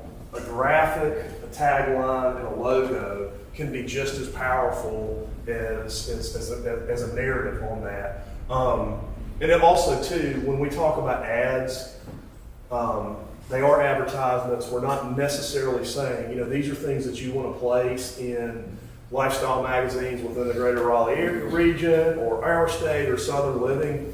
You absolutely could. Obviously, there's a marketing cost to all of that. But ads really can be pretty impactful as you deploy them through the community, through social media, or as sort of window flyers in your downtown buildings. So it's not, when we say advertising, we're not just talking about ad placement in media. It's bigger and broader than that. What do y'all think about the variations? And I know, again, there's a lot on this slide of the town seal and where we are right now with that. I guess I just like the ropes. I like the rope around it. Definitely a more formal look when you have that rope band around it. But as far as the seal, I like this. I don't like the colors on it as well. Which one? The white and the red, or the one that's gold? I don't like that beige color.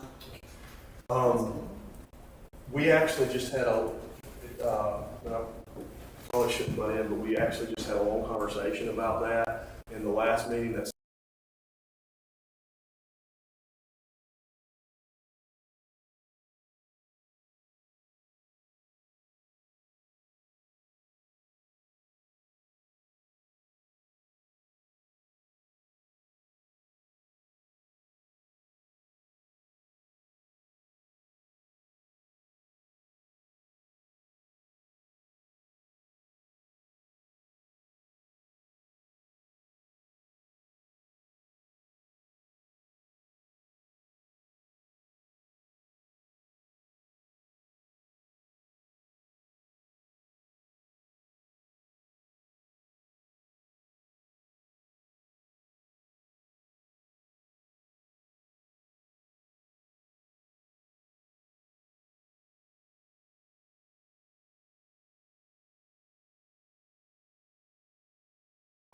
so we know that's something that we need to dial in, that color right there.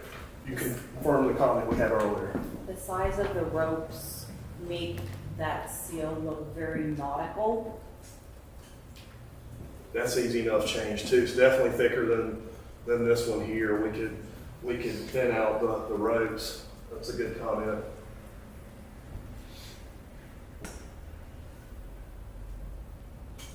One of the things too that we did to nuance this, and I think I mentioned this before, y'all already use this cupola graphic on your on some of those software logos that you use for the town government and some of the departments.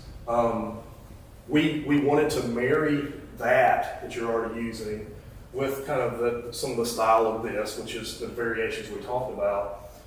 This one is the exact graphic that you have in those logos when you use those logos. And you see with the shadow here, it kind of cuts out some of the detail with that window there, which I don't think is necessarily a bad thing, but we added it back in here, and I think it'll add a little bit more detail and balance to the design, where this one doesn't necessarily do that.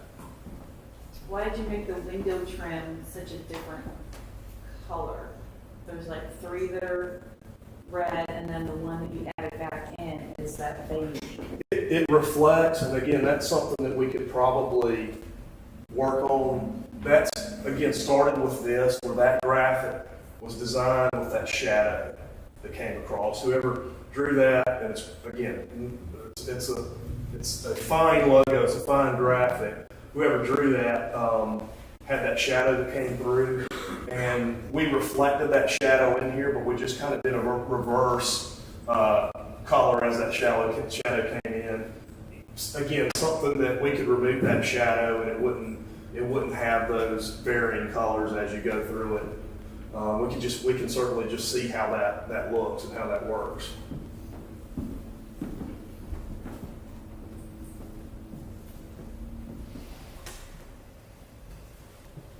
So, thinner ropes. We like the ropes better, more formal, but thinner, more like what you have right here. Looking at maybe doing a little bit more of a color study, particularly with where the red and the blonde and beige overlap and make that work better. And then maybe playing around with how that shadow comes in and how that detail varies throughout that. See if we can clarify that a little bit more, is what I'm hearing so far. Yeah, I really don't like that beige. Eric? I just wondered, what would happen if you changed the direction of the shadow from upper left to lower right, change it the other way from upper right to lower left? Is there any thought given to why it went that angle instead of the other way? I'm just thinking in terms of the diagonal of the Z, that it would have that. That's a good thought there. I was wondering why you're asking that question, but that makes a lot of sense. Our reasoning for that was simply because we started with the source of the existing one. I mean, I think that's something that we could look at. Another thing that was mentioned too in some of our input today, and love to get your thoughts on this. Obviously, the main marketing brand is that Z monogram.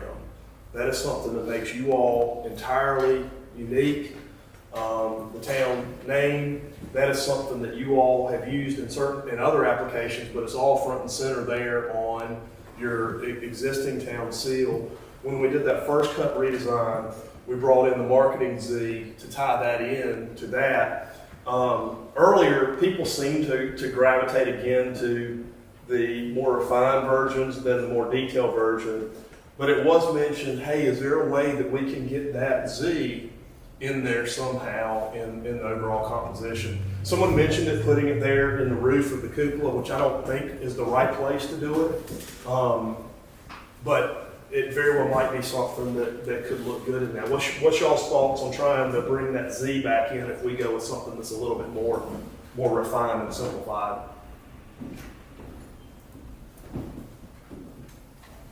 I wouldn't do it, but that's just my thing. I wouldn't put the Z in there. It was one comment we got earlier, and I just thought it was interesting, and it was a potential Just way. can't see, I mean, I could see, I just don't. I think the question is where to See put it. it, where to put it without messing up the balance, I think is the question.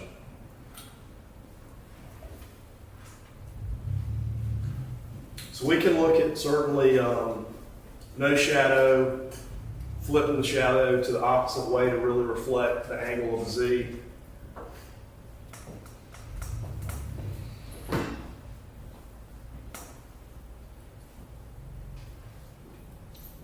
Making sure we keep it refined yet formal.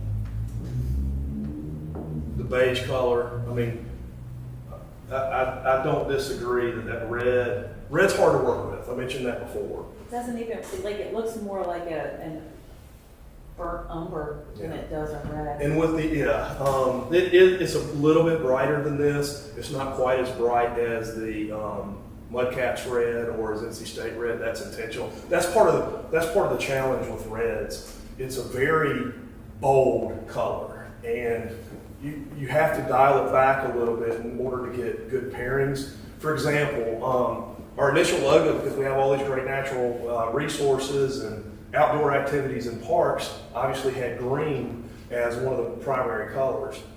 It's really hard to use red and green together unless you're doing a Candy Cane Lane logo, because it's just going to look like Christmas. So that's fair. I think that the red contrasting with that beige, I would agree with all the comments we've received today, that I think that's something that we need to look into. And whether that means we've got a 6-color palette right now. I think that our first cut look at this study of that would be stay within the palette. And then if we find that we can't quite do that within our palette, we might look at adding another color that pairs again with the full palette to make it work. Sean one of the things he was working on was being more true to form to the colors that are on there. Like the top is gray because it has shingles. And then we have the stonework that is more of that blonde, that beige look. And then we have the red bricks, which are probably a little bit deeper red than this. But adding those different colors to it really took what we were trying to do with a more simplified logo and made it a little bit more complex. But we're right in the middle of this color study on this based off And these you have the comments. white wood accents around the top as well, so just trying to get it all to work simply. Well, I don't think it necessarily has to match the colors of town hall in order, people will still know what it is.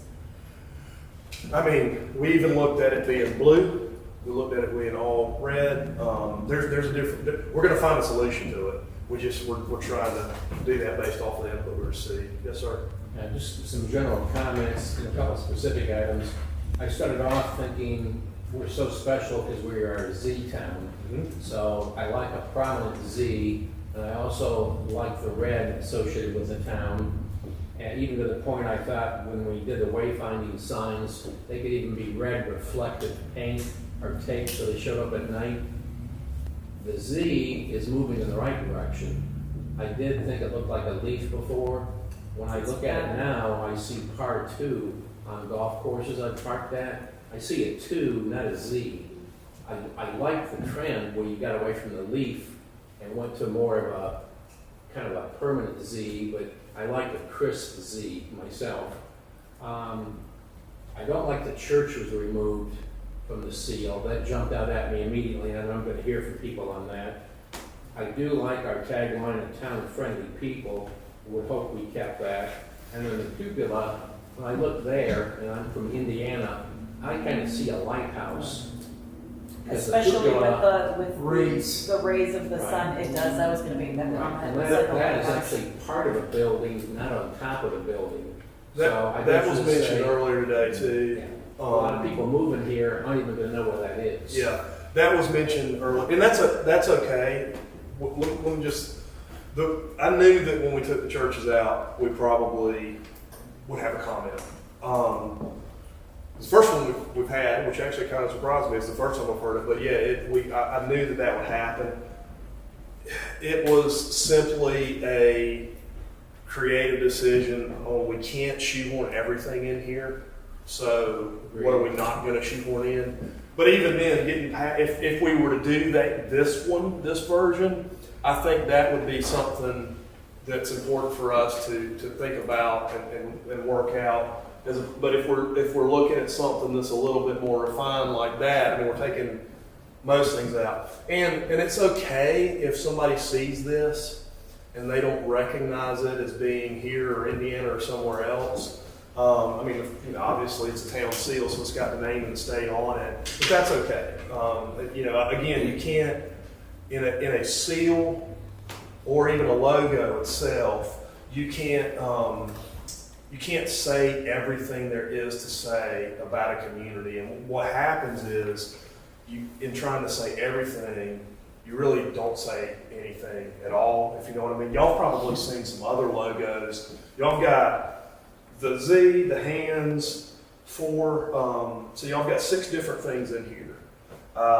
There's other town seals that might have twice as many things like that, and it's like, you look at it and it gives you this big giant headache, you know, because it's just too much in there. Your other comments too, the lighthouse that was mentioned earlier today, one of the things that Sean and I were just talking about, as I mentioned, we started with the source art from the existing cupola logo that y'all been using. But if you look at that building, that is actually, the cupola is actually a little bit wider than what it's showing here. In fact, you can really tell in that picture. It's thicker and, sorry, that was right at the very end of the presentation. It's not as tall and narrow as what we're showing. On that seal, it's thicker and wider. So there's a number of different things I think that we can do to do that. And I guess the last question or the last comment you mentioned brings me to a question I have for you all. Sean mentioned earlier, he's probably designed more Z's in this project than any other letter that we've ever done. Rightfully so, because we've just had this ongoing, everybody's like, that's what we need to have. But let's figure it out, let's make it work. And obviously the ribbon didn't work. And we went through those variations of kind of thinning it out and flattening it out. Now everything that we've shown so far, including that one, has a little bit more curve to it. But there's this one as well.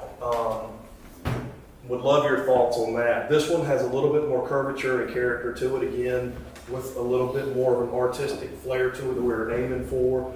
This one, you know, still has absolutely some character to it, but the Z is a little bit flatter.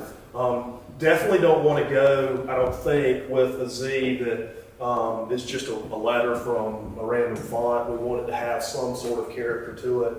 But what's y'all's take on these two, whether it's the one that has a little bit more curvature and character to it, or the one that's a bit more streamlined and straight edge on there? And I just wanted to add to your point, and what Aaron said is true. I've drawn this Z in many different configurations, trying to find that balance between artistic and like that streamline. And one of the things I noticed was the more streamlined the Z was, the more corporate it became. It looked more like a, you know, like a product brand. And I definitely wanted to keep it more on the community aspect of things and a little bit more artistic from that approach.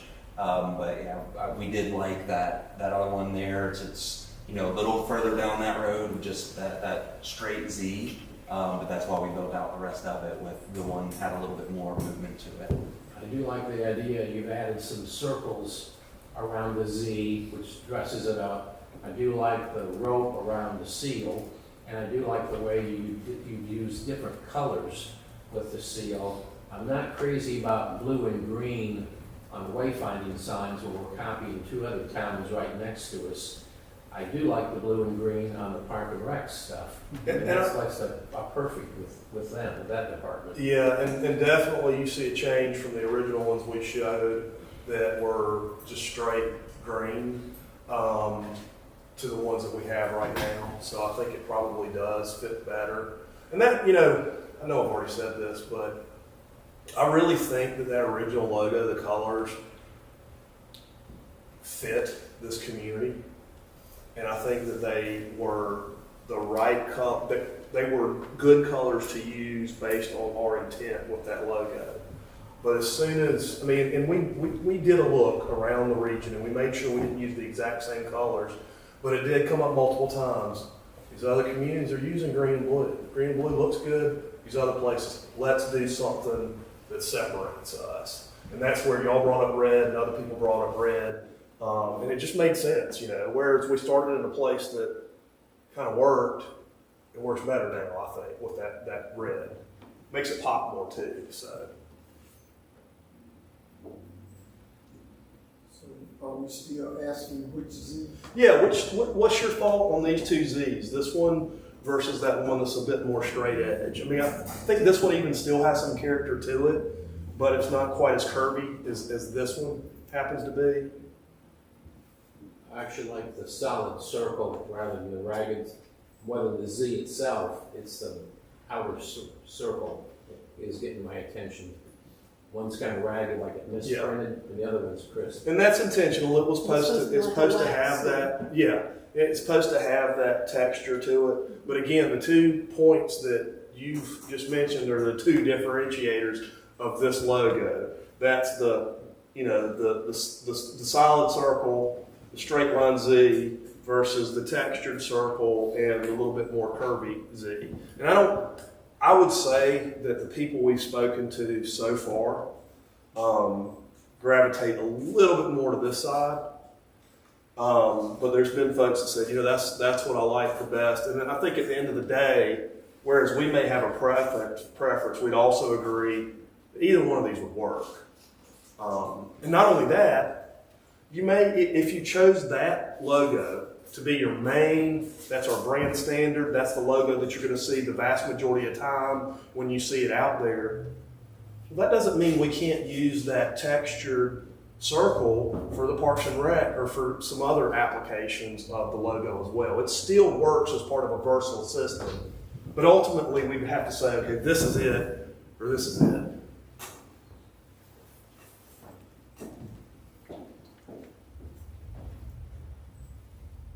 I could really go with either one, but I'm kind of leaning toward the textured one. This one. I think that one looks good for like some kind of historical something or other. It looks old-fashioned-y, like a This one? wax sale. Yeah, I mean, I don't see trendy and innovative and arty with that. You saying I'm old? Take what you will from that comment, Mayor. I'm just saying that from my initial first blush, it looks aged to me. Like, all right, stop. Yeah. I'm not saying it about you. You are in your prime. But remember, Zebulon's, 1907, so. But if we're trying to say that we're more innovative, I don't think that one says to me innovation and you can art. Yeah. You can see too, obviously, if we look at the family of stuff together, and again, I'm not advocating for either one of them here, because you see them both in this whole thing. You see the tighter circle Z that we have here, and with the with the Veterans Day and with the Candy Cane Lane, you see a little bit more of that texture, which I do think that for ZAM, something like this makes it a lot of sense, even if we went with a tight Z. And then, of course, the paint splash there for Springfest. We've got a little bit of both already right now in the system. And, it doesn't, like I said, we certainly have a preference, but that's not to say that either one of these directions could work. Took that Z and put it over there, because I like that Z better than I like that. I think the Z's are the same. No, they're a little bit different. But that's a good point. As Shannon was saying that, I was thinking, That would be too, that would soften this up. That it does look like a wax stamp. That might soften this up a little bit if we had the Z that had a little bit more character in it. That's definitely something we can investigate there. I think for me, looking at everything like disease, I'm fine with. I think concern I have from citizens as well as myself that you belong. And everything I see on social media, talking to people that you belong, a lot of citizens are not comfortable with that. I mean, is that something we take into consideration or address? But we want them to feel like they belong. Oh, so. right. But do we have to say it in our tagline? I will say this, taglines are interesting too. It's kind of like what I mentioned before with the seal. You can't say everything there is to say about a community in a singular tagline. It is impossible to do that. What we try to do is create a tagline that has flexibility in it. So you belong here, art belongs here, industry belongs here, all of that. That's the layers that we're trying to put into this. I will say, of all the things that people seem to universally gravitate to, and I know the people that you've talked to are telling what's in their heart. From what we've seen and what we've heard in the surveys and talking to people, that you belong is pretty universally accepted compared to things like colors and typeface and all the other things that we've been talking about with the revisions for it. The other thing is about a tagline, which is interesting. You're not always going to use a tagline. I mean, again, there's flexibility, there's specific usages for all these different variations. The tagline's not always used with your logo. And sometimes you use a tagline without even having a logo on it, like one of the banners that I showed you.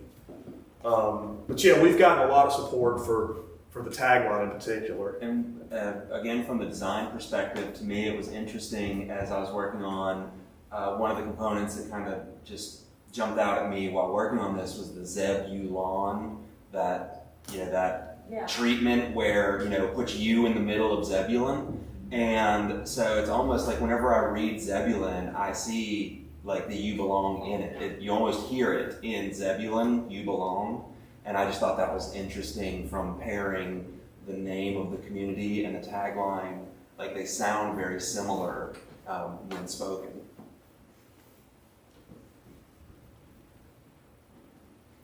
Good. I understand the comment too. And one of the things that we always think about is making sure that these taglines that we come up with don't necessarily have a negative connotation to it. And I'm sure that if somebody feels like they're not welcome in a community and feels like they're not being welcome and don't belong, then they may have a negative connotation to that. And then by the same token, as Commissioner Clark mentioned, hopefully we would be able to use this as a foundation to grow our desire to continue to be this welcoming community here as well. Just thoughts on that.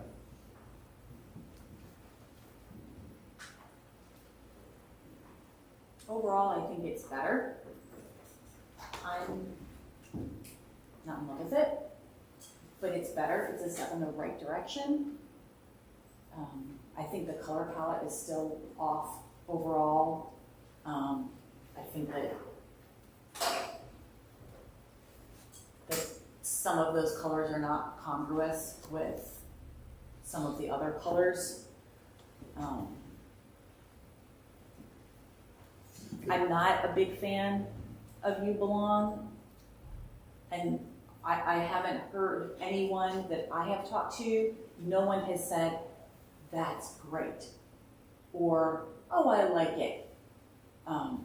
There's been a lot of visceral reactions to that, and it might just be because we for so long have been the town of friendly people, and people identify with that. And so I understand that we're trying to we're rebranding, but I'm just concerned that we're going to be stripping away some of the identity that folks that have lived here for a long time and that's really identify, like what they connect with. That's a fair comment. You Belong definitely was an extension of Town of Friendly People. But I'll also be, in Town of Friendly People, I get it and I understand it. I do know that's been something that has been important to you all, a part of who you all are for a long time. We felt that as we've engaged you all and the residents and the businesses and the stakeholders of this community. It is a town of friendly people. It's not, and please don't take this the wrong way, it's not all that unique of a tagline that's used by, it's like the heart of North Carolina, or the gateway to the Smoky Mountains, or proud of the past, looking to the future. Those are a lot of the taglines that we come across, and variations of town of friendly people. It may not be those exact words, and if we want to keep that, I don't think there's a problem with that. If we want to be unique compared to other places, and maybe try to think of ways to expand that, we may look at things like taking that to the next level with You Belong. Yeah, at the end of the day, that's definitely I think a choice for the community, is staying here with town of friendly people, taking it to the next level of You Belong. So, Or there's maybe something in between, taking it to the next level or remaining behind. Could you go back to the slide with the tartan? Oh, I'm sorry. You both have computers. Yeah. And I knew that he was the one controlling the slides. I didn't.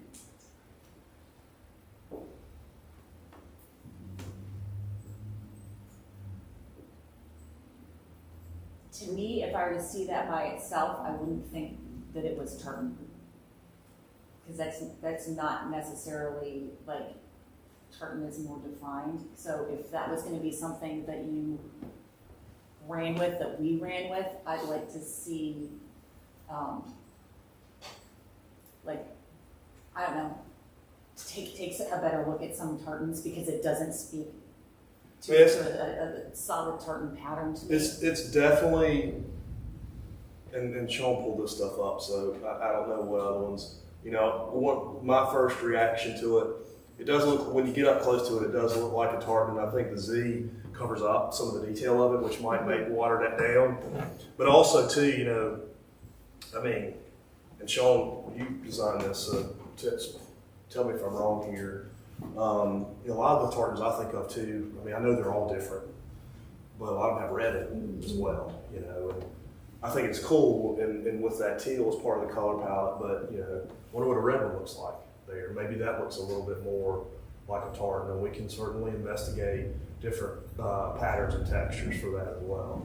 The reason that one's blue is, it's my understanding that tartans are actually designed for like individual specific families based on history, and there's a lot of science and tradition behind those that I don't understand, or it's not, you know, part of my history. But whenever I was looking at McClellan's, is it the bagpipe manufacturer and facility here, like they use a lot of blues in there, and so trying to show a bit of that connectivity to this unique asset that you all have here and the potential of it.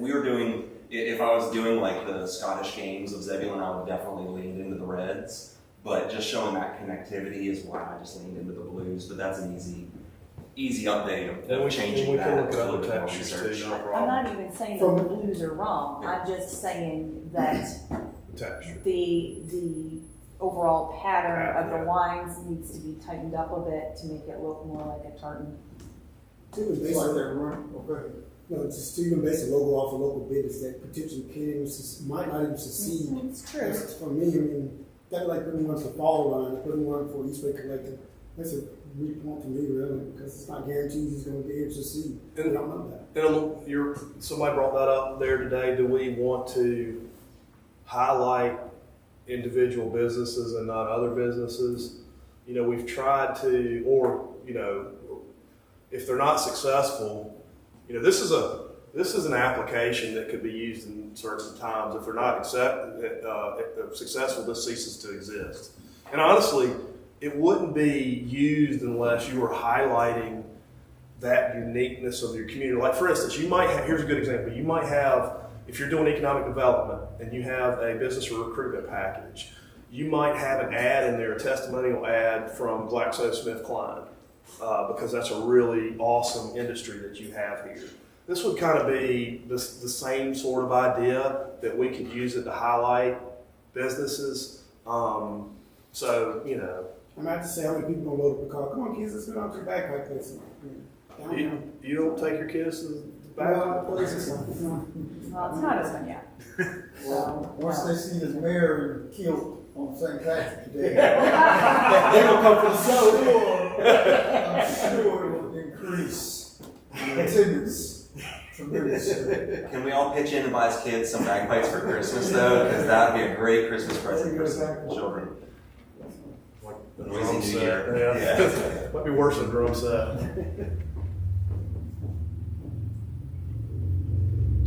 I think y'all given us some good direction. I think that the comments that y'all have given us, and we weigh that with the other input that we've seen, I feel like some of the secondary color palette is definitely something that we want to work with, particularly with the seal, and maybe look at it. This is, we balance, we want to have a color palette that works, and they do need to pair with each other. And again, on this screen in this bright room, it's not 100% true to form, but the color palette we have right now, they all are complementary to each other. By the same token, that doesn't necessarily mean that we couldn't have 8 colors versus 6 colors and work in a little bit more variety that would make some of these challenges that we have, like the seal, work better. So. Thank you, Mayor. Could you go back to the wayfinding examples? So one of the things that I think would help the consultant and help us when we come back to you at the mini retreat in January, you've expressed today a lot of interest in moving forward on this. And this logo is we're gonna have to land this sometime. We're going to have to land this before we move forward on this. So if you could provide Aaron and Sean with some specific commentary on what works, what doesn't work, what's the basis of why it works or doesn't work on this, I think we can come back to you with something that's a potential deliverable to move forward on this in January. So that was my comment. If you all could provide specific commentary to them on this.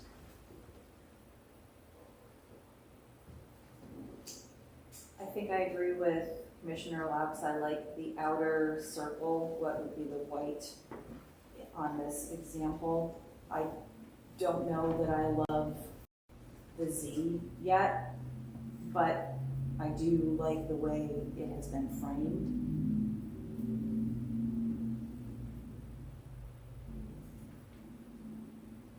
And I think the font for the rest of the font is almost there. There were some examples on the one where you had all of the different logos where the font looked different than it does right here, and maybe I just am remembering it wrong. No, it had various fonts on it, and that was all sort of the refinement of the system from, this one was changed early on to the script font, and then we ultimately changed that font to take it out. The North Carolina font has been, I forget what name of that is, but that's been consistent throughout. And then as we continue to refine it, we landed on that more solid, sort of simplified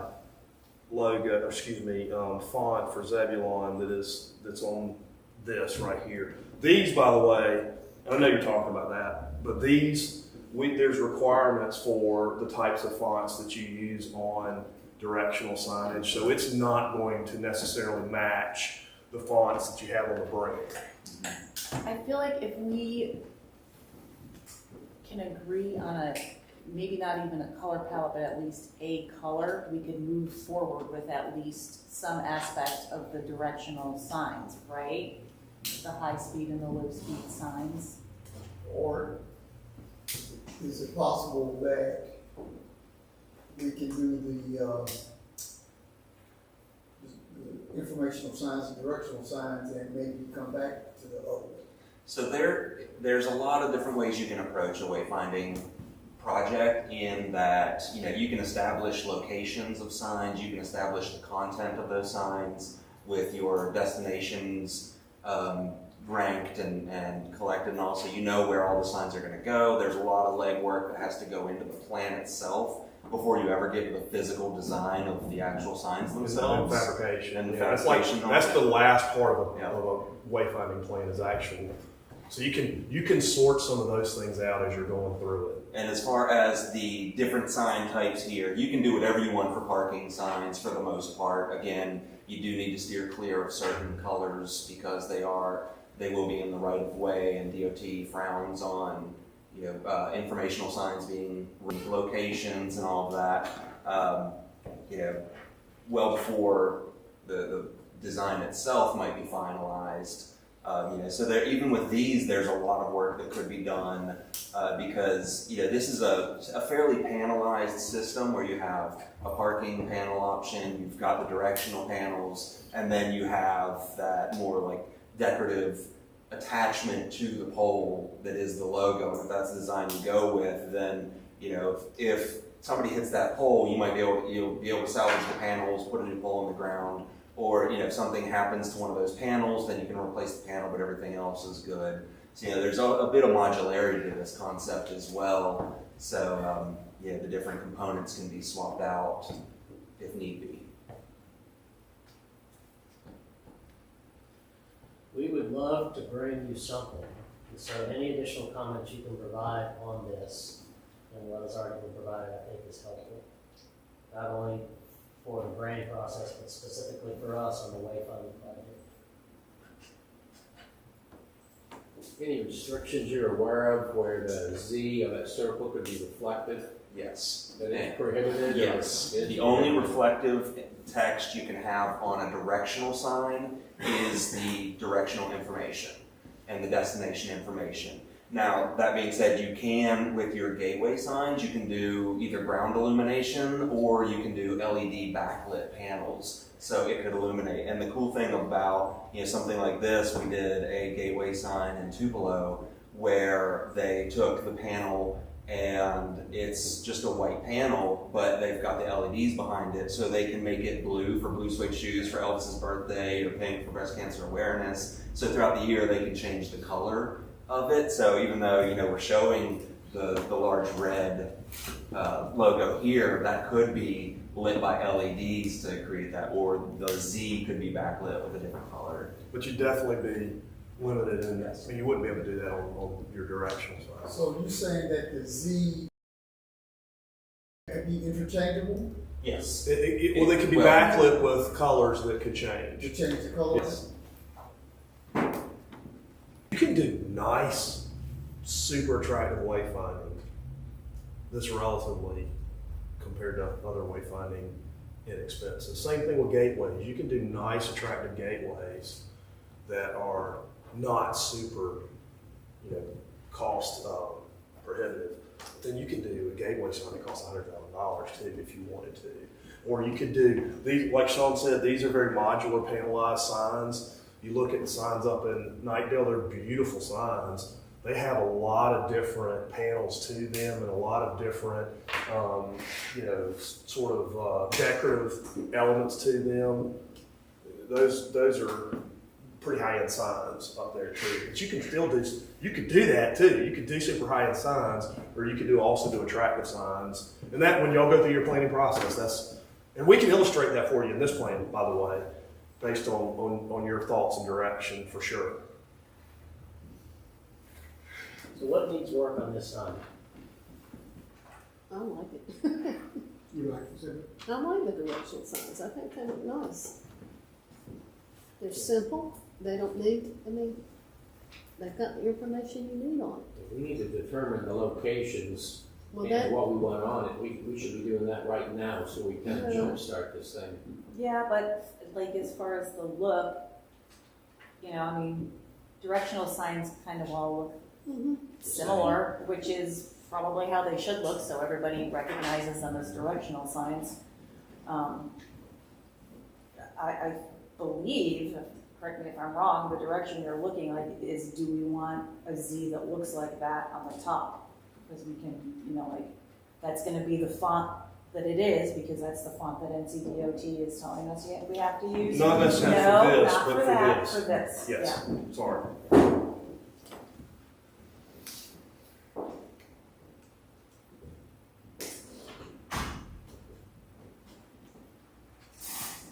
So I'll just restate, I think it's better, but I don't love it yet. But it's better. I like the end. We can work with the end. But you don't have any trouble with the signs. I mean, the Z is what you're not. Yeah, no, the rest of it, like I Yeah, said, it's it looks fine. It's a directional sign, you know? So you're saying it's the font? No, the font is gonna be what the font is gonna be. That's not, when it says community center, historic downtown, 5 County Stadium, that is dictated by NCDOT. That's gonna be what it's gonna be.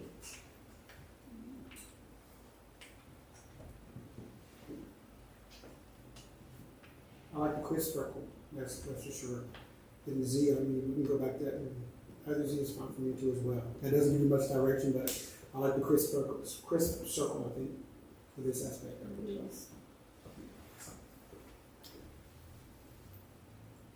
Like for me, I don't know if the red background and a white Z is maybe where we wanna go. I don't know. I don't know. But if we could change the color of it by lighting. No, I mean, we could, No, of course, we not could on the change- directional signs. But not on the directional sign. I like it better than the swirly leaf and toilet paper. This does not remind me of toilet paper unrolling. I just had a thought. I'd like to ask Chris Bird, what do you see on the side of your fire truck when you see that? What do you visualize? Yes, I put you on the spot. Yeah, so It's putting out fire. It's like, I But don't it's- care what it looks like. I see us being more of a user of the more governmental identity. The official one that's. Yeah, that's clean. and less of this Z. I think Aaron made a good point in some earlier meetings that some departments, like Parks and Rec, would gravitate more towards this. Mhm. Some may do a mixture. I think for us, we're going to gravitate towards the more governmental identity.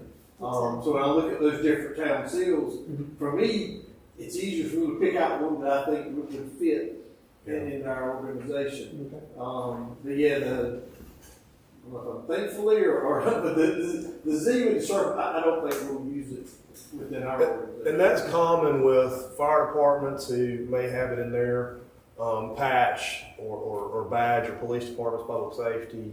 Usually it's part of that larger construct, but usually, not always, but usually it's more that official governmental identity that lands there. Okay, the next person, definitely Chief, I don't know you, if you know what's coming, I'd like to know your input as well. Yeah, I'm a traditionalist, and I like things that are classic looking, and so I agree with Chris Perry, we would lean towards the government. Yeah. With a very traditional kind of font.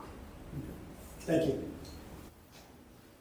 I would be the opposite. If you look at the public works, the public works vehicle that you showed up there previously had the seal, and then underneath it, I think we'll never see the seal riding down the road. Unless the trucks going down the road, we're not sitting anywhere, so we would probably want to do something a little different.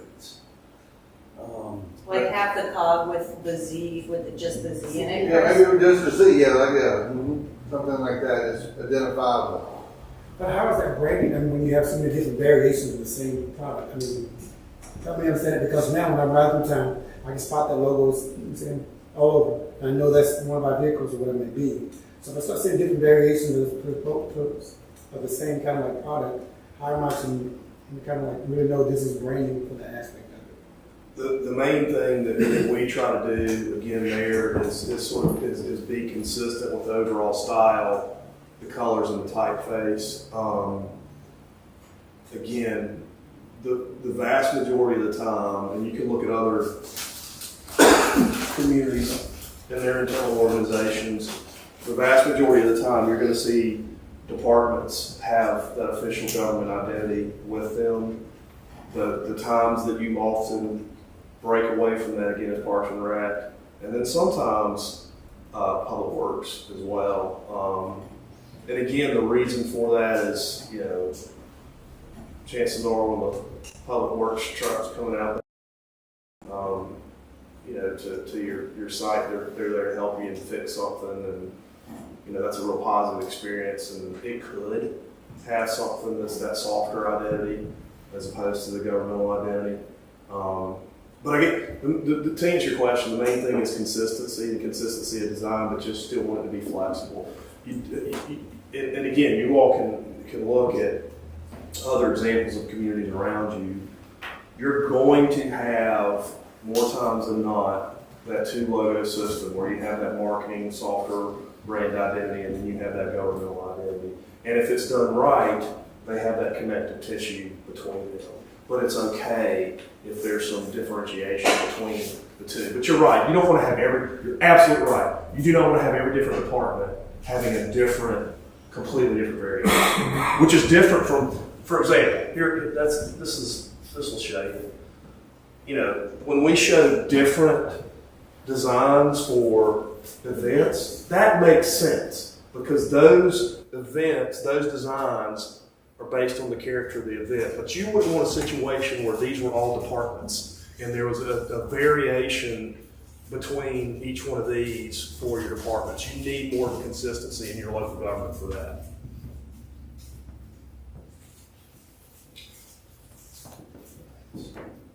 Could you go back to the wayfinding one more time? Have you heard enough that you can develop some mock-ups that we can deliver to them January? So we're talking about the latter half of January. I think so. I think the main thing is the actual shape of the Z and the colors. That's what I'm hearing. The circle, the tight circle, the fact that it is a Z. I think everybody agrees with that. And what we can do is we can just generate some examples. And I think maybe it's this is the one we want. You know, maybe we have, you know, just like we've shown 2 examples today, maybe we have a few more variations, and that's enough for y'all to say, this is it. And we can illustrate that on signs too, easily. And I think Commissioner Clark has mentioned about maybe switching the Z's under one of the diagrams. Right. Mention the more curved Z. Well, the way it is right which there. is what this is. Yeah, exactly. You're right. See what that looks like.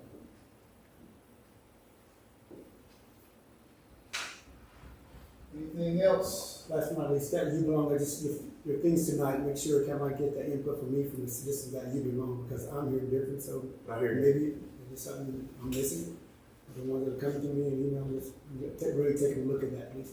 I will. I'll ask them when we present that tonight. I'll actually call that out and get people's thoughts on it. Thank you. But as you said, you belong wouldn't have to be used on it. I mean, Right. it's available if you want to put it on there.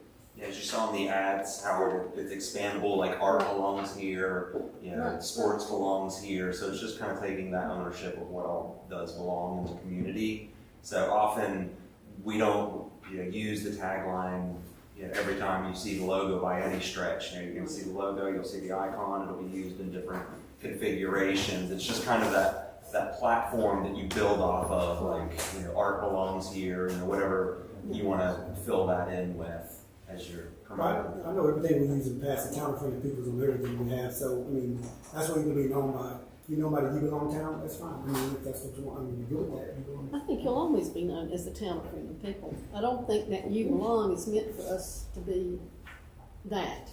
It's to make people feel like things belong in this town. You do that by principles and policies in place. You don't worry about the word, you do that by your actions. I mean, I understand what you're saying. It's not that complicated, but You Belong could be a sub-tagline that you use for art, music, bagpipes, whatever. It could. It absolutely could be. Yeah. Could be. It could be, for sure.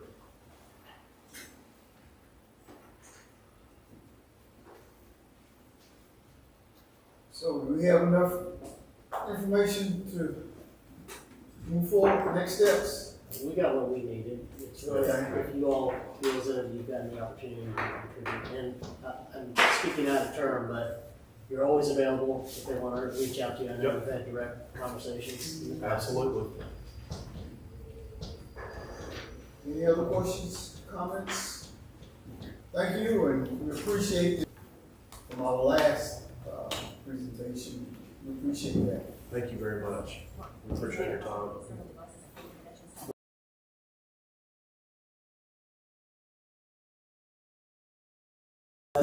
Electronic police. What I can do is I can save it as a PDF and send it out that way where y'all can have it. So, no problem.